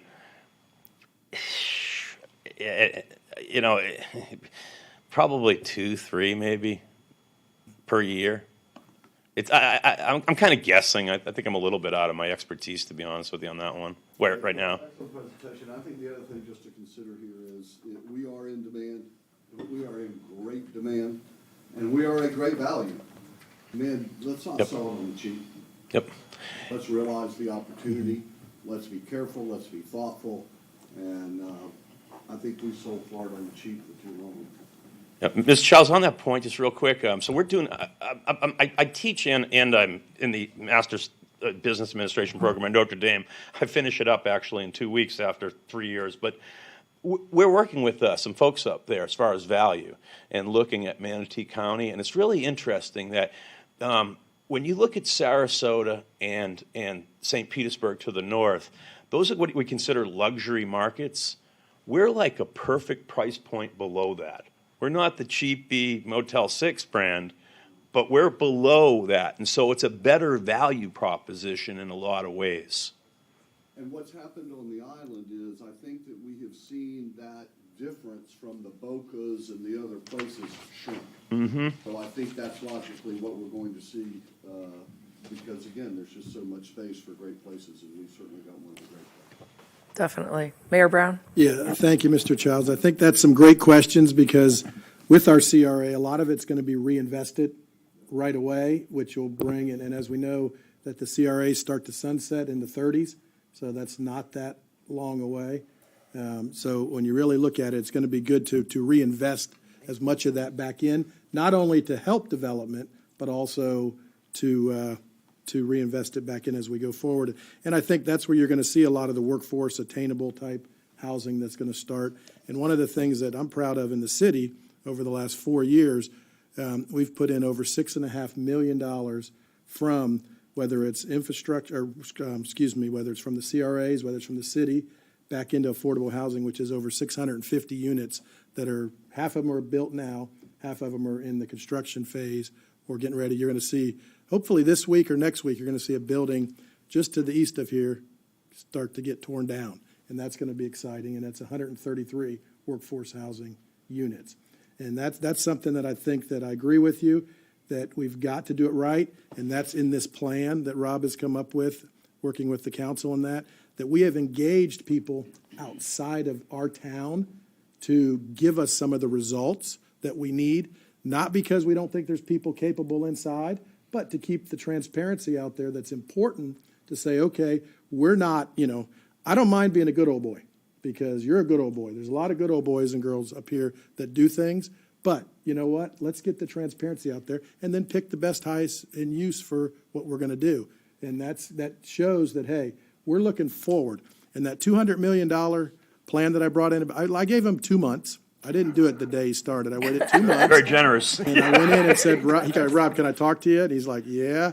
I said, woke up in the middle of the night thinking about what we're going to do for our future city's history and how it's going to grow and that. And I said, what about a $200 million infrastructure capital plan? And he looked at me like, but I was being a little bit reaching for the stars, knowing that we would come back with something. But we need to do that for our city, for the future. And what do? And, the first thing we're doing is we're fixing our wastewater treatment plant, which by 2032, everybody has to fix it and not be doing things in the whole state. We were already, one of the things that came out of that was some people were very shocked where we were already ahead of it, and Manatee County is ahead of it. You look to our surrounding counties, they're not doing as well as maybe, or it's going to take them longer to do. And one of the proud things, that was before all of us. That was our forefathers that did a great job at planning that future. And that's what I'm proud of, to be, when you look at the airport, you look at the port, you're going forward. But why, when people get off that airplane and go to 41, Why do they turn left or right? We got to make that reason for them to turn right, and that's the way we want to do. And I think we've done a great job at it, but there's a lot more to do. So I appreciate the time today, and I think this is something that we will be wordsmithing very well on Thursday through the council at a workshop that is, everything comes down to the positiveness in the vote, but it's going to be exciting Thursday to hear that and with our partners in the county and the TDC. Madam Chair, if I can just give just a prototype, and some of you maybe heard me say it. When I met with Rob, I said, you got to look at Sarasota, Bradenton, Palmetto, Lakewood Ranch, similar to Raleigh, Durham, Cary. Okay? You study the Raleigh, Durham, Cary region, it weathers economic fluctuation better than any other region in the United States. Of course, Sarasota being the Raleigh, Durham being the Palmetto, Bradenton, Cary being the Lakewood Ranch, and quite candidly, all around SRQ, that light industry is Regional Triangle Park. We have a beach, they don't. So I'm telling you, we need to study that market because Bradenton, Palmetto is no doubt becoming the Durham. Durham is redeveloping at a faster pace where Raleigh's been established, and they're actually giving Raleigh a run for their money a little bit. Not that we want to give Sarasota, but that contrast in the region is powerful. Not too much of the same. Contrast is really, really powerful. Yeah, excellent comments, everyone. Thank you very much. Thank you, ma'am. Appreciate the Mr. opportunity, Perry. y'all. Many of us were up here, or not here, but we're in town when the previous mayor, a couple times ago, Mayor Evers, decided to build the city center, and many of us people were upset about that. Very upset. And now we've come full circle, and it looks like the next few years are going to be very exciting for the city of Bradenton. And just one final comment on that. That situation now puts us where we have the way to go forward. And it's a very positive way. And not that might have changed it, might have, Better opportunity. right, better opportunity now. And that's 20 years ago, what our downtown was different. So not saying that was right or wrong, but saying that, hey, now our opportunity is here. How do we make it better? Well, you're going to bring a big step up in tax assessed value right now, that's for sure. Huge. And I don't know, most of you probably know, and maybe I shouldn't say it, but, Bill Evers is my dad's first cousin. So we're family. So believe me, I've already sold this and told him why he was wrong. And but thank you for being wrong because of our opportunity now. And he's buying in. Excellent, excellent. All right, we're going to move on to item number 5, the Art Center Manatee with an update. We have Carla Neerman here, the Executive Director of the Art Center. Thank you for being here, Carla. Thank you all for inviting me today. I'm a little froggy at the back end of a cold, so if you can't hear me, I'll try to project a little more. I appreciate the opportunity to share what's going on at the Art Center right now. It's been an exciting period. As you all know, we've been in a capital campaign in the middle of a pandemic, which is an interesting process in itself. But we've come to the other side, and things are happening quickly now. My architect team is working on design development, so we're getting into the details of lighting and certain fixtures and things like that throughout the building. We are also working on our pre-application process, which, excuse me, we have some issues that we have to overcome, such as foreign-based code. We finally got over the hurdle of parking, so that's all good news. So that's really an exciting process coming now for that. The good news is the shovel's going in the ground by the end of the year. We're really excited about that. And also that we received a $2 million donation from Natalie and Steve Herrig. So that allows them the right to name our building. So moving ahead, in our new building, we will have a new name. We haven't hammered it out exactly, but it will certainly have the Herrig name on it. If you know them, they're very active in the downtown area and trying to make also a lot of change, positive as Rob also talked about. We also have a new development that's coming in around us, and that is going to be housing, or apartments actually, high-end apartments. And so we are working in conjunction with them, and it's a really great relationship between that developer, which is Catalyst, and us as well. So things are going really well. We're really excited, and I would like to thank you all for your insight and understanding of the importance of the arts in our community. Thank you so much for your impressive leadership. It's appreciated. And on a side note, I am so excited about what is going on in downtown Bradenton. It's really an exciting time to be down here and be a part of it. So if you have any questions, I would entertain those. Thank you, Ms. Neerman. Any questions? Just a Elliot? reiteration, it's been a little while because of that 2020 problem that we've had that dragged on a lot longer. But just a reminder, the TDC did recommend, and it was approved by the Board of County Commissioners, a $1 million grant, all on a reimbursement basis for construction costs. We're spreading that out over 4 years, so $250 a year. That will probably, we're going to send that to the Board of County Commissioners probably before recess on consent, and then we'll probably be doing business with Carla late in the calendar year, if not early next year. So really, really exciting. What makes it more exciting is Avenue of the Arts will get a brand new art center to add those pieces that are really, really important to driving tourism to the urban core. Thanks so much for being here, Carla. Thank you, Get Elliot. yourself some rest. Yes, thank you, and I hope you feel better. Thank you, Elliot. And I just want to say that our art center is such a treasure. I love when I go there. I have the opportunity only a few times a year. I was recently there for Snatch It, a wonderful fundraiser. If you haven't done it before, you should. But I always say, as soon as I have more time, it's going to be spent at the art center. Wonderful. Thank you for all that you do. Thank you. Thank you. Appreciate it. Have a great day. I want to recognize Commissioner Satcher just joined us. Thank you, Commissioner Satcher, for being here. Okay, we're going to move on to item number 6, the Convention Center Hotel and Capital Improvements Update. Just a little update on what's going on. I'll give you a quick analogy. It's nobody's fault. I want to make sure I articulate this right. In 2021, Manatee County brought in about $24.5 million in tourism tax revenues. Out of that, in the city of Palmetto, they collected about $40,000 of that $24.5 million. Is this important to Palmetto and the urban core, this project? Oh, absolutely. Because I know what the mayor and her team are going to get is more sprawl beyond the convention center hotel. So exciting. Where are we at? The hotel developer is finalizing. They're almost finished with all the horizontal work. Okay, an interesting storm drain system. It's a vaulted storm drain system. It's the third biggest vaulted storm drain system in the state of Florida.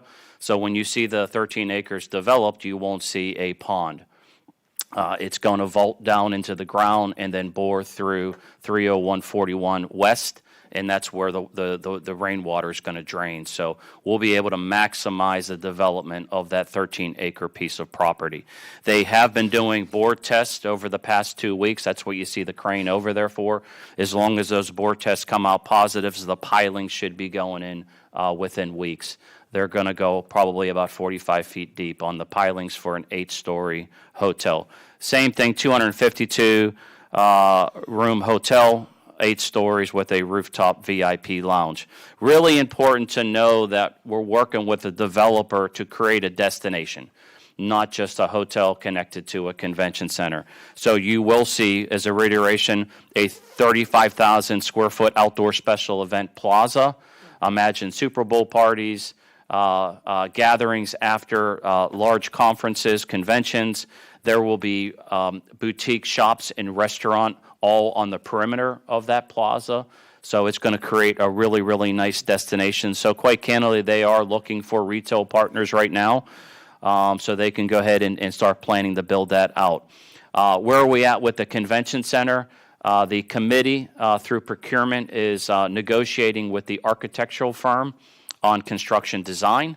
that should be finalized in the second week of May for approval of the Board of County Commissioners shortly thereafter. They'll start construction design right after that. Hopefully by late summer, very early fall, we'll be 30% in construction design where we can come back to the TDC for construction costs for you all to recommend to the Board of County Commissioners. So that's pretty much the update of that. The hotel's still looking at a spring of 24 opening. And of course, the objective of Manatee County is have the convention center renovated and expanded at that same time.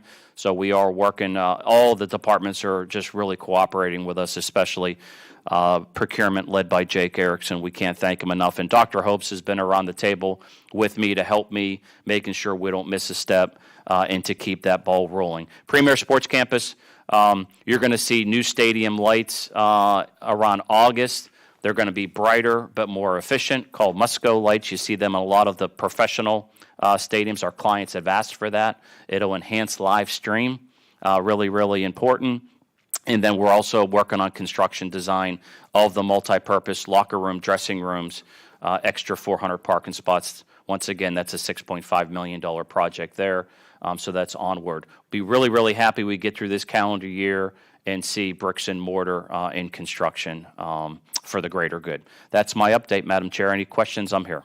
Thank you. Any questions for Elliot on the hotel? We're also excited about it, Elliot.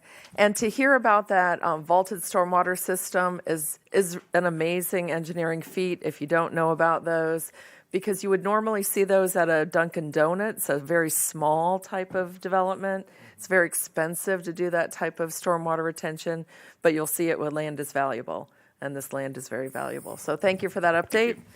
Okay, we're going to move on to item number 7, the State of Tourism Update. We have Ann Watine, as always. Good morning, Ann.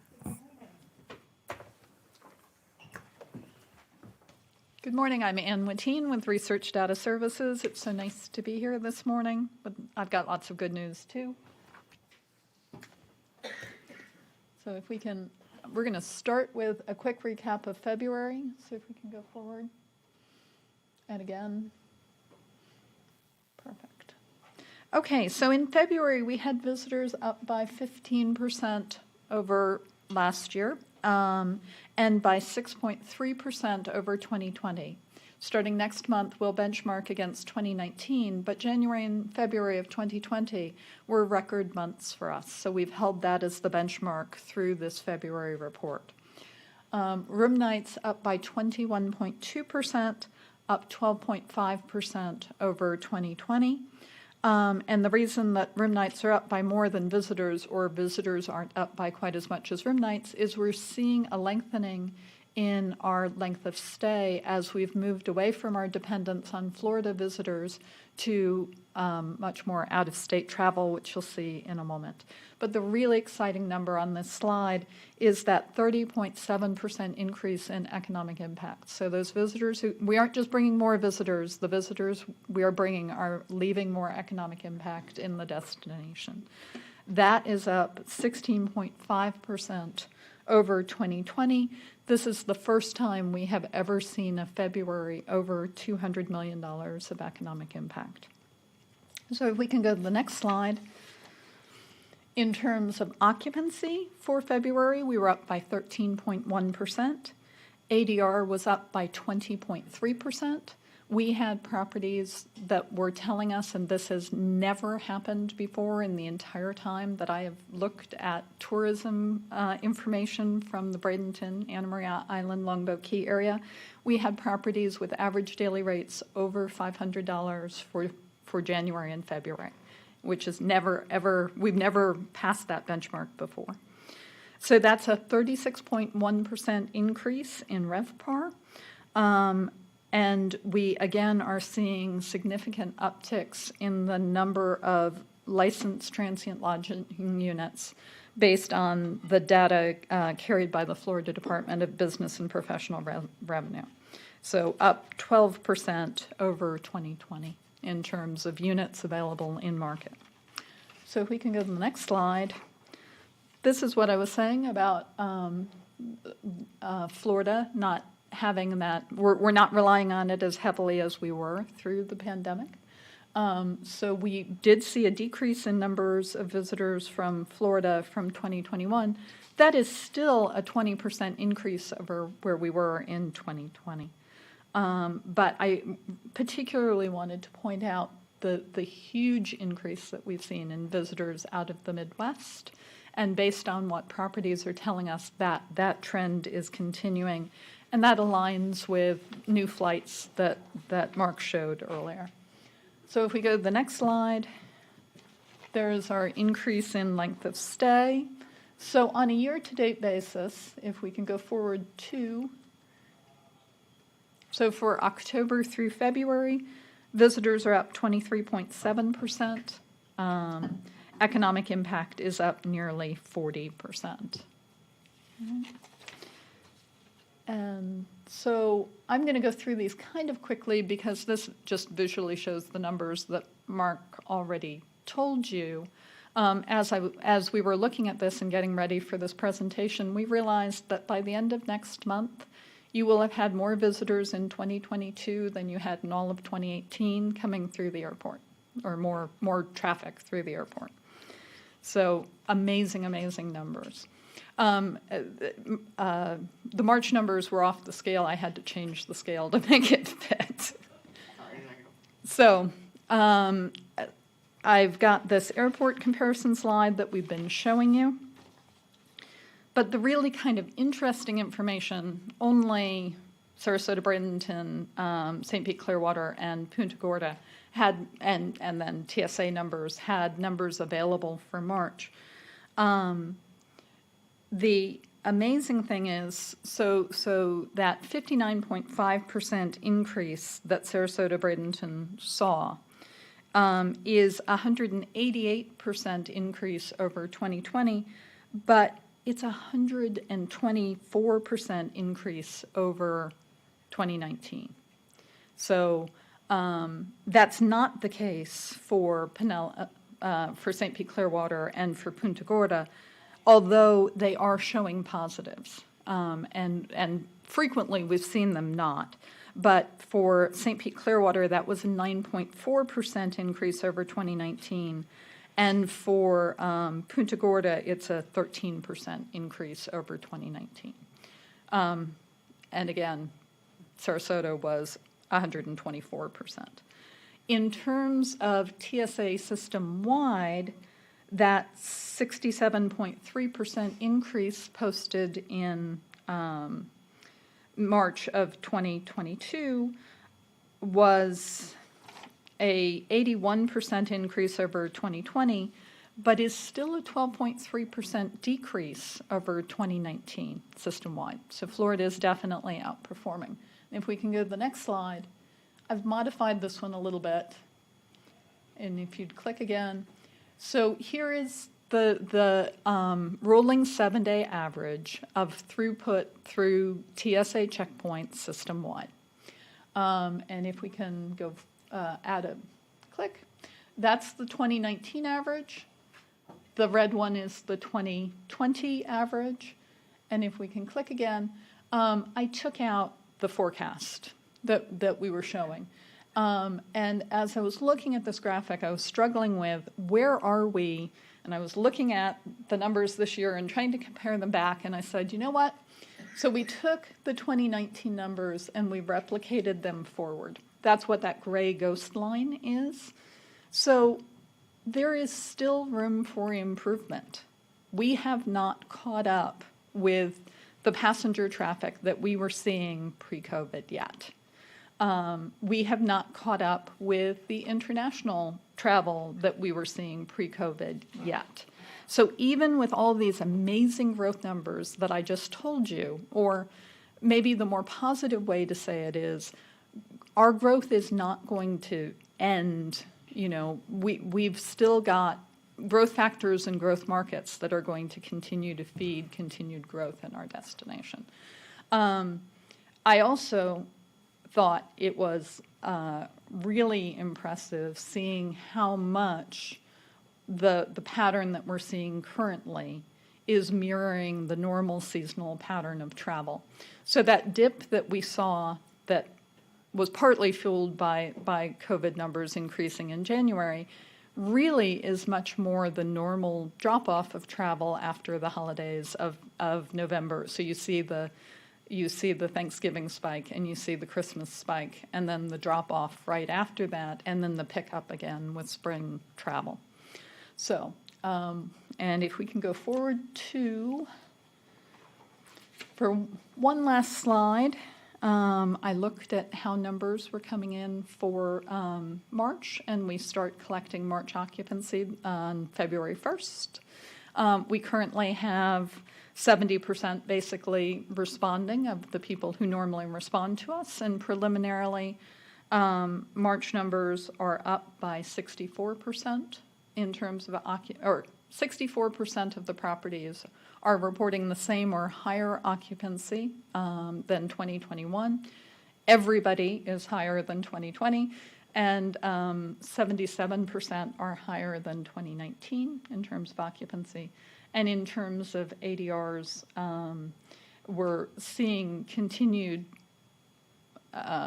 increases, and some of those increases as much as $100 over what they were this time last year. It's amazing. 43% of properties said that they had sporting-related occupancy in March. And looking ahead, it looks like April has booked up pretty nicely for properties, and that reservations are coming in at pace or above pace for May and June for properties who could share that information with us. And we're definitely hearing reiterated comments that they are seeing more visitors coming from out of the Midwest. So that's a really quick kind of thumbnail recap of what we're seeing going on. Are there any questions? Thank you, Ms. Swatine. Any questions? Yes. Please press your button. Yes. If you go back to the occupancy barometer and see that, is that number relies to the Manatee County only, or is that that's Manatee strictly Manatee County? Only, okay. Yes. Yes, and then it's a combination of hotels and rental management companies and smaller, these are the ones that are talking to us directly. So this is our occupancy gathering effort. You're pulling 10, 12% from the short-term rental to gather these numbers? Yes. Okay. Thank you so much. Any other questions? I just want to share something. You may have seen it in the paper. I may have told some of you. It's really, really important because I asked Ann just to kind of manage expectations. So 2021, 3.4 million people came to Manatee County. That's everybody. Short-term rentals, Aunt Sally's in your house, people coming into the county for the day. Out of 3.4 million, 900,000 stayed in short-term rentals. Out of the 9,500 short-term rentals in Manatee County.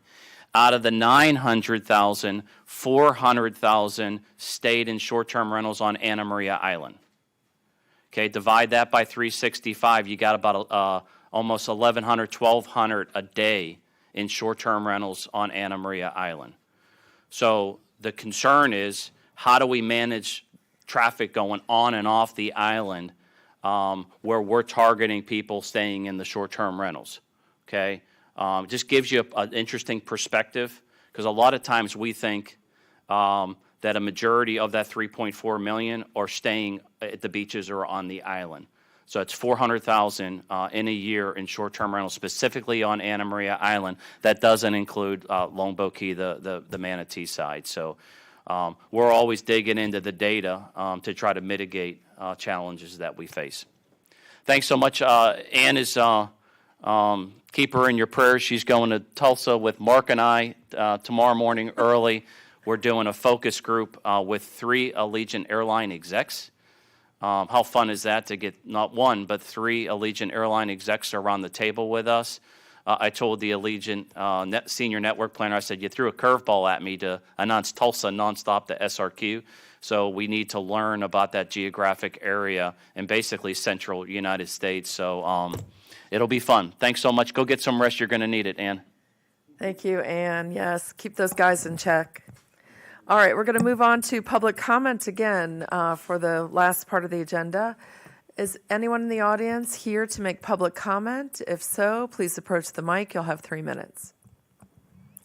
Okay, not seeing anyone. We're going to move on to new or old business.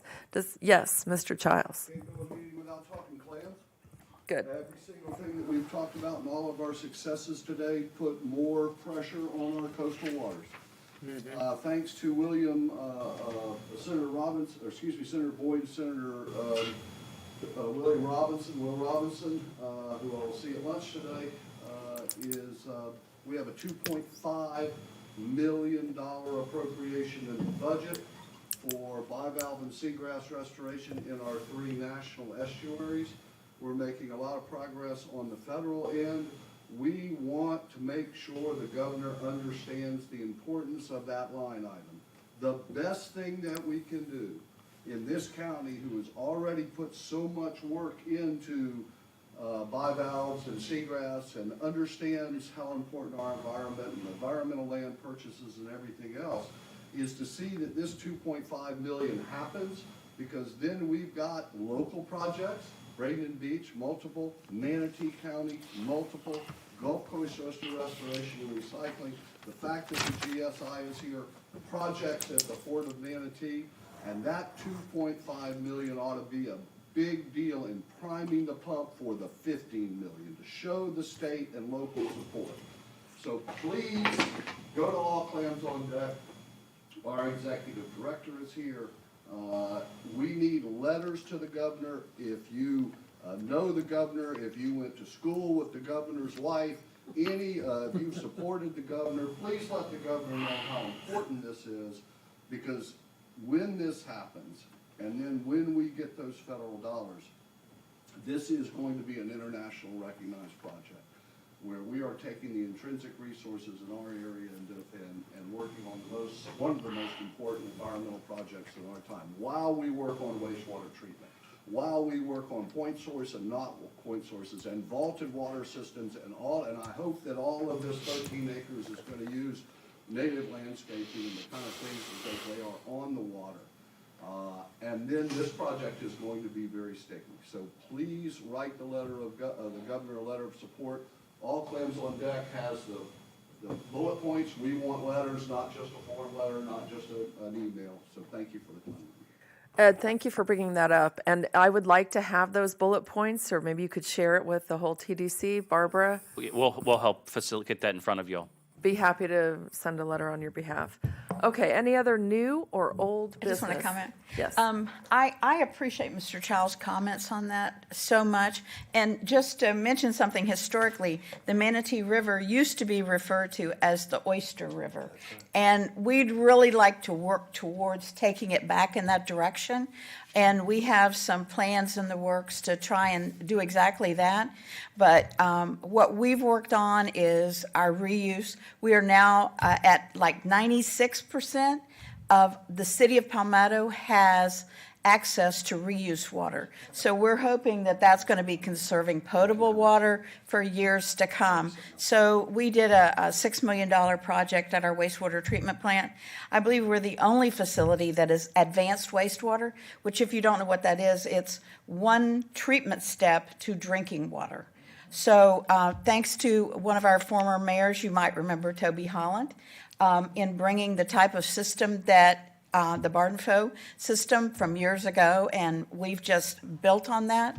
But I would also like to add that we also continue to push for some stronger legislation to get the derelict boats out of the river, because the ones that are just dropped anchor, they are not disposing of their wastewater correctly. They are contributing, and as hard as all the municipalities and the county work to try and improve the water quality, we're not doing the whole job because we're not dealing with that. I've written letter after letter to our legislators, and I would like to see that as part of one of our pushes, because our water is our main commodity. It's our main source for drawing visitors here, and I think we've worked very hard for it. I think Bradenton's working very hard for it, the islands. So let's finish the job, and let's see if we can get some legislation that's stronger to help get rid of that type of problem in our waterways. Yeah, excellent comments. Thank you for Thank saying you. that. Anyone else, new or old business? Elliot? We all good. Just a couple comments. Anna Maria concert series just wrapped up. Richard Marks, he did an unplugged concert series. Still looks good. The women were really happy to see him. The Rascals, what a neat crowd. I never saw so many people dance during a concert. It was pretty special. And then, of course, earlier in the year, it was Don Felder with the Eagles, Lou Gramm with Foreigner and the Wailers. Pretty neat partnership. Really appreciate Ed Childs and Eric Caron's ongoing sponsorships for the concert series. And it's raising money for the community center that has needed it for years. It is entertaining tourists and the residents. So stay tuned for going into the fourth year. So we're planning now and going to try to keep making it better. FYI, USF, University of South Florida partnership that we've had with them called the Crosley Dinner Series. We just had our last one a few weeks ago. Really intimate, 50 to 100 people. It allows the students to do hands-on front of the house and back of the house training, and also raises, I think it ended up raising about $12,000 for the hospitality school. The great news is USF was struggling to recruit hospitality students, and now we're starting to see a spike in registration and recruitment, not only at Sarasota Manatee, but up in Tampa as well. I'm going to try to have Dr. Chobanoglu come and say hello in the June meeting, and we're going to do another dinner series next year as well. So I urge you all to come.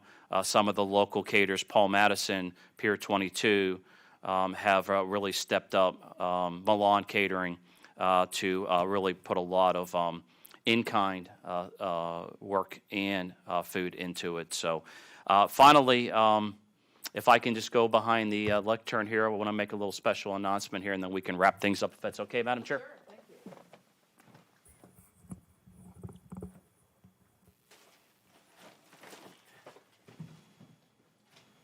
Monica, I'm going to ask you to walk away from minutes to the meeting. She hates me right now. Come on over. Come on.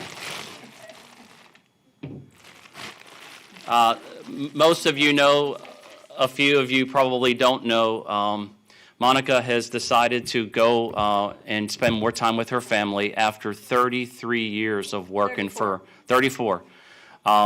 She was 14, I think, when she started. I think, Commissioner Servia, you were probably 13 when you all started in the planning department. So Monica and I have worked together for about, 29 years.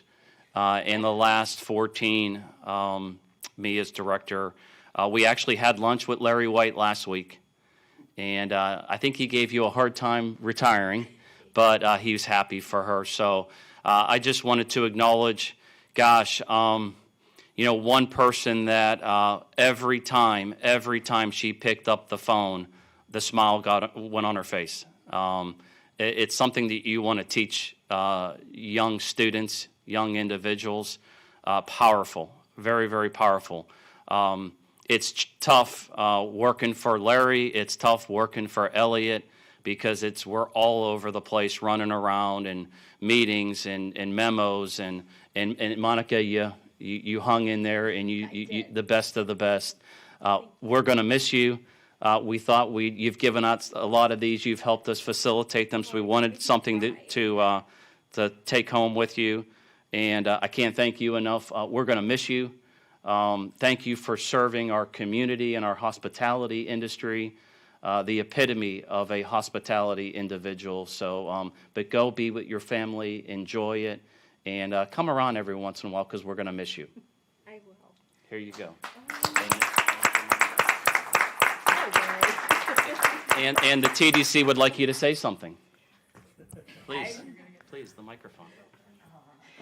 No Okay, pressure, I'm going to act Monica. like Elliot when I told him that I was putting in my notice. I'm speechless. I was not expecting this. I don't like to be the center of attention unless I'm out having drinks, and then I'm the center of attention. But thank you so much. It's been a pleasure serving this entire industry, working with the TDC members. Ed Childs, I've been here since day one when you started here, and it's just been great working with everyone, and I really appreciate it. Jack, I'm going to really miss our visits. You just pop in and see me every once in a while, and I'm going to miss it. Misty, I've been working with you since I started with the planning department, and I know. I remember when you came to work for Manatee County. I had just gotten here. yep. So we are going to miss you. But what a great career you've had. Thank you so much, and I appreciate working with the industry, our CVB members, and just everybody. It's been a pleasure. I'm going to miss everybody. I'm kind of anxious, nervous. It's going to be fun. Thank you so much. I appreciate it. Thanks, Mark. Thank you. Appreciate it. I can give you a hug now. My one and only hug I will ever get from Elliot until I retire. Yes, thank you. Oh. Oh. I'd like a picture with all of the TDC if I can. Yes, Oh, well, it would Madam be Chair, great. Can why don't we adjourn, and then we can just do that in one Yes, swing. let's do that. This meeting is adjourned. Thank you. Oh, my goodness. Speechless. So, I think I did this without crying.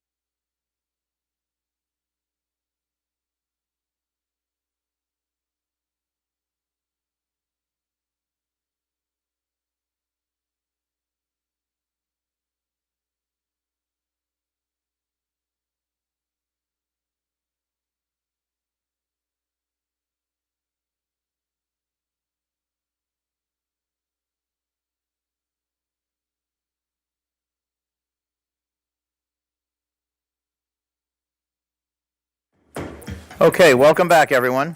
Oh, We have returned from lunch. This is still a regular meeting of the Board of County Commissioners of Manatee County. We have completed our proclamations, citizens' comments, consent agenda, and probably our largest agenda item for the day. And it is 2:30.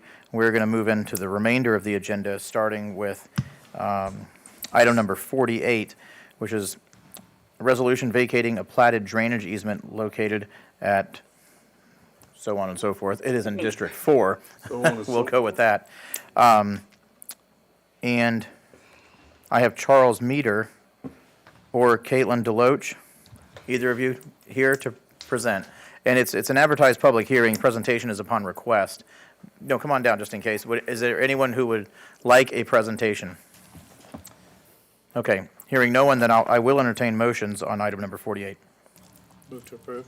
Second. Motion by Commissioner Satcher to approve item 48 with a second by Commissioner Cruz. We'll open this item up to public comment. Is there anyone who would like to come forward to speak on item number 48? Okay, seeing no one, we'll go to the phone. Has anyone called in and raising their hand to speak on item number 48 in today's agenda?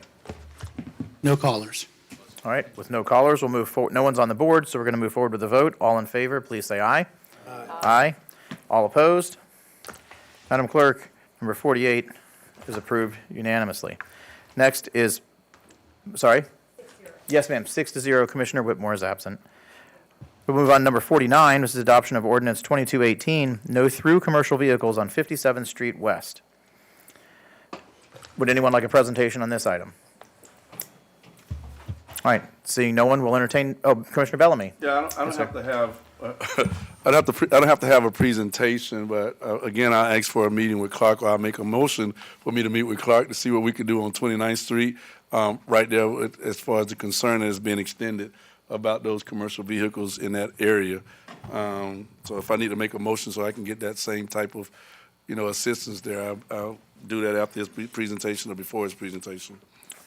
And Sure. hopefully I'll have some support. And I would just tell you, sir, that I had a community meeting when. All of the above. I'm Okay, aware. yeah. I'm aware of it, and all of that's taking place as well. So Okay, wonderful. myself and the county administrator has actually rode that road and felt like we needed to support this, but we just need to see what steps we need to take, which is what Okay. was taking place back in the last meeting. So kids, essentially, a business changed, it sold, a new business was built, which was a fast food place, and there's going to be a lot of delivery service vehicles cutting through a neighborhood because it's an easier street to cut through. I met with the citizens. They told me their concerns. I brought it to our administrator, who took it to staff, and now here it is. We're going to say no big trucks are allowed to cut through that neighborhood anymore. That's what we're doing. We'll entertain motions. Move to approve. Second. We have a motion by Commissioner Baugh to approve, a second by Commissioner Cruz. We'll open this up to public comment. Is there anyone in the audience who would like to come forward to speak on item 49? Okay, seeing no one, we'll open it up to the phone lines. Has anyone called in on number 49? No raised hands. Okay, no raised hands. We'll go ahead and hold the vote. No one's on the board. All in favor, please say aye. Aye. Aye. All opposed? Madam Clerk, it passes unanimously, which is 6-0. We're going to move into the regular agenda to item number 51, Community and Veteran Services. This is the adoption of a resolution approving guidelines for Manatee County Emergency Rental Assistance Program from the U.S. Department of Treasury Emergency Rental Assistance Grant Program. Presenting will be Mr. Lee Washington, the Director of Community and Veteran Services. Mr. Washington. Good afternoon, Mr. Chair, Commissioners, Dr. Hopes, Mr. Clegg Lee Washington, as was said, the Director for Community and Veteran Services. This afternoon, we're bringing to you a brief overview and answering any questions that you may have related to the guidelines to the Emergency Rental Assistance Program 2. And with me this afternoon, I have our Community Development Project Manager, Jennifer Yost, to do the presentation. Good afternoon. Thank you. So we currently have the Emergency Rental Assistance 1 program that is currently going right now. This is the additional funding to continue the program. The significant change is it allows for up to 18 months of assistance between ERA 1 assistance and ERA 2. Other than that, it pretty much is the same. Stand for any questions. Okay, there are no commissioners on the board. Commissioner Cruz is on the board. Commissioner Cruz. Yeah, just to kind of follow up a little, maybe you can give a little, I was told during my briefing this was something that was considered to be on consent, and it wasn't, but I specifically said it's great that it's not on consent because this is an important program for people in Manatee County that need it. There are some differences between ERA 1, ERA 2 in terms of the length of time. ERA 1 was 12 months. This is 18, less what you've used before. A little more flexibility in terms of who can utilize it. Can you, at least for the sake of people watching on YouTube or recording this for media purposes, kind of just give a very brief overview here of what this program is, who can utilize it, and then maybe just direct people, without going into all the bullet points, direct people to, here's where you can go on our website for more information to make sure, because last time we didn't get all that money. Well, we still have money from ERA 1 outstanding. We need to start getting this out to the community. These are dollars we have that are beneficial to people. This ERA 2 is substantially better than the first one. It lasts longer, it's available to more people, and it's got more flexibility in terms of what we can do with it, up to and including, I believe, unless you're going to tell me otherwise, that one of our issues with ERA 1 was that we were having a hard time getting landlords to agree to utilize these funds. I believe that in ERA 2, if landlords don't respond, we can basically pass it straight through the tenants, which allow us to utilize those funds. So just a quick overview, and then more importantly, a direction to where people can go for information. Did a pretty good job yourself. Exactly, you pretty much covered it. So this is to provide rental assistance for people who are behind on the rent or struggling to pay the rent. They have to have a financial hardship during COVID. ERA 1 was due to COVID, so this is a during COVID. So it provides up to 18 months of assistance based upon if they received any in ERA 1 from Manatee County or Florida, and ERA 2 for Manatee County, no more than 18 months. So we do coordinate with our Florida to make sure there is no duplication of benefit, and no more than 18 months as required by the U.S. Treasury. It's rentals in Manatee County, so you have to have a lease, so no hotels, but you have to have a lease.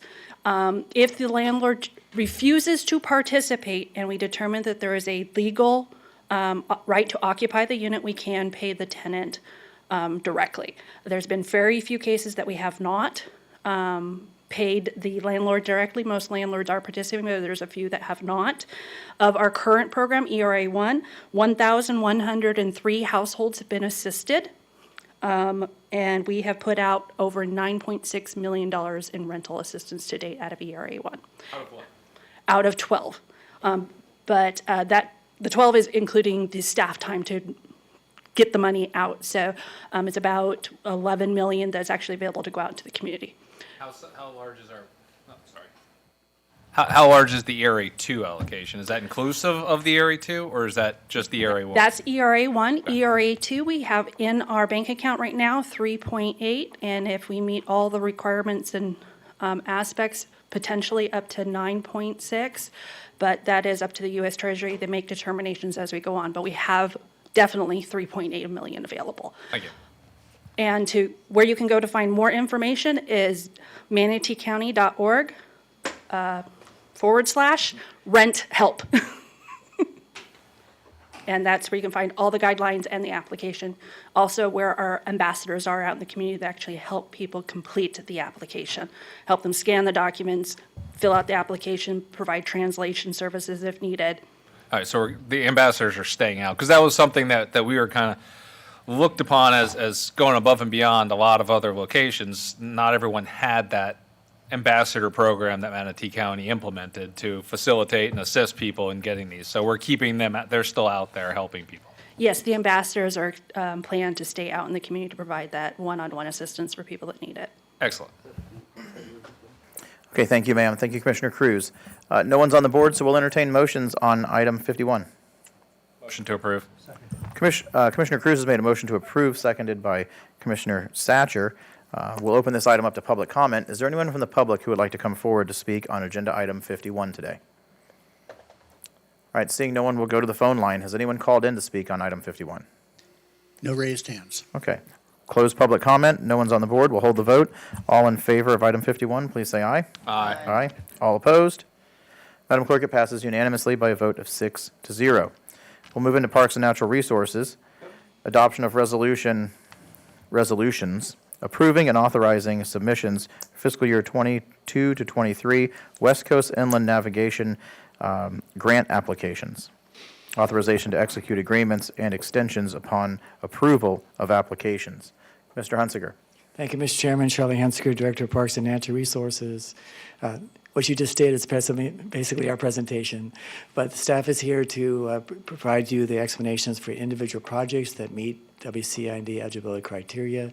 Each year, the West Coast Inland Navigation District Board, of which Member Whitmore is your delegate, asks for these projects to be submitted by the 4 member counties for their consideration to fund using the proceeds of their special district tax.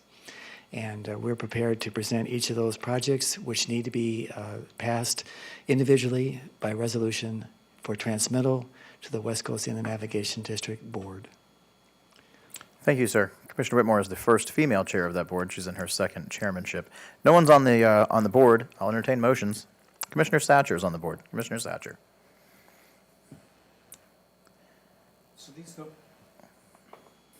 Excuse me. So these are the projects that have been submitted. Do we have anyone that, or have you, Mr. Hunsaker, have y'all examined each one of these proposals? Yes. Yes, sir. And let me introduce Daniel Geyer to go through that rigor. Let me, and rather than dance around it, I will just get right to what I heard, and you know, we hear things that aren't necessarily 100% true. Everything goes through somebody's lens of how they perceive things. But I had heard that the Holmes Beach Police Patrol boat, they had up to a brand new model that was the bee's knees, way more expensive than the old one, and couldn't get out of the dock when the tide was down. So they had spent more money on a less useful boat. Has anyone, I'm not the investigative arm of things, despite the way the morning went. Have you heard any of those issues? Actually, I have to be honest with you, we have not. Now, we rely on the integrity of the nomination coming from the city and, of course, the applicant, but I have not heard that issue raised. So, if I may, I would just say that the boat is eligible for a grant. However, the city does not have a seat on the WCIND, so they're not able to apply to that organization for the grant. So they ask us to apply for it for them, essentially, so that they can receive their grant. That's basically how that works. So none of this would be in the end county money. So hopefully that answers your question. We're entertaining motions. No one's on the floor. Just to be clear, we have to make all of these motions individually. Is that what you just said, Charlie? Yes, sir. Mr. Clegg, can you give an opinion on that, please? Yeah, we could do this as a composite motion. They can move the recommended motion. Yes, I'm sorry, for the action taken today, yes. We wanted each project to stand on its own separately in case there was going to be discussion on any individual project or difficulty with it, but it certainly can be approved with one motion. So I'm entertaining motions. But this still has 3 separate actions requested. Is it still 3 separate motions? It does not have to be. We routinely. Will you make a motion that I can Yes, then sir. say so moved I move to? to approve the recommended motion stated in the action requested portion of the agenda item. So moved. Second. A motion by Commissioner Cruz and a second by Commissioner Baugh to approve the motion. We'll open this up to public comment. Is there anyone from the public who would like to come forward to speak on item number 52? All right, seeing no one, we'll go to the phone lines. Anyone on the phone calling in for item 52? No raised hands. Okay, we're going to close public comment. We'll hold the vote. All in favor, please say aye. Aye. All opposed? Madam Clerk, passes unanimously by a vote of 6-0 with Commissioner Whitmore absent. And Mr. Chairman, I want to express my appreciation to Daniel Geyer, our financial person, for the work that she did to bring this to you. Thank you. Yes, ma'am. Thank you very much. Okay, we'll move into reports. Then we have a dashboard report by Dr. Hopes. Dr. Hopes? Mr. Chair, that's just for informational purposes. We can move on to item number 54. Are we going to be returning to 53 then, or are you done with it? No. Okay. So if there are no questions on the dashboard, we'll move on to item number 54, which is a commissioner agenda item, is the naming of the East County Park located in District 4. And it is Commissioner Baugh's item, so I will turn the floor over to Commissioner Baugh. Ma'am? Thank you, Mr. Chairman. I had a video that I believe can be played. And the reason I have the video is because this was brought out by Commissioner Servia, and it was, I think it says in the video that it is to expire March the 31st, and it was to have people to participate in naming of the park there where the P25 radio tower is. And for those of you that weren't on the board when all that was taking place, it was pretty intense. In fact, I don't even think Commissioner Servia was on the board at that time. At any rate, I had the video downloaded. You also have the spreadsheets of the results that was done of the survey from that video on what the name of the park should be. So, Casey, can you play that for me so everybody can see it, please? Make your mark by naming our park on this episode of Manatee on the Move.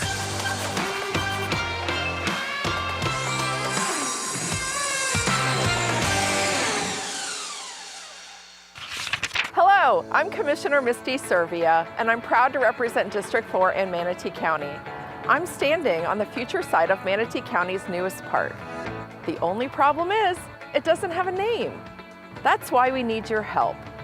Now, before we start throwing out names like Parky McParkface or Parkside of the Moon, I think it's important that you know what features and amenities this park will bring to our area. First, location. This new park will be located north of Canaan Elementary, just north of Talavast Road on the west side of Prospect Road. The first thing you'll notice as you pull into the ADA accessible parking lot is the effective use of space for Manatee County's first designated dog park in District 4. This dog park will have separate fenced-in areas for both your large and small four-legged friends, offering a safe space for off-leash exercise and socialization while you build a dog-friendly network with your neighbors. Shade structures will give you a break from the Florida sun, and doggy water fountains will keep your pup well hydrated. And your dog won't be the only one blowing off some steam. Work on your put-away shot on one of 2 new pickleball courts that will feature slip-resistant surfaces. Pickleball is one of the fastest growing, easy to learn, and low impact sports in the nation, and we're excited to offer these new facilities to you. After pickleball, cool down by taking a self-guided trip on our new fitness trail. This trail is over half a mile long, and it will be an excellent way to build stamina and add variation to your workout or offer a scenic and leisurely stroll. Preserving natural wetlands was an important part of the scope of this project, as was the addition of public restrooms and the creation of an open amenity lawn area for a variety of activities. Now that we're all familiar with what this park will bring to District 4, it's time for the fun part. Manatee County will be accepting suggestions for the name of our new park. If you have a name in mind, please make your suggestion at mymanatee.org/namethatpark. The top suggestions will be selected by District 4's own Citizens Coalition on Growth, and then I will bring them to an upcoming Board of County Commissioners meeting to be voted on.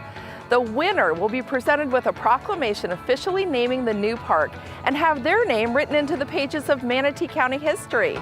The newest park in Manatee County could have your name all over it. Visit mymanatee.org/namethatpark for rules and to make your submission today. The reason that I put it on the agenda is because a few weeks ago, perhaps maybe 6 weeks ago, the chairman asked Commissioner Servia when that was going to be brought back because it was supposed to go through March the 31st and we hadn't heard anything. And, here we are now, we're in May, almost June, and nothing's happened. So I went ahead and put it on the agenda for discussion. I will tell you that if you look at the survey that was done, there is a name that definitely had more votes than any other name, and that is either Governor Ron DeSantis or Ron DeSantis or something with Ron DeSantis Park in it. So I will tell you that the people have spoken. I'm not sure why the commissioner has not brought it up. I'm sure that we'll hear something today. But it is time that we move forward and name this park. The people spoke. They want to see it named after our governor, and the time has expired, so we need to move it forward. And, Mr. Chairman, that's why I brought it up. It's not even close. I mean, it's over 80 people that responded for the name of Ron DeSantis. So, What was the second and third place? you know what? Nothing was even close, so I didn't even look at it that closely. I mean, there wasn't another name or anything that was really close Okay. to it. Commissioner Serbia, you're on the board. Thank you, thank you. Yes, I had to wait for the light. Can you guys hear me? My mic hasn't worked very well today.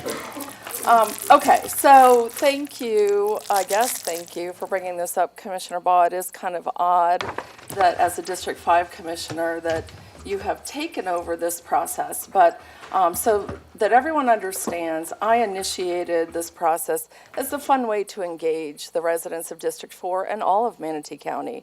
And the kids here, they also, I guess, took notice of that and thought it was interesting. I feel like this process has been hijacked by Commissioner Baugh. Purely political reasons. Commissioner Baugh is pandering to our great governor for self-serving reasons, and it just feels swampy to me. So the question to ask yourself today is, Commissioner Baugh bringing this up to gain favor with our governor just before he will be a part of deciding her punishment. See, she has to go to trial in August, and our governor is a part of that process. And that's why ethically it just doesn't feel good to me. Manatee County has brought enough embarrassment to our great governor, Ron DeSantis, with Vanessa Baugh's vaccine gate. I don't know why we are creating more. I really love and respect Governor DeSantis, but in this process, I look for a pure process, one that is not politicized. I think it's important for this very small neighborhood park. So I've done a little bit of analysis. You guys know me. I look at the facts and the data. And so I'd like to provide you with some handouts. So the first handout is a list of the proposed park names before a candidate who's running against me and is seated here so he can get something on video to use against me before the candidate starts manipulating the process. This was between February 28th, 2022 and March 23rd, 2022. I'll pass those down. Also in my handouts for you, and kids, I'll get you a copy of this too, this is a sheet that shows you 3 emails that my opponent has sent out to all registered Republicans as to why we should name the park a certain way so that he can take credit for it. So I'll pass that on to you guys.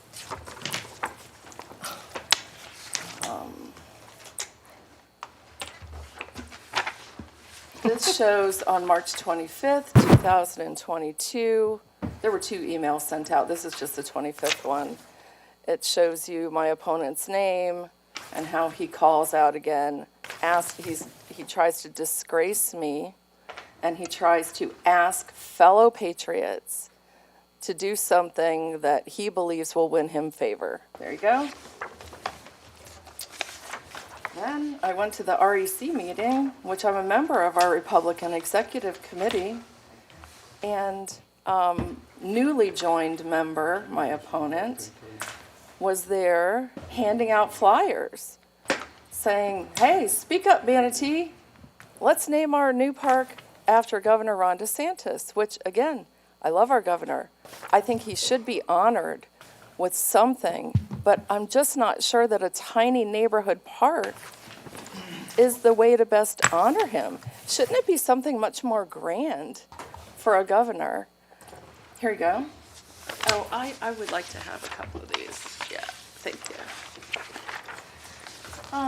And then finally, I have a document that clearly shows you the manipulation of this effort to name a neighborhood park. It shows you that between February 18th, 2022 and March 23rd, 2022, there were 176 entries received, and 5 of them contained the name DeSantis in the suggested park name. We have a total of between 300 and 350 suggestions. On March 24th, 2022, the first email from my opposition came out. On 3/25, the second email came out. And on March 28th, he handed out flyers. And then between the dates, those dates, 3/24 to 3/31, just over a week, there were 92 entries containing the name DeSantis in the name. So you can see there was clear manipulation, and that's the problem that I have. I don't like that a local neighborhood park has been hijacked and manipulated for political reasons. That's the problem that I have. It's not naming something after our great governor, because I think that he's done a wonderful job. So today, I ask that we go back to the process that we created. And that process is, we took the names for a 1-month period of time. We're going to take all those names to the Citizens Coalition on Growth, which is an organization that I started in District 4. It's made up of citizens throughout South County. Allow them to look at all of the names and choose or shortlist a small list. I don't know, maybe it would be 5 or 10, and bring that short list back to the board along with all the names that were suggested online, and let the board make the final decision. But I would suggest that the best way to do this and get the best response would be after the primary election in August. Now, if you insist on pushing it forward today, we can do that, but this park will not even be open probably until February of 2023. So you can see we have plenty of time to discuss this matter. So I ask my board today that you honor the process that was put in place, and thank you for your attention. Commissioner Baugh. Yes, thank you, Mr. Chair. There were 365 people that responded to the survey. 94 of them was Ron DeSantis. So it wasn't just a few, and it wasn't hijacked. I mean, it's obvious. It was a pretty good list. 365 people contributed. The list is also attached to the item before you today for you to see. I would remind my friend here on the board that we also named 44th Avenue after Bill Galvano. It's called the Bill Galvano Parkway for a reason, and that is what he did for Manatee County. Now, if you want to look as to whether or not all of a sudden you've decided it's political, that's up to you. But our governor has done a lot for the great state of Florida. An awful lot. And he deserves our support, and the people have spoken. Now, I can't help the fact that, you didn't want to bring this forward because you didn't like the name that came up, but the bottom line is that even the library in Lakewood Ranch went through the same process. And I didn't interfere with it. I went with what the people wanted. I even commented that, I was supportive. So, it is what it is, Commissioner Servia, and this has gone on for quite a while. Ever since the end of March, 2 months. And so, obviously, now I hear that you want to wait until after the primary. Maybe you think that'll make a difference. But in all fairness to the people that voted on this, they need to be acknowledged, and the people have spoken. So, Mr. Chairman, I know that we're going to need to do public comment, but I'm going to go ahead and I'm going to make a motion for the county attorney to look into this and bring back a resolution naming the park the Governor Ron DeSantis Park. Second. So we have a motion by Commissioner Baugh and a second by Commissioner Satcher. Commissioner Satcher, you're next on the board. So the order of the board is Satcher, Cruz, Servia, Whitmore. Commissioner Satcher. Thank you, Mr. Chair. Just wanted to speak to a couple of points. First of all, I don't think that as far as getting in good with, I think our governor has proven that he's going to do what he thinks is the right thing, regardless of what people say. And so so I'm not too worried about somehow swaying his opinion. Another thing that we mentioned was, well, what if we wanted to do something later to honor? And I would just suggest a very easy suggestion that comes to mind is I imagine that if we wanted to have more than one thing named after the DeSantis family in Manatee County, that he would probably really appreciate naming something down the road as the Casey DeSantis after his wife, who has just been battling with cancer victoriously and raising 3 children. Just a great lady. And so we could always pull or propose that at a date down the road for a future park or library, something like that. And then I'll just say that I don't think we should use different words for the same activity. I mean, we shouldn't let somebody do something and say, oh, that's manipulation, that's horrible, that's collusion, and then somebody else does it and we say, oh, that's activism, that's hard work, that's being involved in your local government process. I'm so glad that you're being outspoken and being a community leader. All those things apply. I think the reason why this name took off is because it's a great idea. And, for me, maybe there's a country saying, that you don't look a gift horse in the mouth. And maybe a different way of saying it or illustrating the point is when somebody comes up with a great idea that benefits you and the community, and makes a great point, I, for one, am not going to come up with it, excuses to get around it. I'm going to be glad.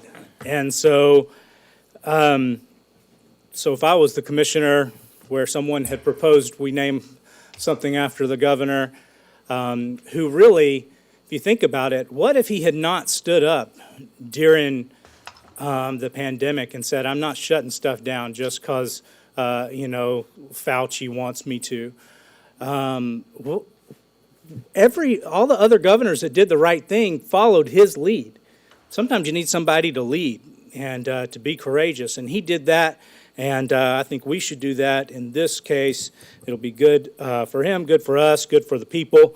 The dogs are going to enjoy being at the park. The kids are going to enjoy being at the park. And if we want to do something later, Casey DeSantis is always an option. So I just think when a great idea comes around, you get on it. And I can't think of any reasonable, I don't know why we would mind something like that. Why would this not be an exciting time and a great idea? Unless there's some other problem with the governor, unless there's some other disagreement, some other reason that we don't want his name on something.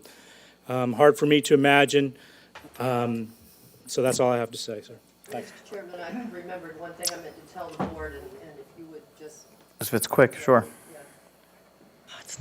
I forgot to mention that Commissioner Survey, I found it very interesting. You'd bring up my ethics complaint. That really has nothing to do with the governor. The governor and I have worked together on many things in the past. We still do to this day.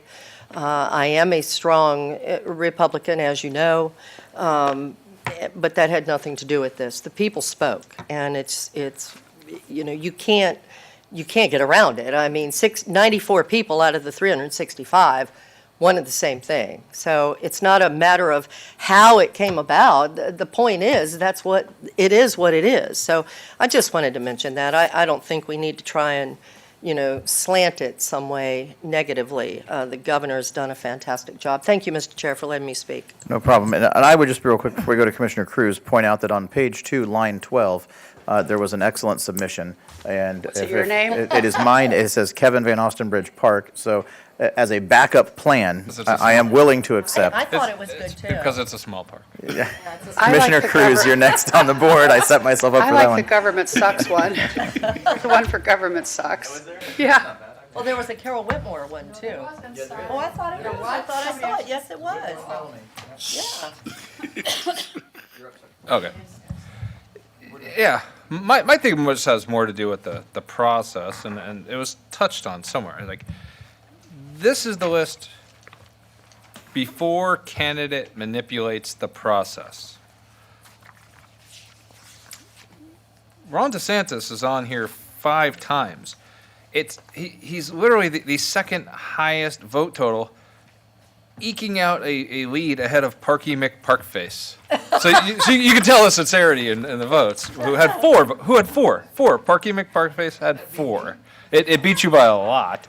And Kevin, you didn't make it. In fact, South Park of Manatee and Government Sucks Park also tied you. So my point is, he was already, Ron DeSantis Park was second before any implied manipulation. I was okay, I have the floor. I was handed something at the last minute by you that's literally titled Proposed Park Names Before a Candidate Manipulates the Process. It says before a candidate manipulates. So this is the list. I can only take you for your word that this is the correct title and that the attachments are before manipulation. And he is in second place. So even if your district was going to compile the top choices for us to choose from, this would have been a choice without the emails going out anyway. But that said, I don't recall a formal vote or policy or resolution from this board dictating how we were going to go about naming this per se. I don't recall there being any meaningful discussion where we collectively voted by a majority to direct a informal, non-authorized group from one district to have control over naming of a park. It may be located in District 4, but parks in Manatee County are for all of the citizens of Manatee County. I run in Robinson Preserve in District 3. I go up to District 1, and my son goes to school there. I currently now, after redistricting, live in District 5. I go all across the county.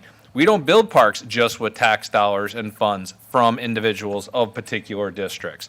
This is part of a Southwest TIF, which touches District 3 and touches District 2. So they have rights to this park as well. The impact fees that would have went towards park also is part of that quadrant, which touches 3 and 2, and maybe even dips a little into 5. So the tax dollars of the collective Manatee County citizens are being utilized for this park. The citizens who live in Manatee County have a right to utilize this park. So to say that the people of one particular district, solely based upon location, have the full authority to name a park is a bit silly. Yes, if you want to come back with a list of top whatever as a recommendation that we can or cannot accept, that's perfectly fine. You have every right to do that just as anyone else does. But I would argue the names before a candidate manipulates the process still would have, if it was being done in all sincerity based upon honest search, an honest list, would have included Ron DeSantis Park. It just would have. It would have been Prospect Park, Ron DeSantis Park, and Parky McParkface were the top 3 at that point in time. That's based on yours. So, I don't think this is kind of out of step. And if you want to make an argument that there was some manipulation based upon an email going out encouraging, well, we just had a discussion about a contract, and there was a whole discussion. Well, don't we listen to constituents? Didn't you see all the emails? Yeah, all the emails came out when the League of Women Voters sent one out. And they all emailed us, but those are legit. That wasn't, at no point in time did anyone say, the League of Women Voters was manipulating our impression of our county administrator. When we get a petition that comes in from MIACA pushing back on something, I don't recall anyone up here saying, the people in MIACA, the power group, are manipulating our land use process. No, we say, look at you all for standing up and look at all the emails we got supporting whatever it is I happen to support ahead of time, and this reaffirms what I already supported. So those are legit. But if someone does the same thing but I don't support it, it's manipulation. I disagree fundamentally with that interpretation of this. I think this would have been one of the top choices anyway. So if we're going to put together a list of top 3 or 5 and vote on it, let's do that. But this certainly would have been one of them, so I don't think this is overstepping anything. Commissioner Servia. Thank you. Let me start by explaining it to you, Commissioner Cruz. It is red. It is red. Okay. Okay. Okay. So the handout that's titled Proposed Park Names Before a Candidate Manipulates the Process, February 28th through March 23rd. If you look at the first page and you look to the right, you'll see the keywords of the top suggestions.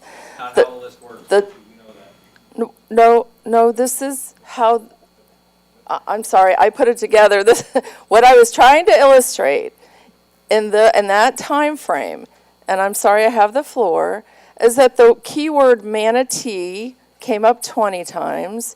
The keyword prospect came up 13 times. The keyword pickle, because there were many park names with pickle in it, 12 times.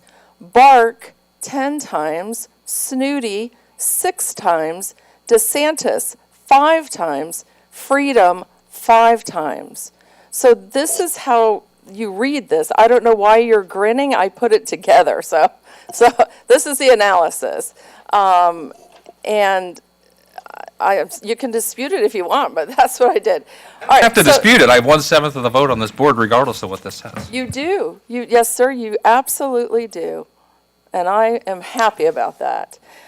Getting back to the East County Library, what happened up here, and I'll speak to the kids, is that Commissioner Ball had a library in her district, which, I wonder why we didn't name that after our great governor, because that was a much bigger project than this is. But we didn't. What we said is we give deference to the district commissioner because she knows her people best. That's a library built with all tax dollars for all people to use, but still, it's located in her district.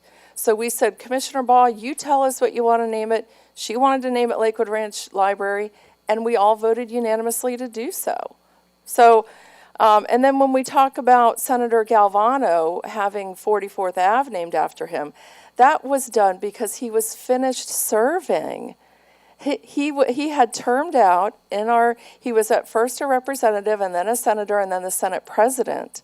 So to recognize his service to the state of Florida and Manatee County, we named a roadway after him when he was done serving. In this case, we're talking about someone who's running for election. I think that there will be many things named after our great governor and many opportunities to name and highlight the great work he's done. Should we do that during an election cycle? I always go back to the ethics, I go back to the ethics. We have lots of problems in Manatee County to deal with. But once again, we take this very political thing because, oh, by the way, Commissioner Baugh is working very hard to unseat me, a fellow colleague. She donates to my opponent. She takes every opportunity she can to spread lies about me. And one of the lies that is being spread out there is they are saying that I said terrible things about our governor, which I never did. I'll tell you what happened.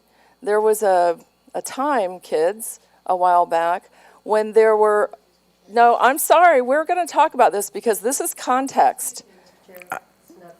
No? I understand, This is but I'm told context. I'm being rude, I'm shutting people down, and so I'm letting her, it's her item, well, it's actually your item, but it's her district and her park. And There were 3,000 extra vaccines at a time when people were begging for vaccines. And the governor said, please, can I bring them to Manatee County and give them to the people of Manatee County? And of course, everybody was very excited, and Commissioner Baugh was the main person. And she said she worked with some of her constituents and wanted to hold a vaccine. Commissioner, I really hope the park is coming into this soon. It is. Because It we're is, way sir. off This is all topic here. context. You have to understand. The vaccine clinic was going to allow 3,000 more people to be vaccinated above and beyond the other ration that we were getting. And so Commissioner Baugh organized it, but she only allowed zip codes in her district and Lakewood Ranch to be eligible for those extra vaccines. And because of that, She's facing an ethics trial in August of this year, and our governor will be involved. Commissioner, Our we governor are will so be far- involved. This meeting's in recess for 2 minutes.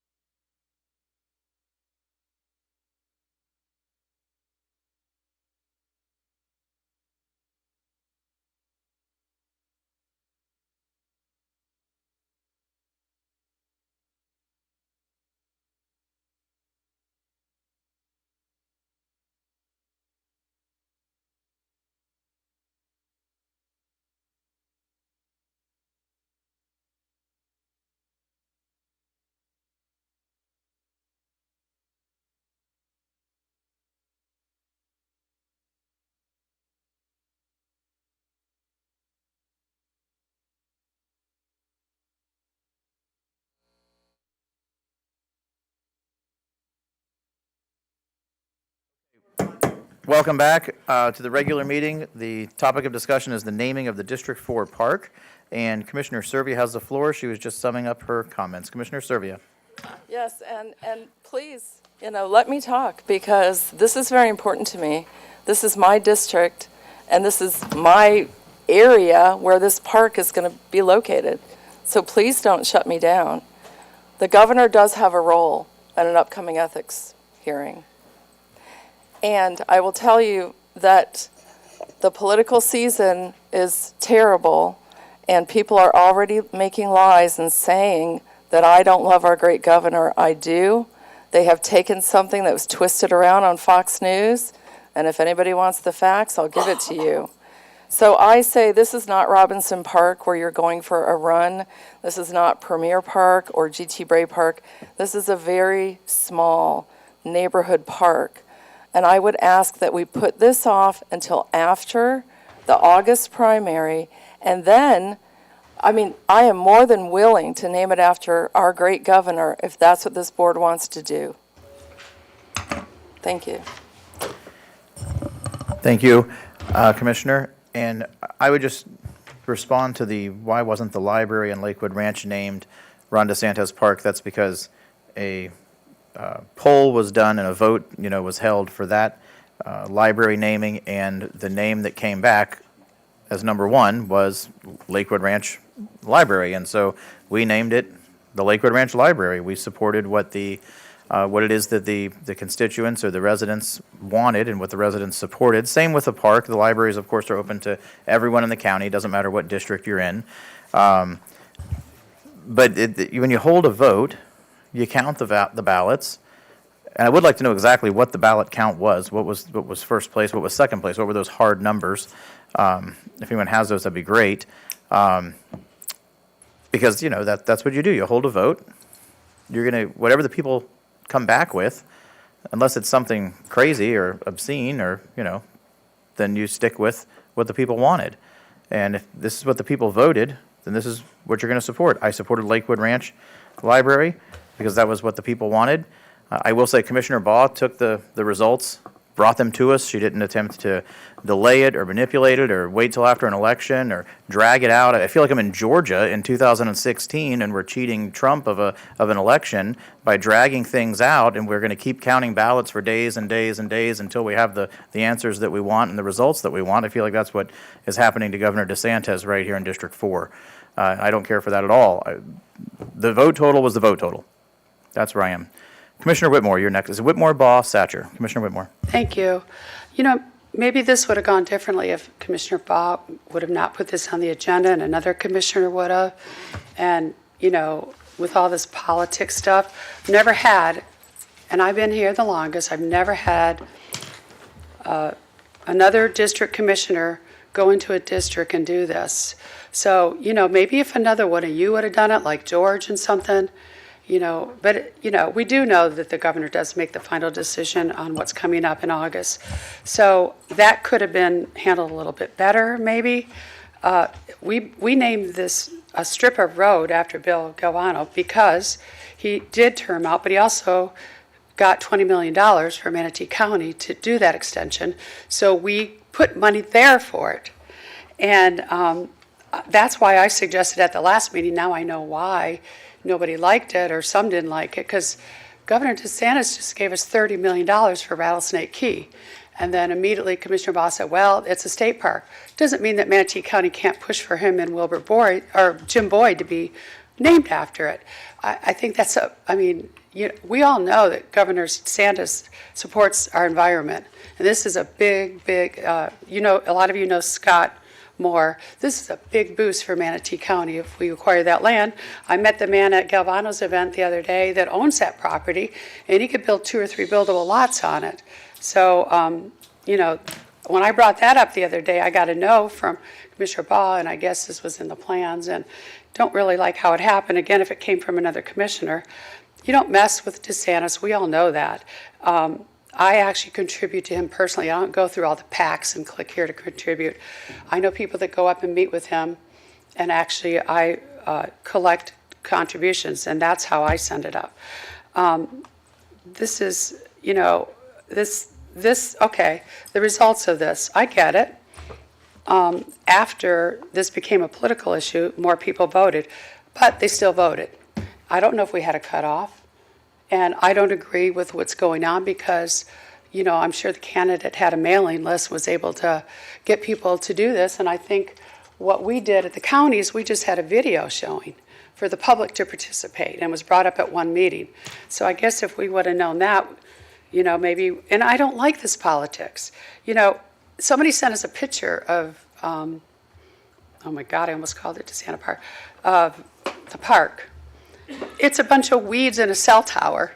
Now, has anybody sent Governor DeSantis a picture of the park we're going to name after him? Name that for me? Yeah. Well, and a cell tower. I mean, that's all it is. Somebody sent us pictures of what it looks like today. And I don't even know where it is in our CIP. I think it's going to go in 2023. And what I would recommend is I understand the results are the results. If there's votes for Governor DeSantis, somebody's trying to outplay the game maybe, but they did. But I really think that if we pick the top 5 like somebody just said here, and if he's one of them, then I think that's what you all suggested, then you take it back to the advisory on those 5 and then they make a recommendation to us. So if somebody can prove to me on these numbers that, what the numbers are hard, I have no problems. But to date, and Commissioner Baugh, quit laughing, please. In order to, please, guys, are we all done talking up here? If we could just come up with a hard list and vote on that today, but it sounded like today, I missed the very beginning, Commissioner Bob, but I think you were just asking to bring this forward, right? And do the top names, correct? Did I miss that part? No, ma'am, Can I made a motion for it to go to the county attorney's office to bring back a resolution to the board. I didn't put in there after recess, but I'm sure it would be after recess. So you don't want any other, the actual district that it's in, that advisory council, to look at the first five. They may come up with a recommendation not to do DeSantis, and again, that's our decision. But you don't want that process to happen. No, I You made would the raise motion to holy go with- hell if that happened in your district, and you know it. Oh, holy heck. I think you're totally incorrect. No, I'm not. But just remember, guys, what you're seeing today is any commissioner can be disrespectful to another district commissioner in the future and do stuff like that. And if you're okay with that, that's fine. I don't appreciate smiling from anybody. Thank you. Commissioner Baugh. I'm trying not to smile. Yeah, First of all, I think this should be embarrassing to this board. Yeah, it is. To hear this conversation going on that our governor and Speaker of the House, et cetera, and Senate President's probably going to know about. I think it's very embarrassing for this board. Second of all, Vanessa had nothing to do with this. It is what it is. 94 out of 300, and where did I write it down? 300 and some ballots. I mean, it wasn't even close to have another name. I don't see what the big deal is. And as far as Lakewood Ranch, you know, you didn't tell it exactly accurate, Misty, but then again, you never have, so it's okay. I'm not going to go into the weeds on it. The bottom line is, the people have spoken. That's what it's all about. It's not up to what Misty thinks it is, or what Carol thinks it is, or what I think it is. The people have spoken, and we have the results of that, and it is what it is. It's 94 votes out of 365 people. I don't know what more you need. You know, and as far as our governor, let's talk about this for a second. He kept our businesses open, which helped to keep a lot of them from having to fold and go out of business. So he helped to keep people employed. He kept us free in a country at the time that the president was not working toward that. He wasn't in favor of mandates. He wasn't in favor of any mask. And yes, I know that a couple of you on this board voted for that. I get it. But you know what? Our governor did not. PACs, I don't even know where that came from, why that would even be brought up. I mean, PACs has nothing to do with this whatsoever. So I'm confused on that one. I can't even respond to it. Y'all can hit me all you want. It doesn't matter. Doesn't change anything. It is what it is. And that's why I'm kind of laughing. It's like, you know, you think you can throw swords at me, and I guess you think I'll be quiet, but that just makes me get even louder. So, you know, keep it up. It's okay. I still say, I did the right thing by Lakewood Ranch Library. I went with what the people wanted. And that's what I expect to happen with this. That being said, Mr. Chairman, we have a motion on the floor. I'd like to go to public comment, please. If not, I'll call the question. Ma'am, I have Satcher, Servia, Van Austin Bridge, Whitmore still on the board. Well, it's up to you, sir. Whatever you want to do. I'll leave it up to you. I'm going to go to Commissioner Satcher.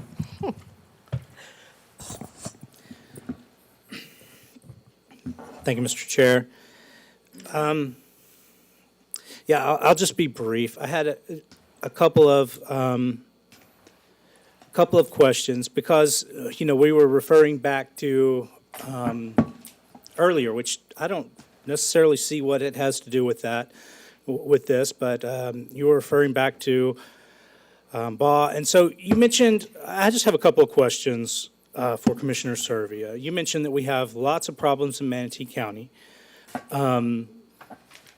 And then when I watched, now I didn't get deep into it, I saw Laura Ingram with the governor say, you know, Manatee County Commissioner accuses Ron DeSantis of racism. And I watched that little clip. And then I saw you being interviewed on CNN. But I don't know if I actually watched that one. It might have been, maybe I don't remember what you said. But I remember seeing you on CNN after this happened, what you were referring back to. So when you talk about problems in Manatee County, I guess if I want to do it all at once, but the first question, I guess, would be, do you consider that because the whole topic of those on CNN and Fox, and the accusation that was leveled in one of our meetings was that, was one of racism. So do you think when you go through the problems in Manatee County, do you believe that there's systemic racism in Manatee County, that that's one of the things, is that a problem So- that you're trying to deal with? As an observation, I say that see how there's no shutting down of this discussion, even though it's not relevant. But thank you for asking. So what I'm going to respond to you, Commissioner Satcher, is that you can go watch the video of this board in action, okay? Please go do that because those are the facts. And at a time when the underserved population couldn't get vaccines, I said, why are we taking the extra vaccines to the whitest, richest, most affluent part of the county when we should be distributing them to everyone? That's what I said. And Fox News twisted it around. It was never about the governor, it was about Commissioner Baugh. And everybody who is here knows that. And if you go look at that video, you'll see the truth too. Yeah, I don't know that CNN, when they were doing the attacks on the governor, I don't know if they knew that. Yeah, I don't know. I feel like we're having, when you said, how is, that this doesn't seem related, I agree, but I wasn't the one that brought it up. I wasn't the one that brought up the old vaccine stuff. So I was trying to figure out how it was related, if that's the problem that you were wanting to address and that you felt like was, should trump this issue on the park.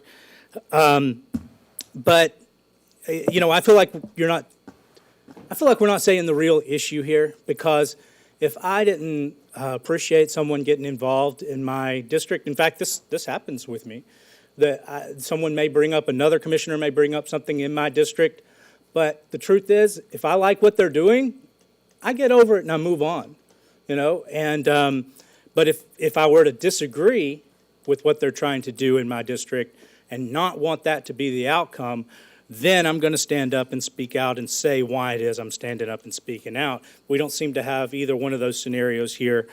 And then the other thing, we mentioned the process. We mentioned it a few times, what the process is here with the vote. I think that the closing date was set. It was pretty obvious when voting was done.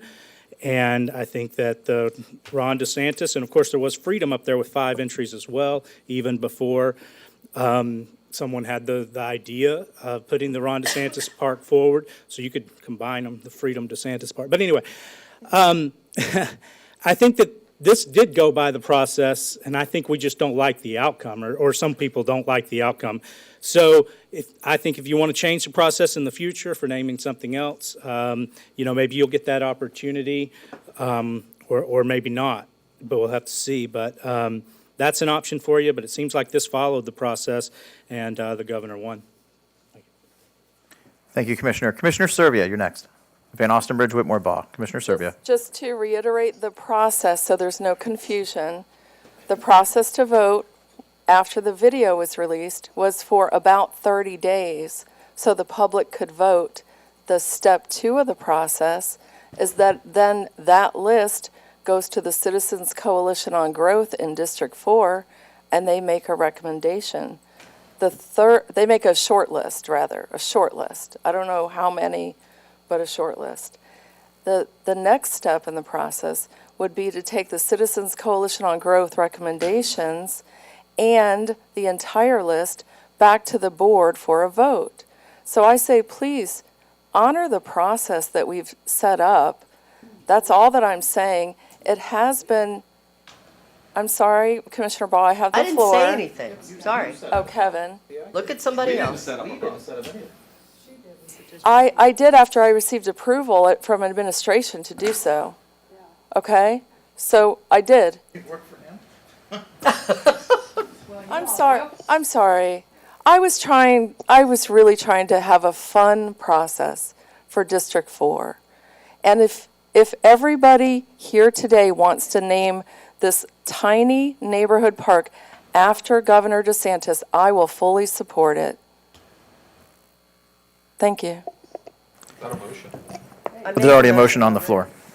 After looking at the video again, I really like the park a lot. I love the way it's laid out. I like the dog park aspect, and there's finally going to be a dog park in South County. I think that's great. I think it's going to be beautiful. I love that it's next door to a school. I think the location is really good. Folks in our Parks Department did a fantastic job laying it out. I will say that I was a little disappointed in the whole naming of the park period, renaming of the park period, because currently it's called Canaan Park. And I played for Coach Canaan at Manatee High, it's more than just Coach Canaan. There are two Coach Canans. Harry Canaan won a couple state championships at MCC as a basketball coach, and Coach Joe Canaan won 6 state championships with 7 appearances at Manatee High School. And then there was Marjorie Canaan, their mother, who was she wasn't the first she wasn't the first female on the school board, but she's probably the second. She was one of the first females on the school board. And then Harry Canaan, after retiring from coaching, he was on the school board as well. So it's sort of the Canaan family with whom I'm close.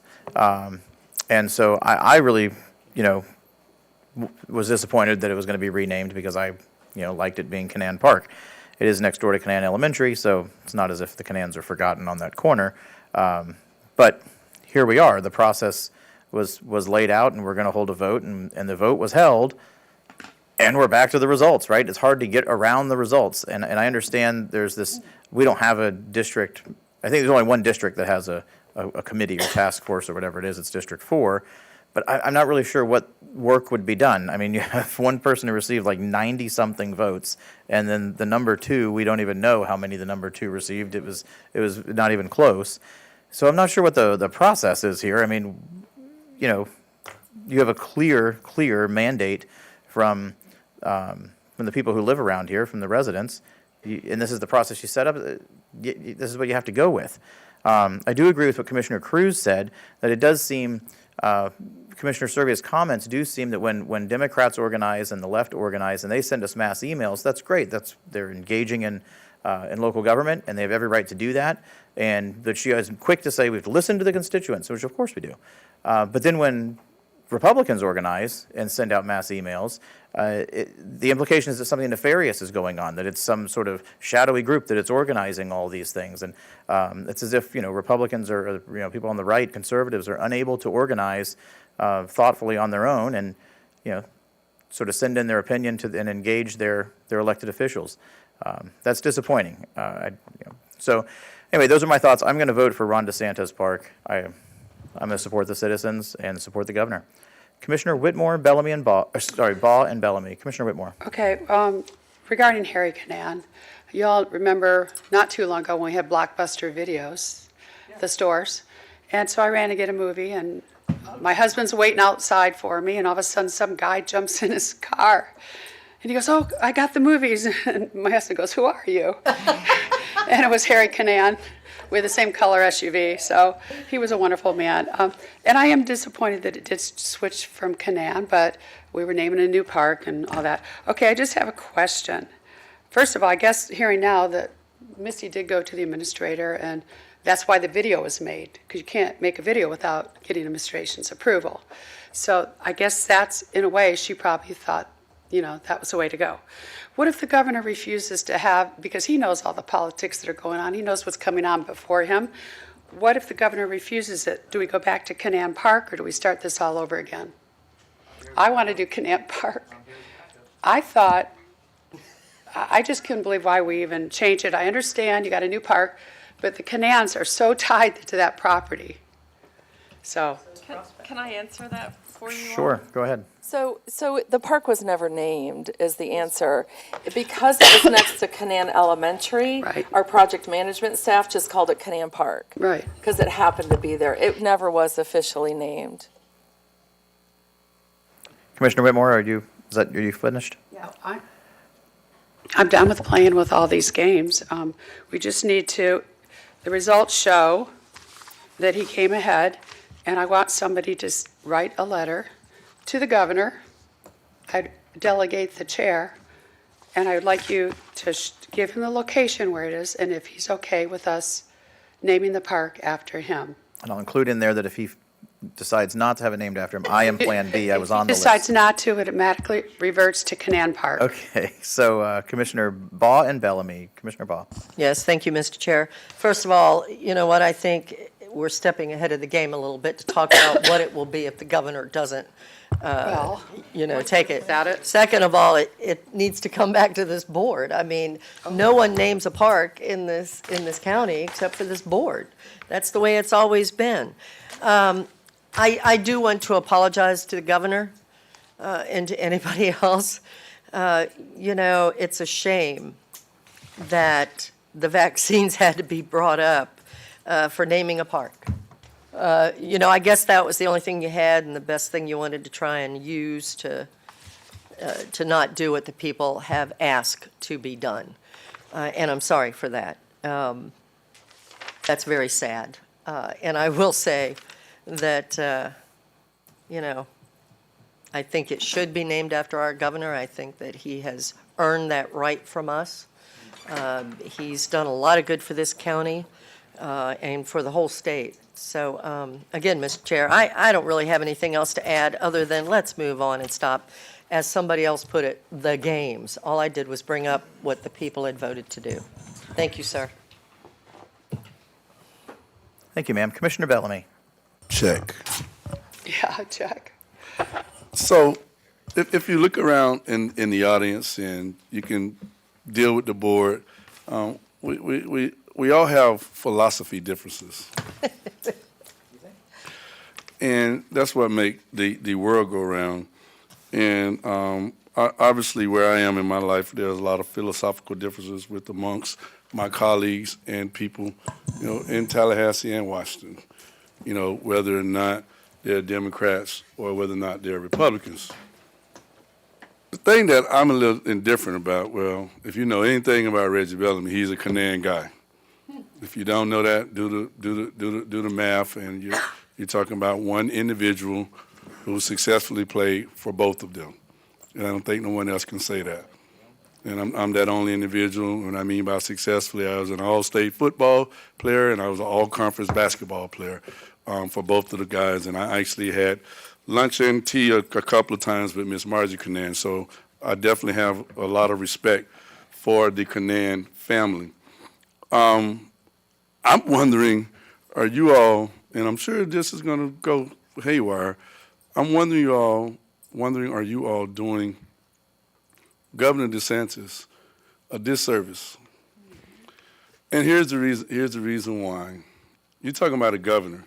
And remember, I started this by philosophical differences. And there are some things that I agree, and there are some things that I don't agree with the governor and things like that. But if you look at any governor, in the state of Florida that has had anything named after them, it has been at a large magnitude. Nothing against Canaan Park or whatever the current park is. Our governor, the current sitting governor, gave Manatee County countless amount of dollars to support Piney Point, countless amount of dollars, over $30-some million for Rattlesnake. Am I saying? So, and again, I'm going to say this again, delicately.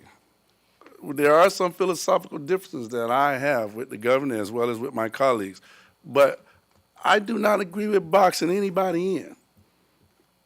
And I think just by this park and this size and everything like that, you may want to look at that from a different focus lens.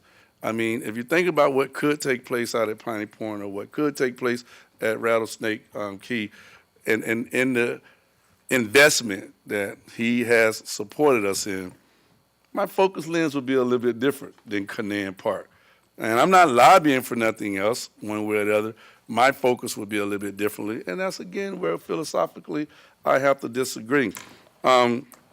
This board unanimously supported the name change of Lincoln Park to Eddie Shannon Park. Oh, that's right. And it was brought up by the district commissioner, and the board unanimously supported it. It had a lot to do with the individual. It had a lot to do with the impact of the individual. on where the individual had laid his groundwork and his impact. So when we talking about Canaan Park, next to Canaan School, in my opinion, that should stay in Canaan area. But when you're talking about where our governor has laid his impact and the things that he's done from Piney Point and Rattlesnake Key, I'll just look at it from a different focus lens. That's just my position on it. I'm not necessarily sure boxing what he has done in is going to be a leveled support for what his legacy will be. You're gonna love my. From Manatee County. That's just Reggie and the philosophical differences that we share. And my friend over there, Mr. Cruz, like I have 1/7 of an input. And my 1/7 of the input is philosophically, I think we're boxing the governor in. I really do. Thank you, sir. Commissioner Baugh.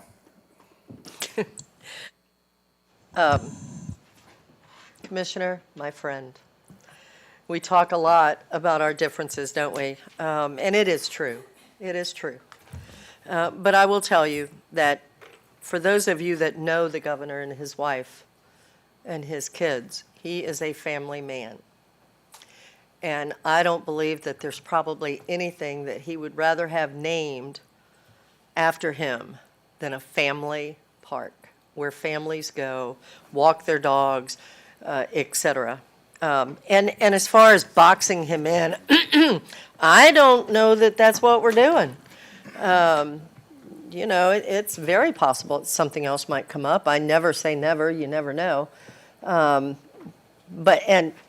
know, the people spoke. I mean, it's not me that's doing it. This is what the people came up with. So, you know, perhaps now is the time to call the question and move forward, whatever you think. I know. I have Commissioner Whitmore on the board. I am ready to move to public comment as soon as y'all are. But Okay. Go ahead, Commissioner. Thank you. Real quick, Dr. Vicki Lackman just sent us an email, and she brought to the attention that there would be more things that are less political.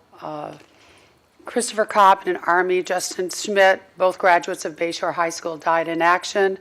Dr. Dan Nolan, I forgot about him, who was well-loved, September to schools in the community.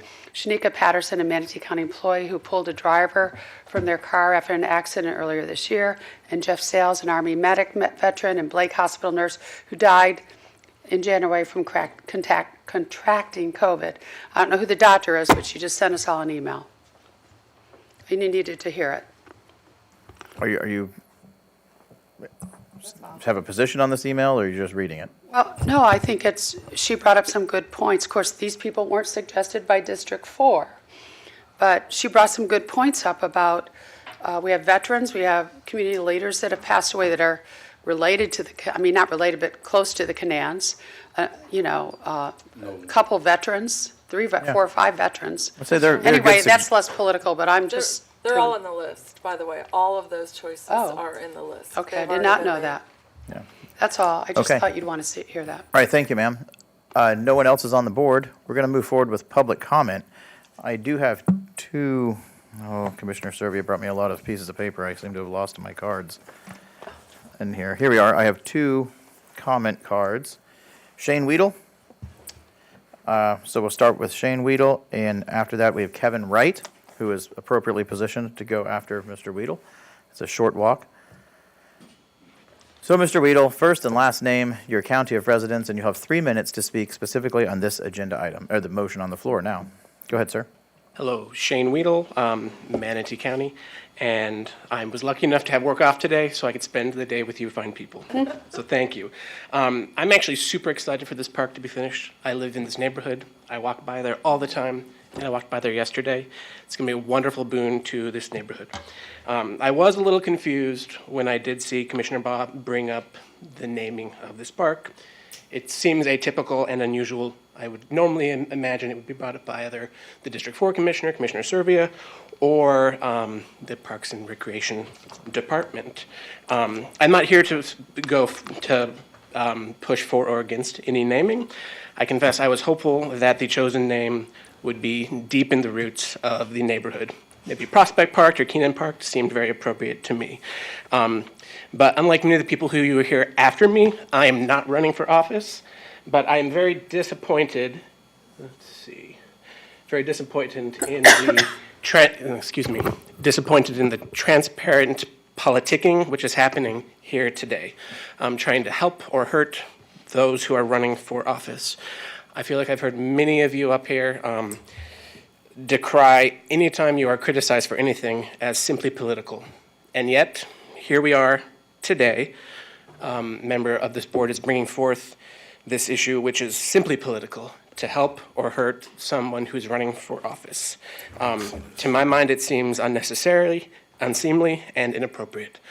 Though I'm not surprised that one of the commissioners is trying to get into the good graces of the governor. All I can do today is urge the 7 of you to try to keep the political campaigning out of the day-to-day business. Maybe that's impossible, but we can sure dream, can't we?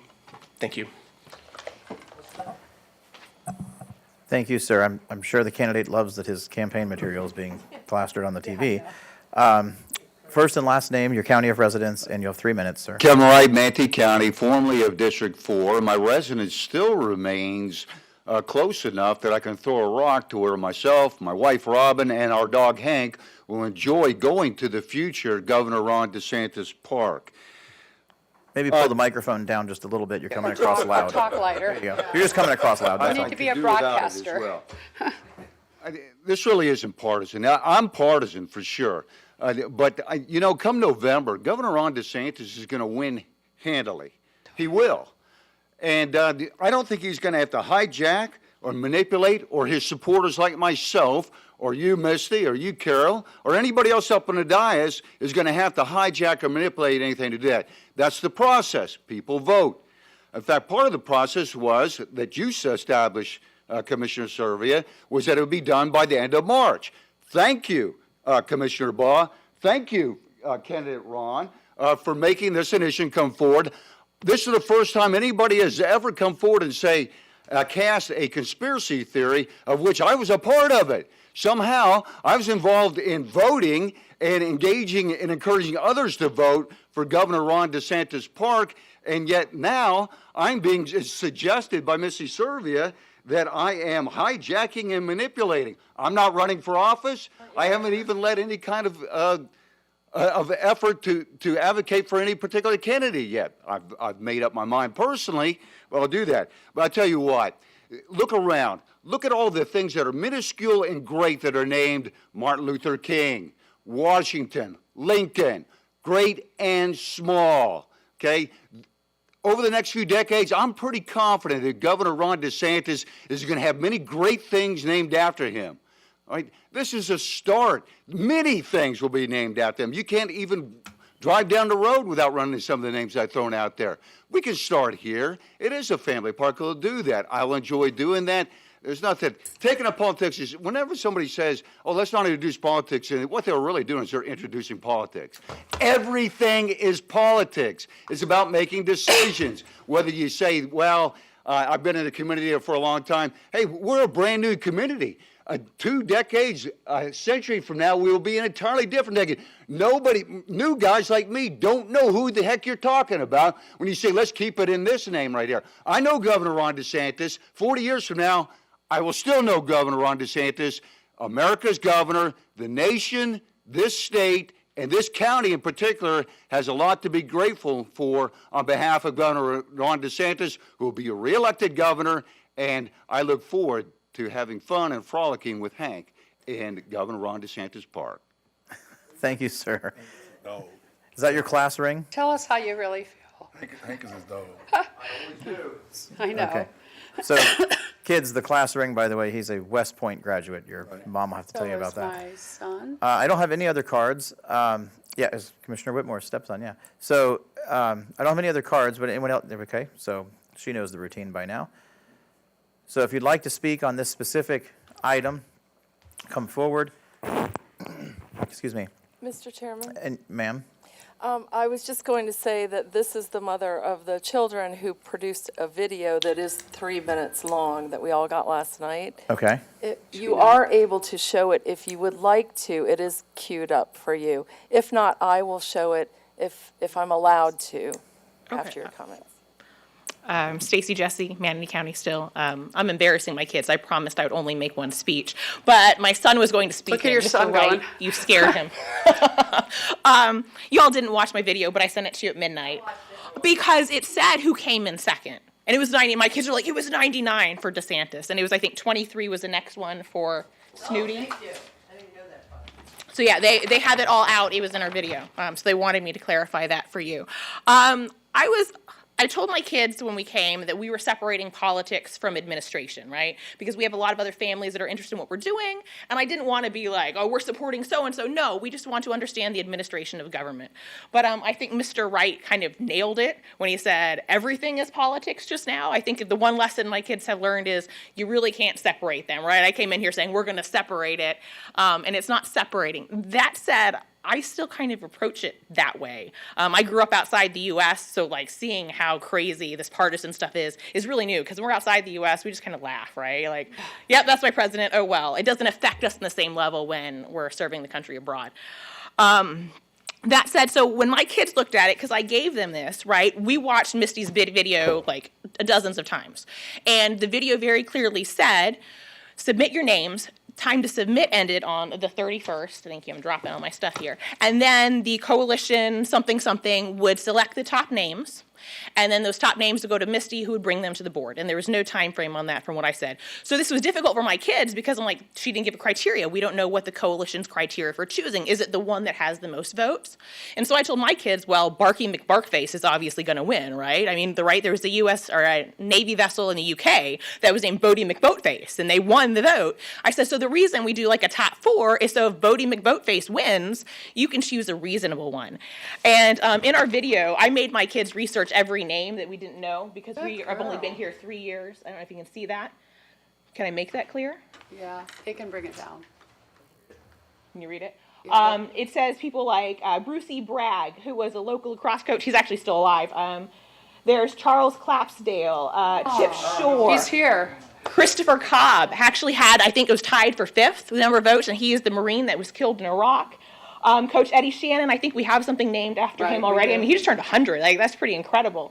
Dr. Dan Nolan, there's a couple I didn't know, Edgar H. Price, Henry Blyden, Jeff Sales, Mary Knight was the county IT worker who also died of COVID. Yeah. These are all people that I guess in the county must have put on there. And so I told my kids, yeah, not all of these made it high up, but it's the job of that coalition or whoever to kind of evaluate the names and to see what fits with precedent. So I made them look at other counties have rules, right? Other counties will say, okay, the person has to have been deceased for a year or has to have been out of office for so long or has to have actively contributed to your city. So those are just things that we would like to see considered. But, one last thing I have to say, we can't name it Governor Ron DeSantis Park because then you have to change the plaque when he becomes president. There you go. That was all I had. I noticed you conveniently left me off of your list, but that's all right. Oh, I said commissioners not included because Mr. Bellamy was on there too. Thank you for clear. And so was Whitmore. All 3 of us were. Whitmore, Ma'am, Bellamy, I think and Austin. you know the routine. Ma'am, the floor is yours. Belinda Ritchie, Manatee County District 2. What I found most interesting today, and you all know that I sit in this room like a tree stump there in the middle, bringing my signs that make people mad or whatever. But what I did realize today, but it's actually the first time that someone actually cares about what the public had to say on something. Because I come in here repeatedly, and the community is against the majority of the things that you do, and now all of a sudden you care about what they think. Thank you, ma'am. Sir? First and last name, your county of residence, and you'll have 3 minutes to speak on this item. That was pretty drop the mic moment. My name is DeAndre Washington. I am Manatee County District 2. Can you speak louder? I'm sorry. Yeah, there you go. Don't be shy, we're not. Alrighty.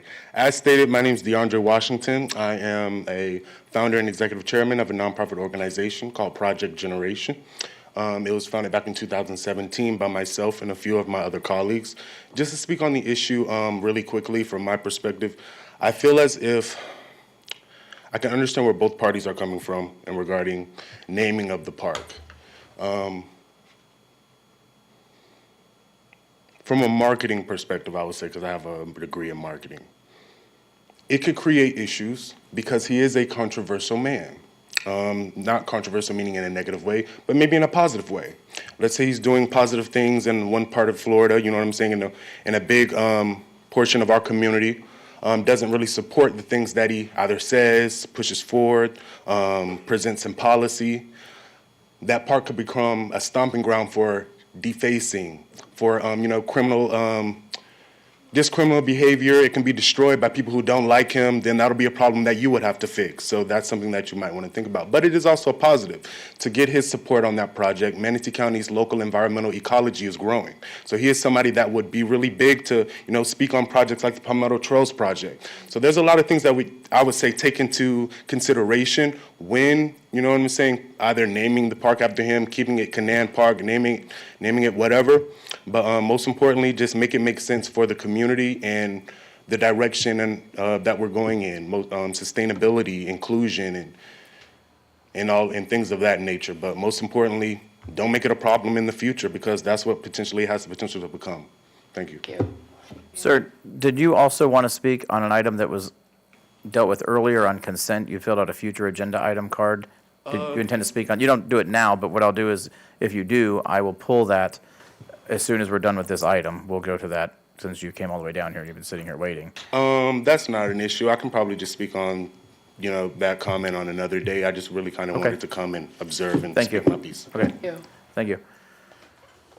Sir, you're next up. We have been asking that candidates state that they are a candidate, but your first and last name, county of residence, and you'll have 3 minutes to speak on this item. Good afternoon, Mr. Chair and Commissioners. My name is Mike Ron. I am a resident of District 4 and of Manatee County. I am a supporter of Governor DeSantis. He is the greatest governor in America, and he is America's governor. What I would like to say today is, and I know you all have had a long day today. I watched you on TV this morning, and we'll hopefully I'll be brief, and so you can get out of here later on. But what we have the opportunity today to do is to name a park after our great governor, America's governor. We could be the first county in the state to memorialize what he did to protect our freedoms, to protect our rights during the pandemic that we've never seen before. I know there's some commissioners up here on this board that have disagreed with the governor in the past on the way he handled the pandemic, but he did it in a great way for our lives in Florida to keep moving forward. This is a great opportunity for us to say thank you to the Governor DeSantis. We went out, there was nothing nefarious about what we did. I heard about this from Misty Servier, Commissioner Servia's video, decided to go out and name this park after our great governor. So as a citizen, I took action. Isn't that what we're supposed to do as citizens, to take action? Isn't that what you guys asked us to do? So when we do, we get blamed that we're doing something on the wrong way. But today, I'd like to come before you, last second is, let's consider this. It's a great opportunity. It's a great opportunity for our governor. I'm sure our governor will love being in a park named after him, that he is a family man. And this park is not far from my house either. So, and I will use this park, I need to walk, I need to run, half mile, help me, and play some pickleball. So I'll enjoy this park a lot.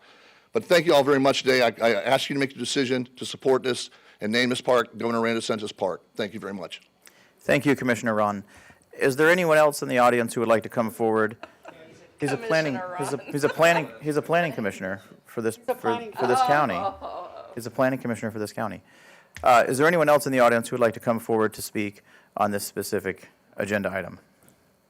Okay, seeing no one, we'll go to the phone. Has anyone called in to speak on this item?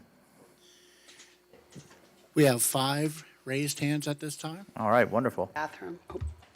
Caller 454, 454. Caller 454, please press *6 to unmute, and then state your first and last name, your county of residence, and you'll have 3 minutes to speak on this item.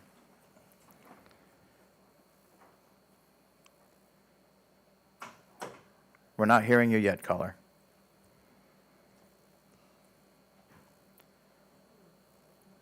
Charlene, KOW, Yes, Manatee ma'am. County. Okay, go ahead. All right.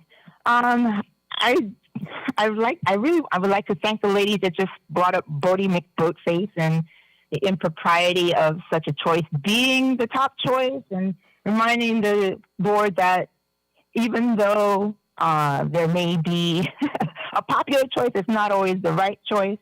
And as we saw from this morning, the board has no problems ignoring the public when it doesn't line up with their desired interests. And sometimes, I feel like when it comes to naming things like parks and other public infrastructure, it's more appropriate to at least wait until they've completed a term of office. They maybe have several decades of, historical experience or something, because Bodie McBoatface didn't survive. They changed it to honor Sir David Attenborough, who is like 90-something years old and has a long record and legacy of achievement in research and science. So if I understand the respect that the board has for Governor DeSantis, and although there may be little disagreements here and there, the vast majority of you are very supportive of him. That's fine, but I feel like it's not an appropriate time to name something after someone, especially when they're a sitting politician. I just don't feel that that's an appropriate thing that should be done, Democrat, Republican, Green, whoever. I don't think that's something that people should do when naming public infrastructure. And I also feel like you will be missing out on the opportunity to educate Manatee County citizens about people instrumental to Manatee County, that have closer ties to Manatee County than Governor DeSantis. And I would also like to say that fawning over Governor DeSantis for Piney Point, this is his job, okay? And allowing an environmental disaster, while it should be to occur, is not an option, okay? So as in the famous Chris Rock bit goes, what do you want, a cookie for staying out of jail? What do you want, a cookie for doing your job and taking care of an emergency? No, it's like, okay, you do your job, and, we appreciate effort put in, but let's not go overboard here. Avoiding disasters is part of a job, It's not like something like, it's like above and beyond, a calling above and beyond. So I would strongly suggest that you take the opportunity to honor people or Snooty, whichever it is closer to Manatee County, and use the opportunity to educate people about Manatee County and its history, rather than what appears to be clear political pandering, even though it is popular.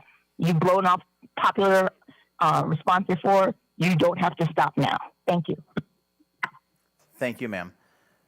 Next caller, please. 287, caller 287. Okay, caller 287, please press *6 to unmute, and then state your first and last name, your county of residence, and you'll have 3 minutes to speak on this item. Can you hear me? We can hear you. Perfect. My name is Kate Danahy Samus with Women's Voice of Southwest Florida, Manatee County resident. Dear fellow patriots, my liberal opponent is having a contest, and I want conservatives like us to take it over.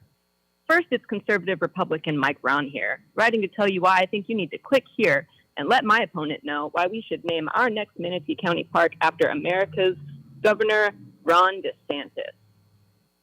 Oh, and in case you missed it, this will drive my liberal opponent crazy because she suggested that our governor was racist. This is so gross. I don't even know how this ended up on the agenda. I'm not surprised that Vanessa put it on there, but as far as I'm concerned, and quite a few other Manatee County citizens, y'all shouldn't even really be involved. This is District 4. It is so obvious, Vanessa and James, that you are using that dais to campaign for your friends in this upcoming midterm, and it is gross. You want to talk about the people have spoken. The people have spoken. Vanessa said the people have spoken. We spoke earlier. You didn't listen. On top of that, the last time you worked with our great governor, the people demanded your resignation, and you didn't listen to them either. Consistency is key. And I can guarantee you that Ron DeSantis doesn't care about this. But the families of our fallen veterans, the families of the people who have built this county, do care. Do better. Okay, thank you, caller. Next caller, please. 445-445. Caller 445, please press star 6 to unmute. Please state your first and last name Glenn after Gablina that. for the record. Go ahead, Can sir. you hear me? Yes, we hear you. Glenn, go ahead. All right. So as I stated last night at the REC, if you want to name a park, how about going into the community that lives in that area?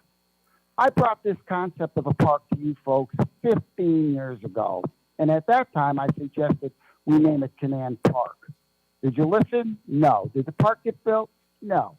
So now we are 15 years later wanting to name a park without really addressing the community. That's me. That's our New Pierce community. We have a long, long history of being in this area, less than a mile of that proposed park. 28th Street that runs from Whitfield to Calabash is an S-curve because that's the way the cows used to go to feed. We have been here since the 1800s, paying taxes from the 1930s, and we have a rich history. And I think that should be taken into consideration in naming any park, is the history of the community, particularly in my district. We've been marginalized. We don't have any sidewalks. We don't have any street lights. For God's sake, at least recognize us with a park name and be recognized of our rich community. My house used to be a church on it. And on Sundays, they turned it into a worm farm for the folks that came out to buy some worms. We go back way, way back. And I don't think you're taking that into consideration. And by the way, I have nothing against Ron DeSantis. But like I said, I think politics needs to stay out of it. And who knows? Could get crazy. 10 years from now, we can have a complete Democratic dais, and they take the plaque down, just like you took the statue down from across the street. So I think politics names have no business in parks. And if they're going to do it, they should do it on a state level because he's a state representative. He's not an elected person in Manatee County. I love him to death, but I think it's improper to name him that. I think New Pierce Community Park is the most appropriate name because we have endured the longest in this community. We've been marginalized the longest in this community, and we are due our respect. So I urge this board to consider the name of New Pierce Community Park because that's what it deserves. Just like New Pierce High School, New Pierce Community Park. Thank you. Thank you, sir. Far be it for me to defend Democrats, but it was a Republican majority who removed the statue from the courthouse. Next caller, please. 099. 099. Please press star 6 to unmute. You'll have 3 minutes. State your first and last name and your county of residence. Hi, can you hear me? Yes, ma'am. This is Marnie Matarese, district, Misty's district. I'm sorry. I would just like to, this is so difficult because none of us in my district know for sure who is going to be our next commissioner. And there is a feeling about that when you speak up now, you don't know what will happen to you later. And I know you don't want to believe that, but that's the way it is. I was at the MREC meeting when this entire discussion was brought up regarding voting for the park. I don't think that half the people who voted even knew about the park until the MREC and Missy's opponent made it an open field for people to call in. I would really appreciate it if we could keep our park non-political. There is no bigger supporter of Governor DeSantis than me. I'm a strong conservative, but I believe that the best way to bring people together is through their commonality, not through their diversity.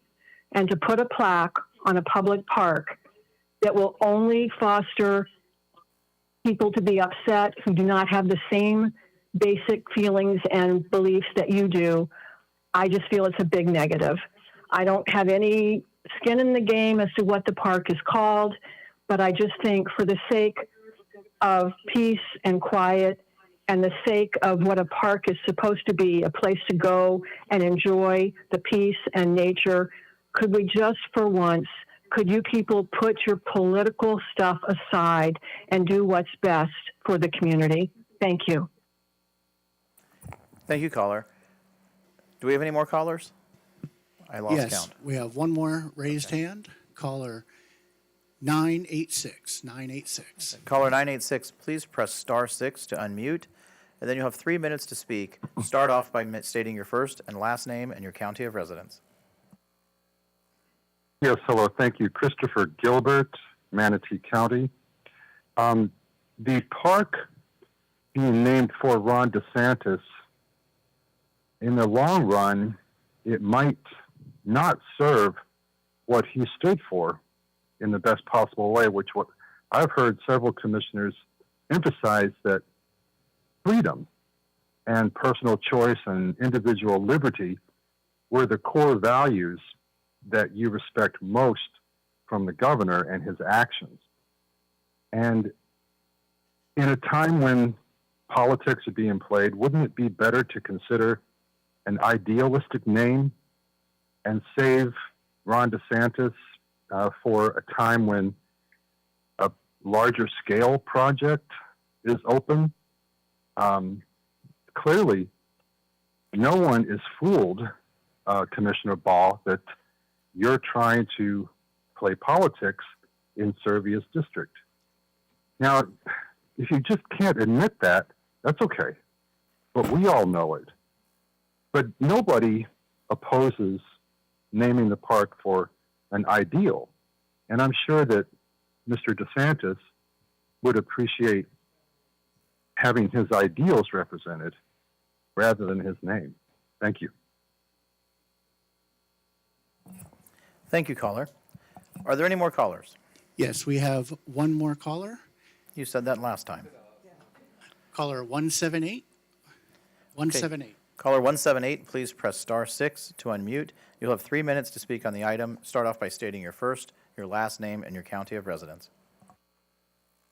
Andrew Griffin, Manatee County resident. I thought this was something that I probably needed to call in on.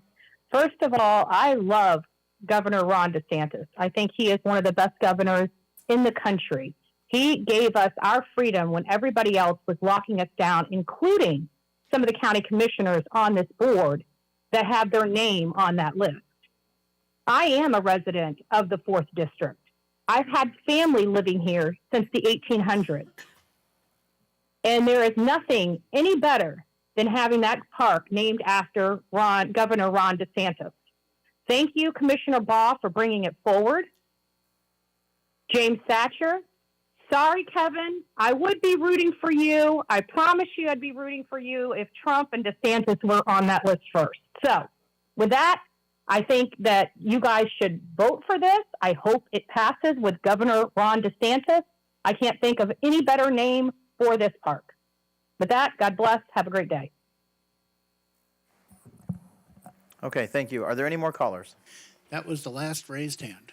All right, we're going to close public comment at this time, and we will then go to the board. I have Whitmore, Servia, Satcher, Baugh on the board. Just Okay, no, don't tell us to call the question. We're talking. well, I was going to say for the flow of things. Yeah. If Servia is going to want the video played, do you want to just start with the video and then we'll go to comments after that, or do you want to No. do your comment now? I You want to do do your my comment because Okay. hopefully The floor it'll is yours, bring- Commissioner. Hopefully it'll bring some closure to some of this. First of all, I want to correct Mike Ron regarding that some of us supported Governor DeSantis and some didn't. During the COVID issue, he released about 25 to 30 orders through the emergency operations that all counties complied with, and every vote was 7-0. Even, sorry, our Commissioner Bellamy here, who 100% agreed because they were all, and everybody in the state did. So I want to correct for those long months during the COVID outbreak. No laughing, please. I'm trying to talk. During the outbreak, we followed every order and voted for every order for Governor DeSantis, and the goal at every order was to get the COVID rate down to 3.5. I remember that for some reason.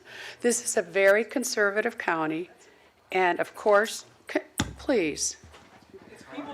Who is doing it? Oh, well, please back there. Shh. Okay, just please. I'm having a hard enough time with, as you know, with this bronchitis.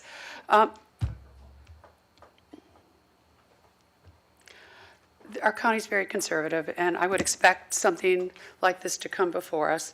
But again, I know you all think we're doing Governor DeSantis a great favor, and we're probably all going to vote for it, but I would ask him if he would accept naming this park after him.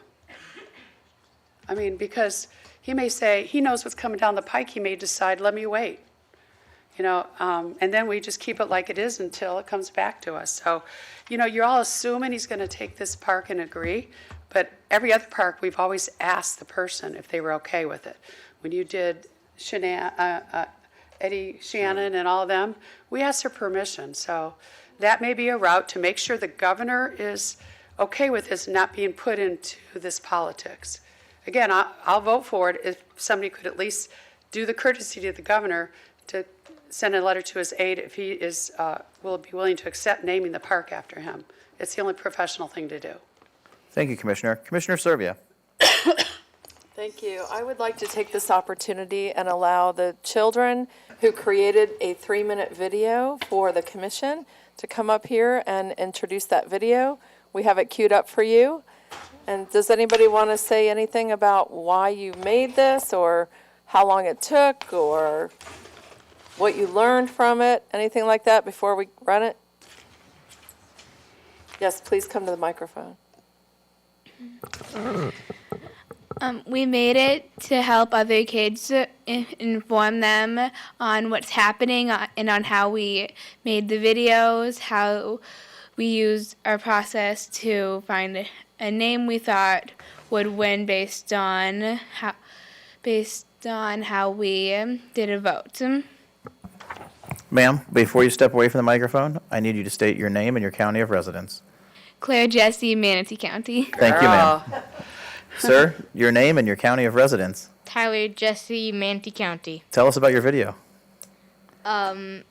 It took us a while, but we learned a lot of stuff, like how Coach Eddie Shannon had turned 100 and how Shanika Patterson had rescued someone who had been toppled by a semi-truck in a car crash, and how Pat Glass was the first female commissioner. Yes.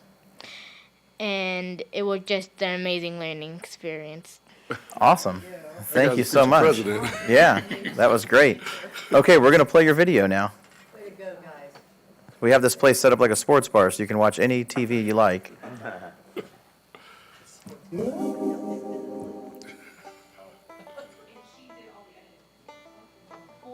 Decision making. First Board of County Commissioners meeting.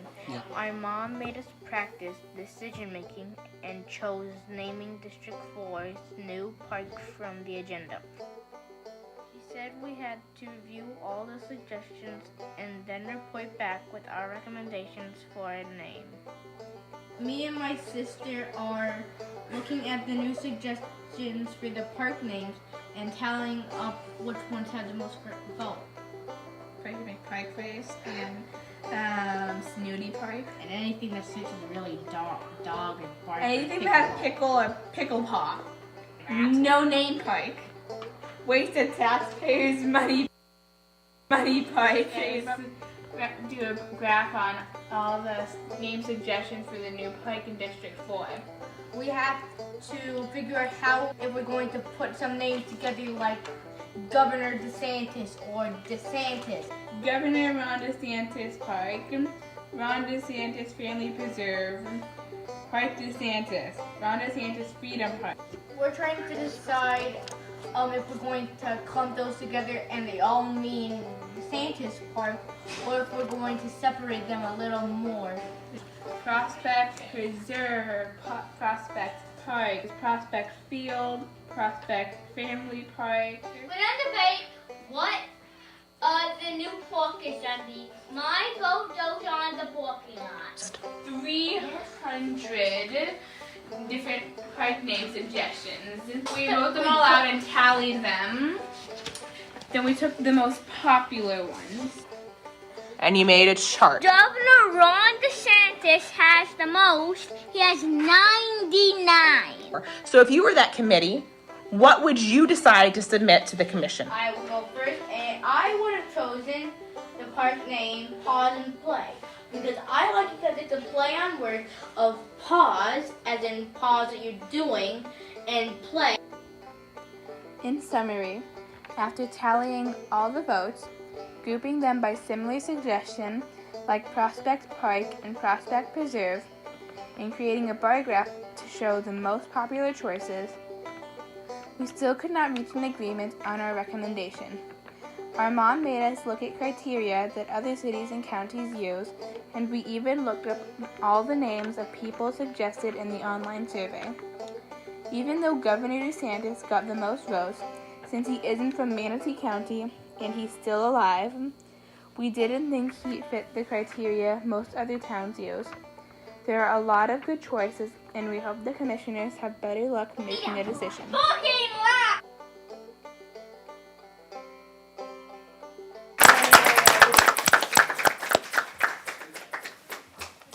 So, in conclusion, I am so proud of you all you children, for participating. Thank you very much. Tonight to reverse type 2 diabetes.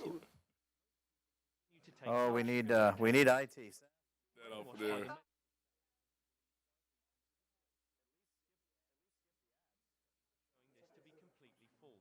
If you or a loved one is suffering from type 2. Sorry, that was something Commissioner Servia had on there from earlier. No, I'm just kidding. Oh, my. Okay, so kids, I'm a little disappointed I didn't make the list, but that's all right. They're smart. They are smart, very wise of you. And yeah, and now you understand when you all couldn't decide that we're in the same situation. There's 7 of us up here. We have trouble deciding as well. So Commissioner Satcher and Commissioner Baugh are on the list to speak. Commissioner Satcher.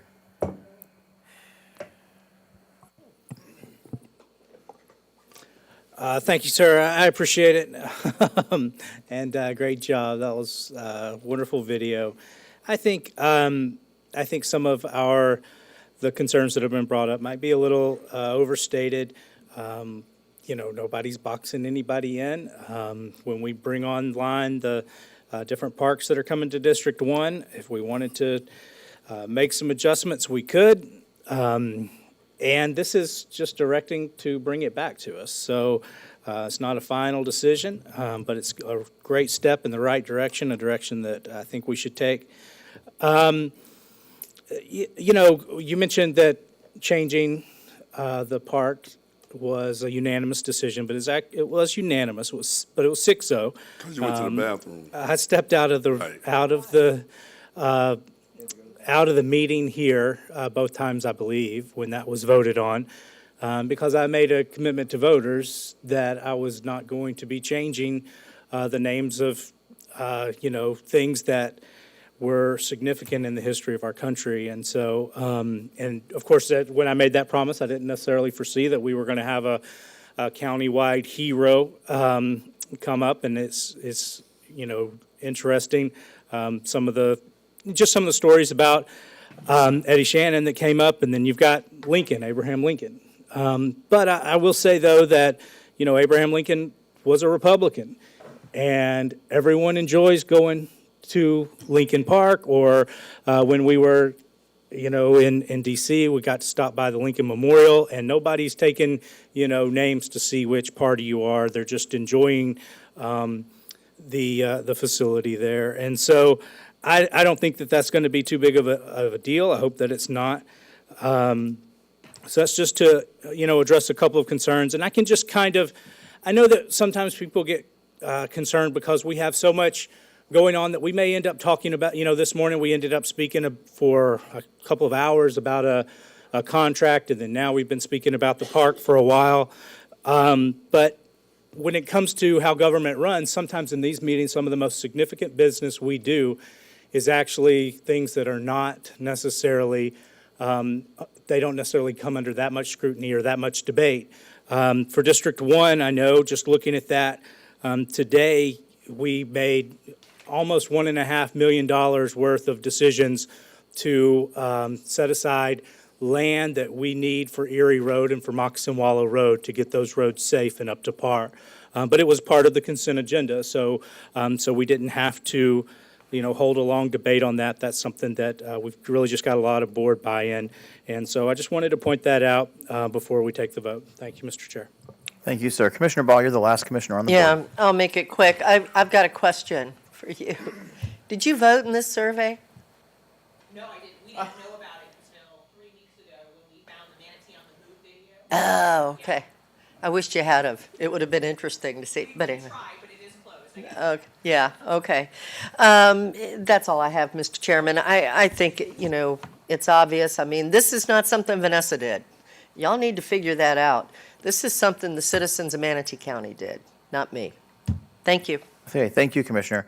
We're going to go ahead and move forward with the vote then at this time. And so this vote is to direct the county attorney to prepare a resolution naming this park in District 4 Governor Ron DeSantis Park. We'll do a roll call vote. We're back at the top of the order. District 1. Yes. District 2. No. District 3 is a yes. District 4. Yes. District 5. Yes. District 6. Yes. District 7. Madam Clerk, the motion passes by a vote of 6-1 with Commissioner Bellamy in opposition. Okay. I am going to go back just out of courtesy because Mr. Washington came down here and stayed, and he had filled out a comment card for item number 19, which was on today's consent agenda, which referred to Premier Sports. Did you want to come forward and speak on that for 3 minutes now, sir? I wasn't really sure what the item was pertaining to and regarding Premier Sports. I know I'll be speaking with you guys. Okay, so we don't dialogue this. That would be a no. We'll leave it a no, and then someone will speak with you before you leave, and we'll get you your information. Okay, then we're going to go to item Q, which is Commissioner requests for future work session items. Commissioner Whitmore. Thank you. I had requested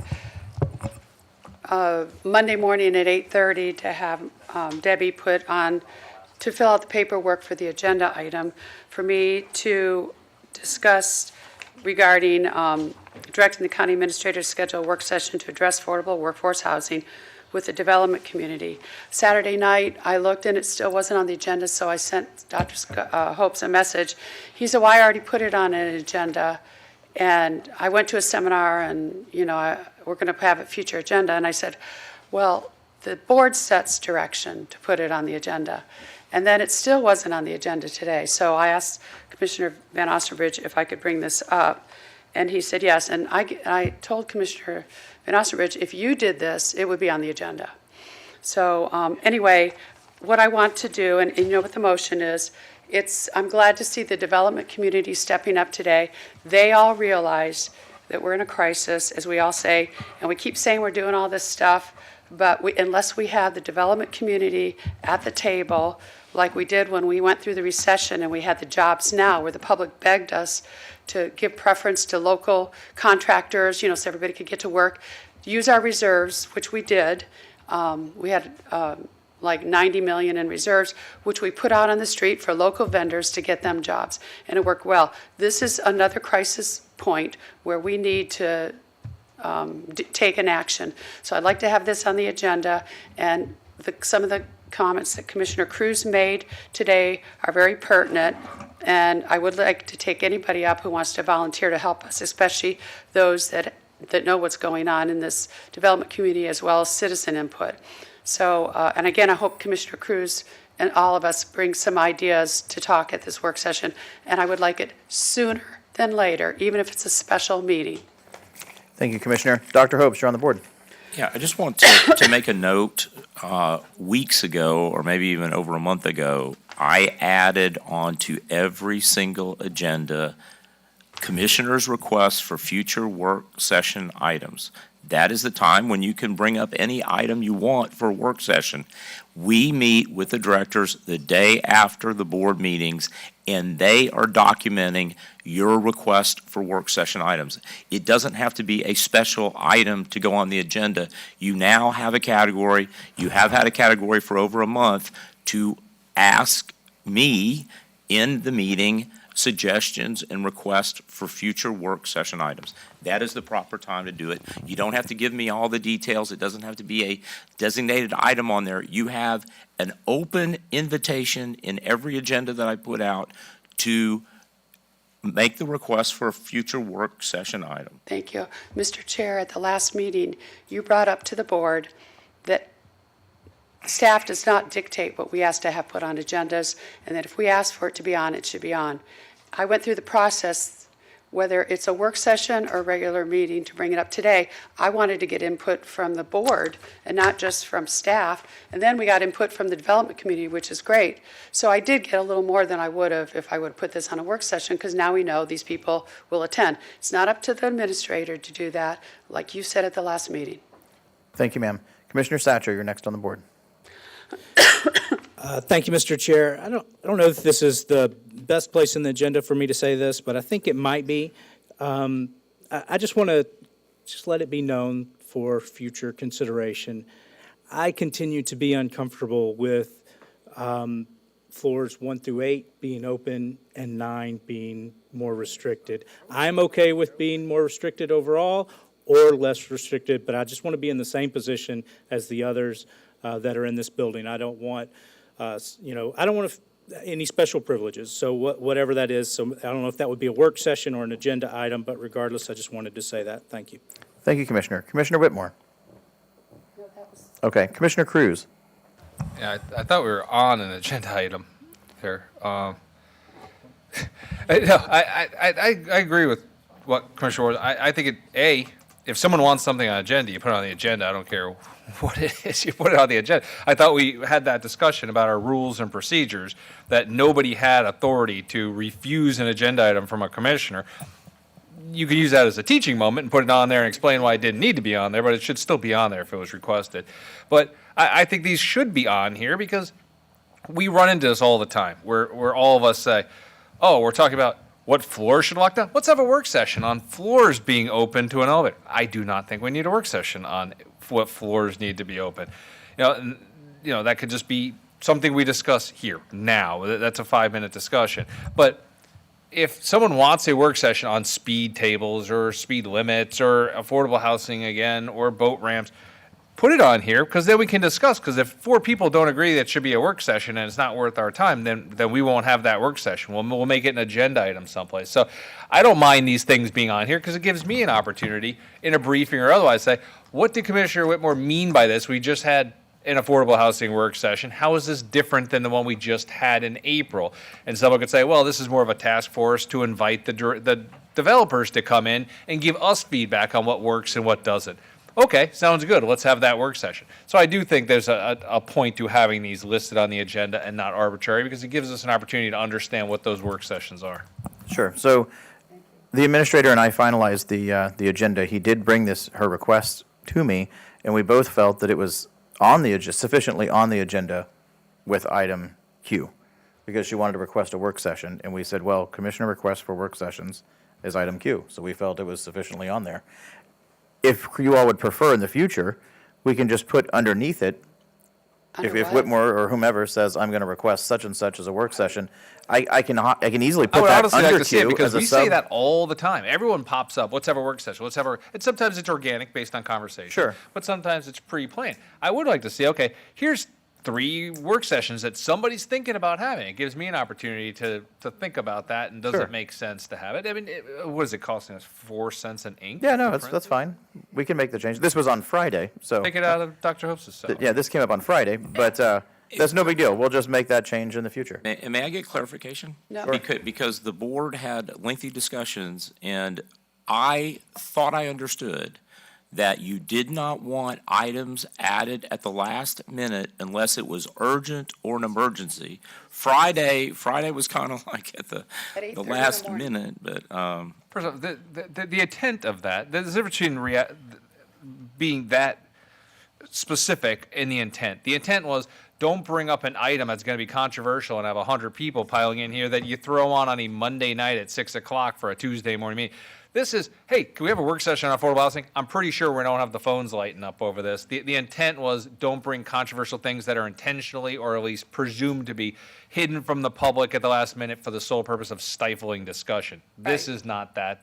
The intention wasn't that. No intention to stifle anything. But I'm not okay. saying, I agree. I agree that's my point. My point is, this isn't a big deal because we bring up, let's have a work session on the spot all the time, and no one says we can't agree to have a work session because we didn't properly notice it. Right. Commissioner Baugh.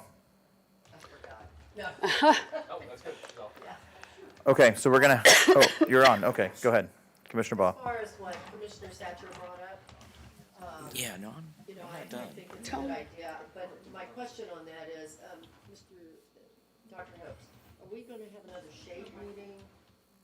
Your microphone's not on now. Oh, sorry.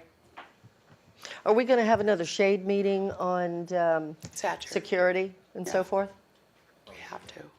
The reason I'm I think asking we- is because that's where what Commissioner Satcher's talking about should be discussed. I think we need to, because we also did not finish the cybersecurity briefing. That's why I brought so it up. we will add that.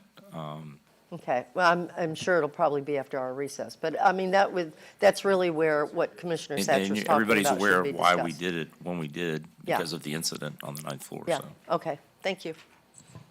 Okay, thank you. Anything else, commissioners?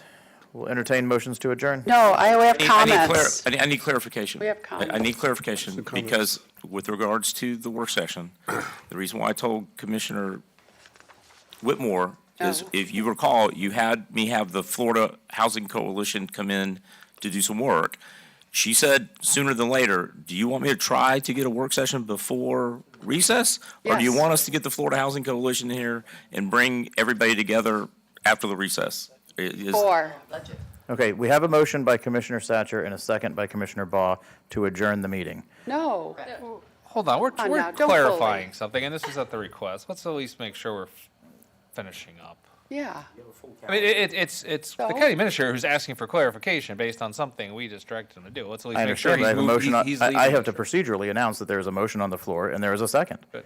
Then take your vote. Bullies. Okay. Let's see how this works out. Okay. Oh, yeah, go ahead. Hopes, Bellamy, Whitmore, Servia, and Cruz are on the board for discussion. Bellamy, Whitmore, Servia, and Cruz. Bellamy, Whitmore, and Cruz are now on the board for discussion. Am I pushing these buttons, or you guys are taking yourselves off? Okay. Commissioner Bellamy. Wait, no, Bellamy's So, next. sir, I had some comments during commissioner comments. Are we not going to be allowed to have commissioner comments today? If there's a motion on the floor and a second, I have to entertain the motion and the second. Just don't vote for the motion. I withdraw the motion. The motion is withdrawn. Thanks, sir. We will then move forward with attorney comments. Mr. Attorney, do you have any final comments? No, sir, I do not. Thank you. Dr. Host, do you have any final comments? No, sir. Okay. Commissioner Cruz, what's going on? I thought we were in the middle of a conversation. Dr. Hopes asked a Thanks for specific question about clarification. when we were going to have this work session. I was just trying to give my opinion on it. My opinion is, there's two ways to look at this. One, yes, it should be done sooner rather than later because this is an important, timely topic. However, we also have a budget session where We don't have anybody. next week or the week after, we have a budget work session every single day. There's no free time. We only have 3 weeks left until recess, and we have budget almost every day. And now we really almost have budget because the people doing the budget, we got to figure this one out. So let's focus on that. Also, we just had a work session, which the developers and the for-profits and the nonprofits heard, and we directed staff on a number of items: the half-dwelling units, the adjustment to impact fees, the building on alternative zoning sources. There's a lot of things. It would be nice to get some of that, adjusting the AMI. It would be nice to at least get some direction on where we believe the county's going so we can have a real conversation with the developers. I wouldn't want to sit here and talk to Pat and Carlos and everyone else and be like, what's it going to take for you to build 120% AMI housing? And then 3 weeks later, staff comes back, here it is at 80%. I think as much as it's important, and I agree, and it's timely, we should at least have better direction on what our policy is before we start having discussions with the developers about the policy, because we're kind of in flux now. And I'm hoping we're going to be in a better policy position once staff comes back. We should get that straightened away before we have that discussion, and we have to get this budget done. Thank you. Great. Thank you, sir. Commissioner Bellamy, would you like to start commissioner comments today? Yes, sir. With all due respect, sir, and thanks to my colleagues for allowing us to have commissioner comments. A while back, Commissioner Servia asked the Public Safety Council for a homeless task force, and I took that we had to have the meeting first, right? Yeah. So, which was why I was not at the ceremony, because we had the award ceremony for the staff, because we were at the Public Safety Council meeting.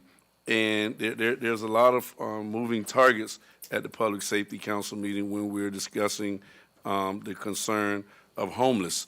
One of the things that we did identify that we wanted to look at from a different focus lens is obviously how we bring data forward as it connects to homeless. I think I'm saying this the point in time thing that takes once a year. We have asked the Suncoast Consortium to End Homeless to maybe do that quarterly so we can better have information. There's also some conversation that will come up with law enforcement that will identify how you're going to support it, as far as them doing a count also at the same time. For example, Manatee, in the unincorporated areas, Manatee County Sheriff Department is aware of where homeless sites are, and as well as the city of Bradenton, as well as the city of Palmetto. I think there's going to be a collaborative effort to make that count on the same day and the same time, so we can have a more realistic number. That's one of the things, so we can do a better job on the data as it's surrounding programs and shelters and all that type stuff right there when we're impacting the homeless. The undercounted homeless people are an extreme concern, and one of the things that came up, and I know Chris is listening, and I hope I say this the right way. If I'm not, Chris, just call in or just send us an email and correct us. When we start talking about federally and the HUD and how they identify homeless as it connects to someone being in jail or incarcerated. And one of the things that we felt like that we can look at strategically and find a way to move the needle on is the homeless count as far as those that are in jail in the Manatee County Sheriff, at the Manatee County Jail. So we want to make sure that you all are aware of some of the steps that we're getting ready to take. We want to make sure we have a more accurate data, as much data as we possibly can. So law enforcement, as well as Suncoast Consortium to End Homeless, is going to make sure that we do a count. B, the specific area that we feel like that we can really look at from the Public Safety Council and the task force is to look at decreasing, how individuals that are incarcerated when they transition out, on how we can look at making sure they are no longer homeless. And that has a lot to do with some of the programming that the Sheriff Department already have. Now, are there any comments on that? I already knew it wasn't, but I had to make sure I brought it back because Commissioner Servia asked for us to bring it back. That's the first thing. The second thing is there was some uncomfortable information that came out about the Lincoln Pool, and I just want to bring it to my colleagues and hopefully ask for you all to support it. Obviously, we know that on Saturday, the Lincoln Pool will open. We're having a ceremony on Friday night. Please join us. However, one thing that I learned is the fee, and that's one thing, but as well as the adults that are accompanying the youth to the pool, they have a fee as well. And one thing that we have looked at is how we can make sure the summer months at the Lincoln Pool is where the underserved and underprivileged do not have to pay those fees. There's been a lot of communication that has taken place. To the point that all of the concerns are out there as far as the fees, as far as the swimsuits, and as far as because there's also a policy, if you're not in the right attire, you may be turned around, right? And we've looked at that, and there's a plan already in play. I got a phone call from Bell's when I stepped out, and they have already addressed that. So if someone show up, we'll have some swimsuits that'll be provided by Bell's. So a youth will not have to be turned away. So we've already looked at that. Now let's address the fees. And it's two things, and I'm going to make a motion here that our county administrator has supported me on already. The fee for the youth entering is one thing. And the fee for the chaperone or the parent that's watching over the youth is something totally different. All right? I initially came up with a plan to to get support as far as paying for monthly vouchers for the fees for the youth. And there were some individuals that had given me a nod that they were going to support, and myself and the chair had also worked on it.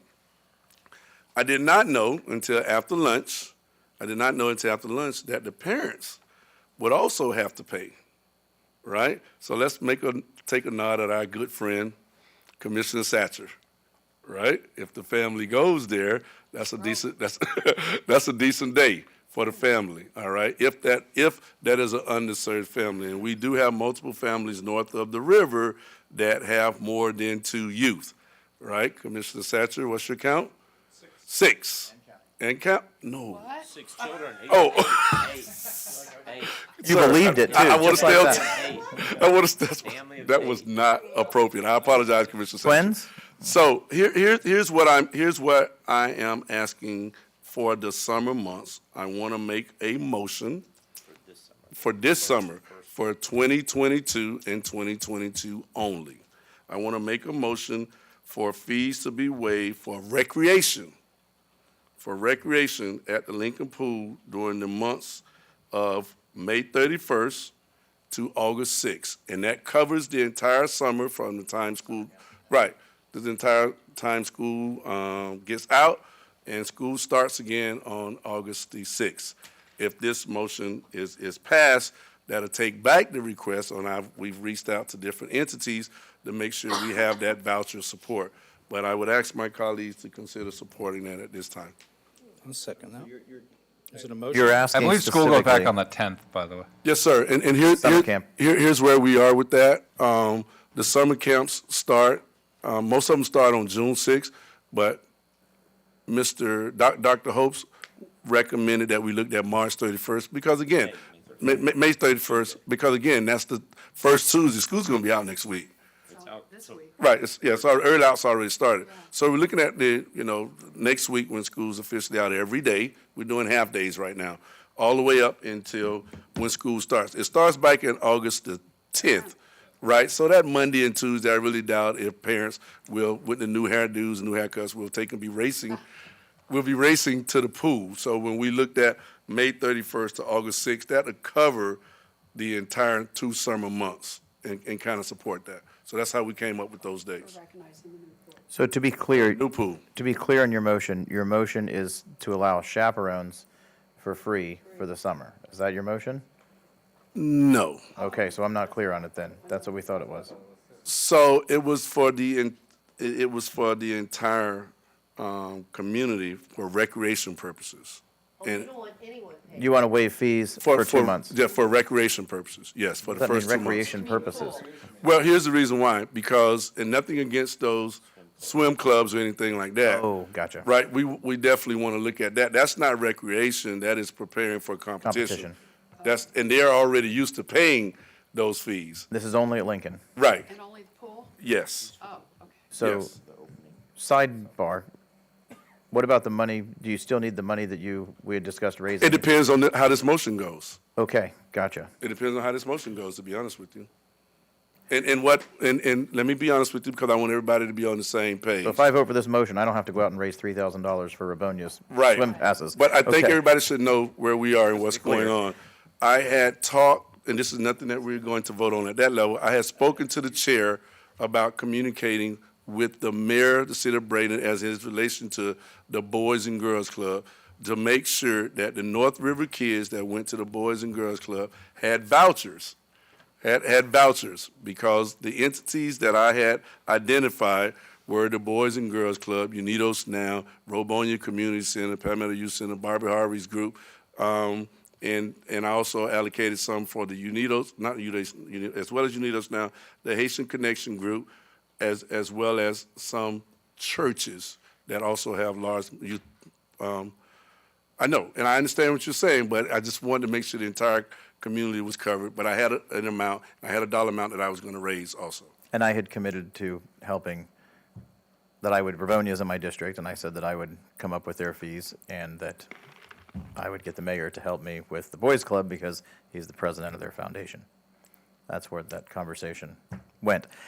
Okay, so Servia, Baugh, and Cruz are on the board. Commissioner Servia. Okay, so I love the idea of helping underserved people get to the pool who can't afford it, but I don't like waiving fees because fees are how we operate our facilities. You know, we can't, there's no magic. We can't produce money out of nowhere to run these facilities and pay the people who run them. So I'm more in favor of raising the money to allow the vouchers. I'm even willing to personally contribute to that or help you raise the money. But it's just like, you know, we've talked about any other fee that we have. We don't have fees just because we like to be mean people. We have fees because we need those dollars to operate the facility. So instead of waiving them, can we raise them and pay for them? Maybe all the commissioners might be interested in that. Yeah, I'm willing to help. So can I dialogue? Would you like to report dialogue? So, Yeah. so here's where I was, and this is a stride that I had made. The number of target for vouchers, one voucher costs $16 for a month. So for one kid to be able to go to summer months is $32. And I had basically looked at 400 vouchers. 400 vouchers so we can take and make sure you allow the Boys and Girls Club, the Palmetto Youth Center, the Robo, all these entities that serve those underserved communities, right, to have access to those vouchers so their kids can be able to go to the pool for free. So that's where we were. The fee waiving recommendation, you know, if I thought this would take place a week ago, I would have never came up with that, which is why I had already started reaching out to people to raise the money. And if it doesn't fly, and every commissioner up here wants to take and support it, and we've already had one commissioner saying it's that she'll donate $500. I get it. I just want to make sure, and it doesn't matter to me how we skin a cat, but I want this cat skinned to make sure that the youth that are underserved in the community will have free access. That's my only goal. Okay, so the order of the board is Baugh, Cruz, Bellamy, Hopes. Since we're dealing with so much administrative type things here, why don't we let Hopes go first? Commissioners, when Commissioner Bellamy brought this up, I mean, look, obviously I was on the school board. I know a whole lot about that population and the poverty status of those children up there. We have a brand new asset that the community has been anticipating for a long time. This is the last meeting before next week when the pool on Tuesday is going to be officially open for the whole public. I mean, it's a soft opening this weekend. And it really just doesn't allow enough time to kind of think through this. And the more I thought about the conversation with Commissioner Bellamy, if you've got a family of four and you got a lot of larger families up there, you're talking about, you know, as much as $80 a month. And that's a lot of money for families who really don't have much at all.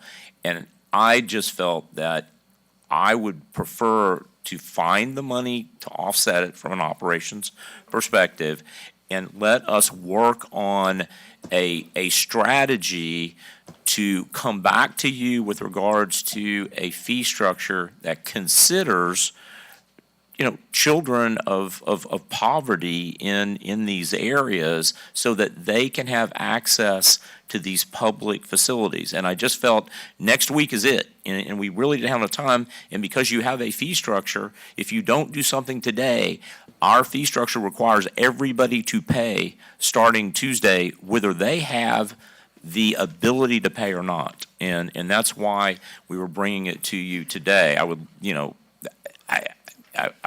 I just would feel, I feel bad that we didn't think about this before, but I would not want children and families in that community next week to not have access to the pool because they can't afford it. Thank you, sir. Commissioner Bellamy, I will be supporting your motion if you make it. Commissioner Baugh, Cruz, Whitmore, Servia, Thatcher. Commissioner Baugh. I've just got a couple of questions. I agree that we need to do something on this. I cannot believe that it's opening Tuesday, and here we are, and we're just now talking about this. That's upsetting to me. I'm not going to go into it, Commissioner Bellamy. I'm not going to. I had heard, however, that at one time the pool wasn't going to open until June, but now I'm hearing May, which is great. I'm glad about that because it gives extra time, and it's a holiday weekend, so I think that's a great thing. I don't know who did that, but thank you for doing it. I do know who did it. I'm not going to go into it. But we do have another pool out not far from you. What is going to happen? If we do this for this pool, my concern is, what about the other kids, at the other pool? I know Carol and I have been there, and Reggie, I can't remember if you were already on the board, but, we did some improvements, and we went out there, and it was great. And so my concern is, why are we doing it for this one, but not for both? And I realize that that's opening a can of worms, but fair is fair. No, I think it's opening up. It's going to follow the rotation. Commissioner Bellamy, dialogue. I'm just asking. Yes. So to be honest with you, Commissioner Ball, I know my colleagues, and I have different relationships with all of you all, which is why when I found out on Friday at my walkthrough that there was going to be a fee for entry. And the crazy thing that took place when I found out on Friday, there was a conversation with the contractor, and I told him I don't know how I'm going to handle this, but I'll tell you all this, and I don't even know whether or not he wants me to say it, but sir, charge it to my head, not my heart. That's right. Less than 15 minutes later, Bill Galvano called me because he's friends with the contractor. Oh, good. And he told me that he could help me come up with the money. Okay. Or he would support coming up with some money. How much money do we need? Well, Does anybody have an idea? $6,700 for 400 tickets at $16. Well, that's, I don't know how you did We your could divvy math. up the commitments. Verbonia was in my district. It was like $3,000, and I told Bellamy that I would raise the Right. Verbonia money. Right, right. And, right, my ultimate price, my ultimate amount was $12,800. And I actually talked to someone last night that they were looking into it. And I've spoken to 2 or 3 different people. I'm working on this. But the county administrator we talked about this and said, well, he thought it was the best interest to just waive them for the summer. I already know the mindset and how conservative we are on how we think. So I knew we needed to raise the money because, again, when you're talking equality, you still have Marble, you have Bray, you have Premier, you have all these pools out there. So what I was doing is being proactive and finding a way to make sure we raise the money. Okay, I'm going to butt in and finish my We're talking part. together. Yeah, I will tell you at this short a notice, what you're talking about doing is not an easy task. If we had a little more time, we could probably get it done. But in the meantime, you know what? Stop the fees.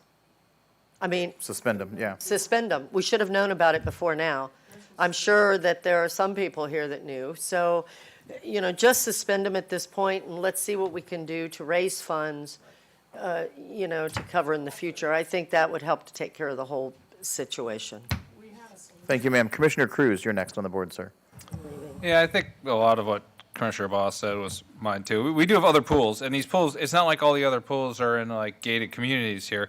I mean, people from Samoset and Onico all go to pools too. Like, here it seems like we're just saying, okay, this is the newest, fanciest, nicest, shiniest pool, so everyone gets to go in for free there. Hey. For now, it is, but the point is, Betty? now we have people like riding their bikes or taking the bus from Onico to get to a pool, and then we're charging them and their chaperones money to come into that pool, and everyone up there gets in for free. There's got to be a better way to handle this, because because it's just opening up a can of worms. Because Yeah, it next is. meeting we have, people are going to show up from some other neighborhood and say, why is Marble charge me? Why is GT Braid charge me? Yeah. I don't swim, but my kid wants to be on the football team. He's going to be a freshman at Manatee High School next year, and we don't have a fitness center at our house, and we don't live in an HOA with a fitness center. How come he has to pay to use the fitness center, GT Bray, over the summer when other kids get to work out and now they're going to make the team? My kid's not. Or can you This is imagine a when one's bigger, built in Lakewood this is a Ranch? bigger discussion that I think this board needs to have, and we're kind of behind the 8 ball here, obviously, because summer starts in like 7 minutes. But Yeah. this is something we need to look at in the future, is if this is a concept we want to look into, we have our own personal reserve money. We've got other ways of finagling fees it. where even if it's you're increasing certain fees by 25 cents during the rest of the year, and that money's going into a pool that's covering summer fees for kids, there's got to be a better structure, because it's not just about pools. It's not just about this pool. If we're going to look at this as a summer thing for the good of the community, right now, I would agree, this is silly trying to figure out how we're going to cobble together money. I would say, at the very least, we have our last meeting before recess on June 16th or 17th. I would say make a motion to waive it until then, and that gives us a few weeks lead time to see if Charlie and us can come up with some level of solution to this. And you can also see, honestly, is it causing unintended consequences like free parking?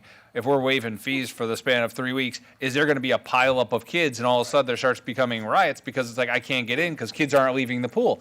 We're not going to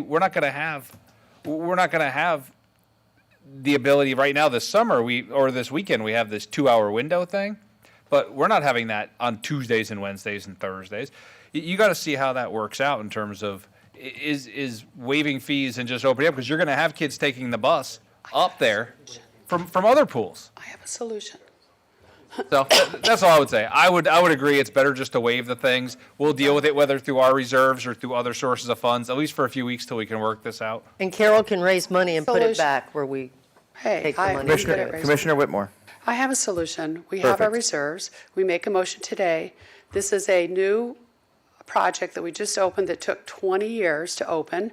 So that's why we're concentrating on this new park, that we have our reserve unfunded from the commission pay for those waivers during that time frame. That's what we said. That's my motion. Yeah, that's what George and I were talking about. Yeah, I agree with you. Can you That's my articulate that motion. motion a little Already a clearer? motion on the floor. Oh, isn't there is? Yeah, I thought Commissioner Bellamy made a motion.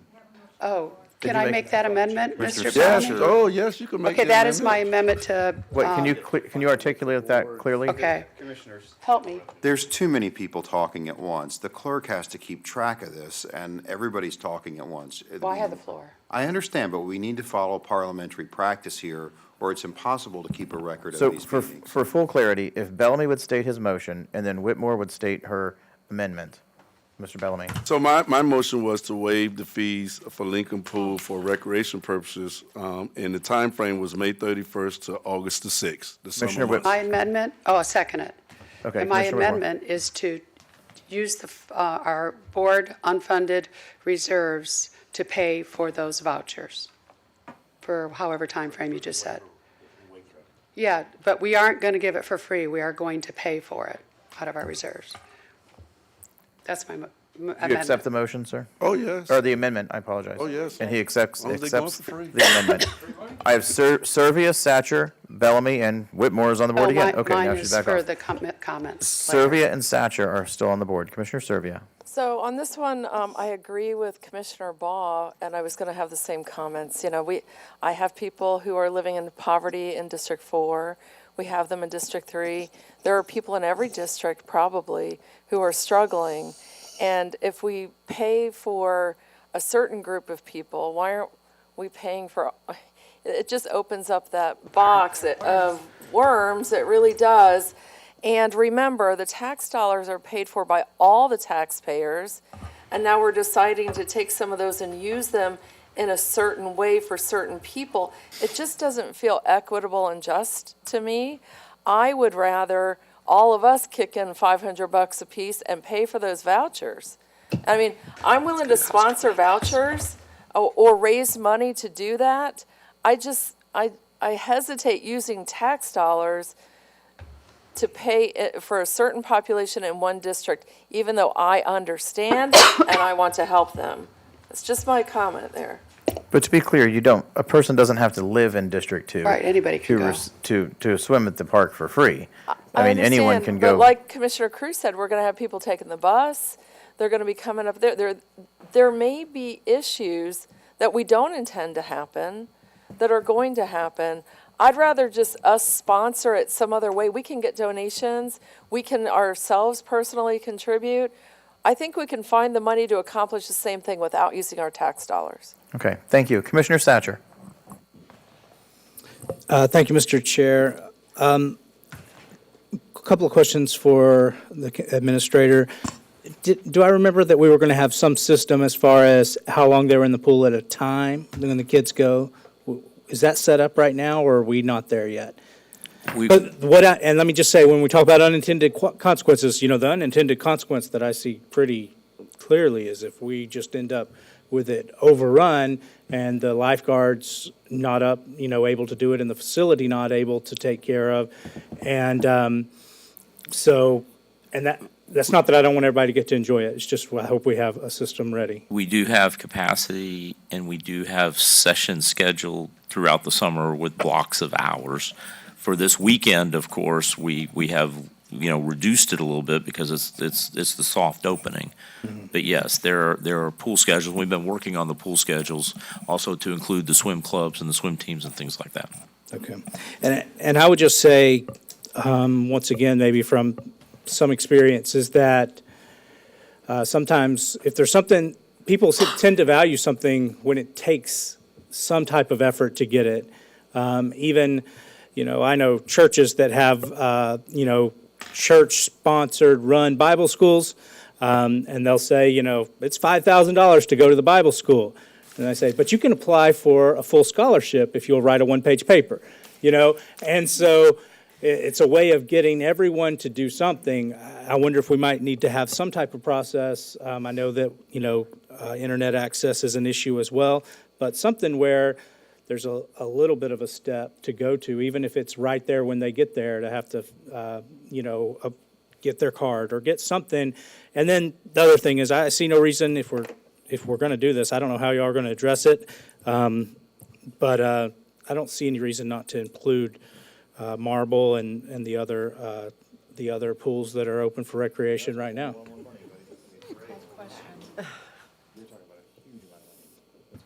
Huge. It's already packed Commissioner, currently with people paying the fees. I, Okay, just food for thought.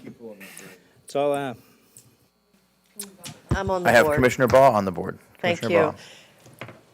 This is very simple. It doesn't take this much discussion. We can go ahead, we can say as a board, I agree with Commissioner Whitmore, that's rare, that we take it out of our reserves. In the meantime, all of us and others that Commissioner Bellamy has mentioned in our community helps to raise money to pay it back. This is not something this board can do because it is a problem because of other entities that are then going to be looking at us wanting us to do the same. And we can't. I mean, we just can't do that. I mean, I'd love to, but we can't. So we need to still raise funds, but in the interim, to get it going, since it's Tuesday, right? Mm-hmm. Let's just do it this way. Stop the fees. We all raise money and get it done and pay it back. Can we vote? Okay, that's on the that? last commissioner on the board. I'll open this up to public comment. Is there anyone in the public who would like to come forward to speak on the motion on the floor? Sir, please state your first, your last name, even though we've done this before, your county of residence, and you have 3 minutes to speak on this motion. Hello, my name's DeAndre Washington from Manatee County, of course, District 2. I just wanted to add to Coach Bellamy's comments about the Lincoln pool, and its concerns regarding youth lack of clothing. Well, my organization a few months ago received some donations from Panama Jack Warehouse. I don't know if you guys are familiar. And we still have them. So if you guys do need for that soft opening to make sure that youth who don't have proper swimwear clothing, I have tons of boxes still in plastic with price tags on them for that, to make sure that it goes through. I just wanted to add that in. Okay, is that your end of your comment? We're still in public comment. We can't dialogue with you, Okay, sir. That's okay. I'm new to all of this. Yes, and also anything else that my Project Generation or other local organizations, I'm pretty sure that we can all come up with to make sure that the opportunities are, you know what I'm saying, readily available for young people in our community. Thank you. Thank you, sir. Is there anyone else who would like to come forward to speak on this agenda, or this motion on the floor? Okay, seeing no one, we'll go to the phone. Has anyone called in to speak on the motion? No callers. All right, we're going to close public comment. Commissioner Bellamy would like to make a quick statement, and then we'll hold the vote. So from what I understand, the usage of the appropriate swimwear is a problem across the county. It's not just in District 2 with the new pool. And what I was attempting to do is, again, be proactive to make sure that access was not denied. I received an exciting phone calls from Bells, and I am going to pick up. I know what I asked for, but she also told me she went shopping and probably got too much. But I also think yours is welcome because the pool is not going nowhere, and I don't think this problem is going anywhere. So how about we collaborate and we get all that and put it into the Natural Parks and Resources hand, so if a youth show up, we do not deny them access because they may not be dressed appropriately. So, good job, DeAndre. Okay, thank you, sir. I don't think we need a roll call, so let's go ahead and let's just hold the vote. All in favor of the motion, the amended motion on the floor, please say aye. Aye. Aye. All opposed? Madam Clerk, it passes unanimously. Commissioner Bellamy, you still have the floor and commissioner comments. No, I'm done with the floor. I just want to tell my colleagues, and I know I'm not talking a lot, but I want to tell my colleagues again, thanks for the support, and we're trying to impact the youth lives in District 2. Thanks for everything. Thank you, sir. District 3 will forego commissioner comments. District 4. Thank you. Just a couple of items. After this meeting, actually starting right now, the Pace Center for Girls Capital Campaign is kicking off at the Anna Maria Oyster Bar. So if you have time, just stop by there. It's for a great cause. I want to thank Steve Litchauer, who accompanied me to Lake Ridge Falls this past week for the hurricane preparedness workshop that we did out there. It was excellent, as it always is. Steve does such a good job doing that, so thank you, Steve. I want to ask about the homeless positions that we approved on April the 19th. It is May the 24th, and I understand they still have not been advertised. Do we have any information on that? I do have a couple people who keep asking they want to apply. We'll have to go with Jake Sauer on that. Okay. As you know, you approved putting that unit with him, and he and Steve Litchauer and Deputy Director Litchauer and Deputy Director Crutchfield are working collaboratively on that. And I am late for a dinner meeting with an HR candidate with the deputies. So yeah, go. wish me luck after today. Yes, please. I'm not, can I still go? Dr. Hopes, I think you should go. We need an HR director. Please go. Yesterday, I participated in a Zoom meeting with law enforcement, our public safety people, fire department, public works, and the topic of the conversation that I organized was, can we have traffic calming on our thoroughfare roadways and not impede these public safety vehicles? And, you know, that's kind of timely because we all were out at the public safety department. Some of us rode in the ambulances. Some of us rode in the regular cars, testing the different types of speed bumps, speed humps, speed tables. I will tell you, the summary of the meeting was that all of those agencies, well, I'll say most all of them, did not like anything to get in the way of responding to an emergency because seconds matter. So it's a tough position because we want to get our emergency vehicles to an emergency as fast as possible, but our public roads have become a public safety problem in some respects because people are driving haphazardly and speeding. So, but I wanted to report that back to you. It was not well liked to put anything in the way of our emergency safety vehicles getting to an emergency.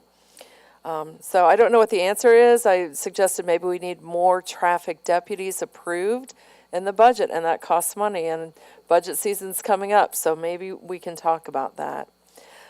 Finally, I just wanted to comment on something that I've heard several times today, and I've heard many times in the past, and that is there seems to be this feeling that people at the county are leaking things to the press.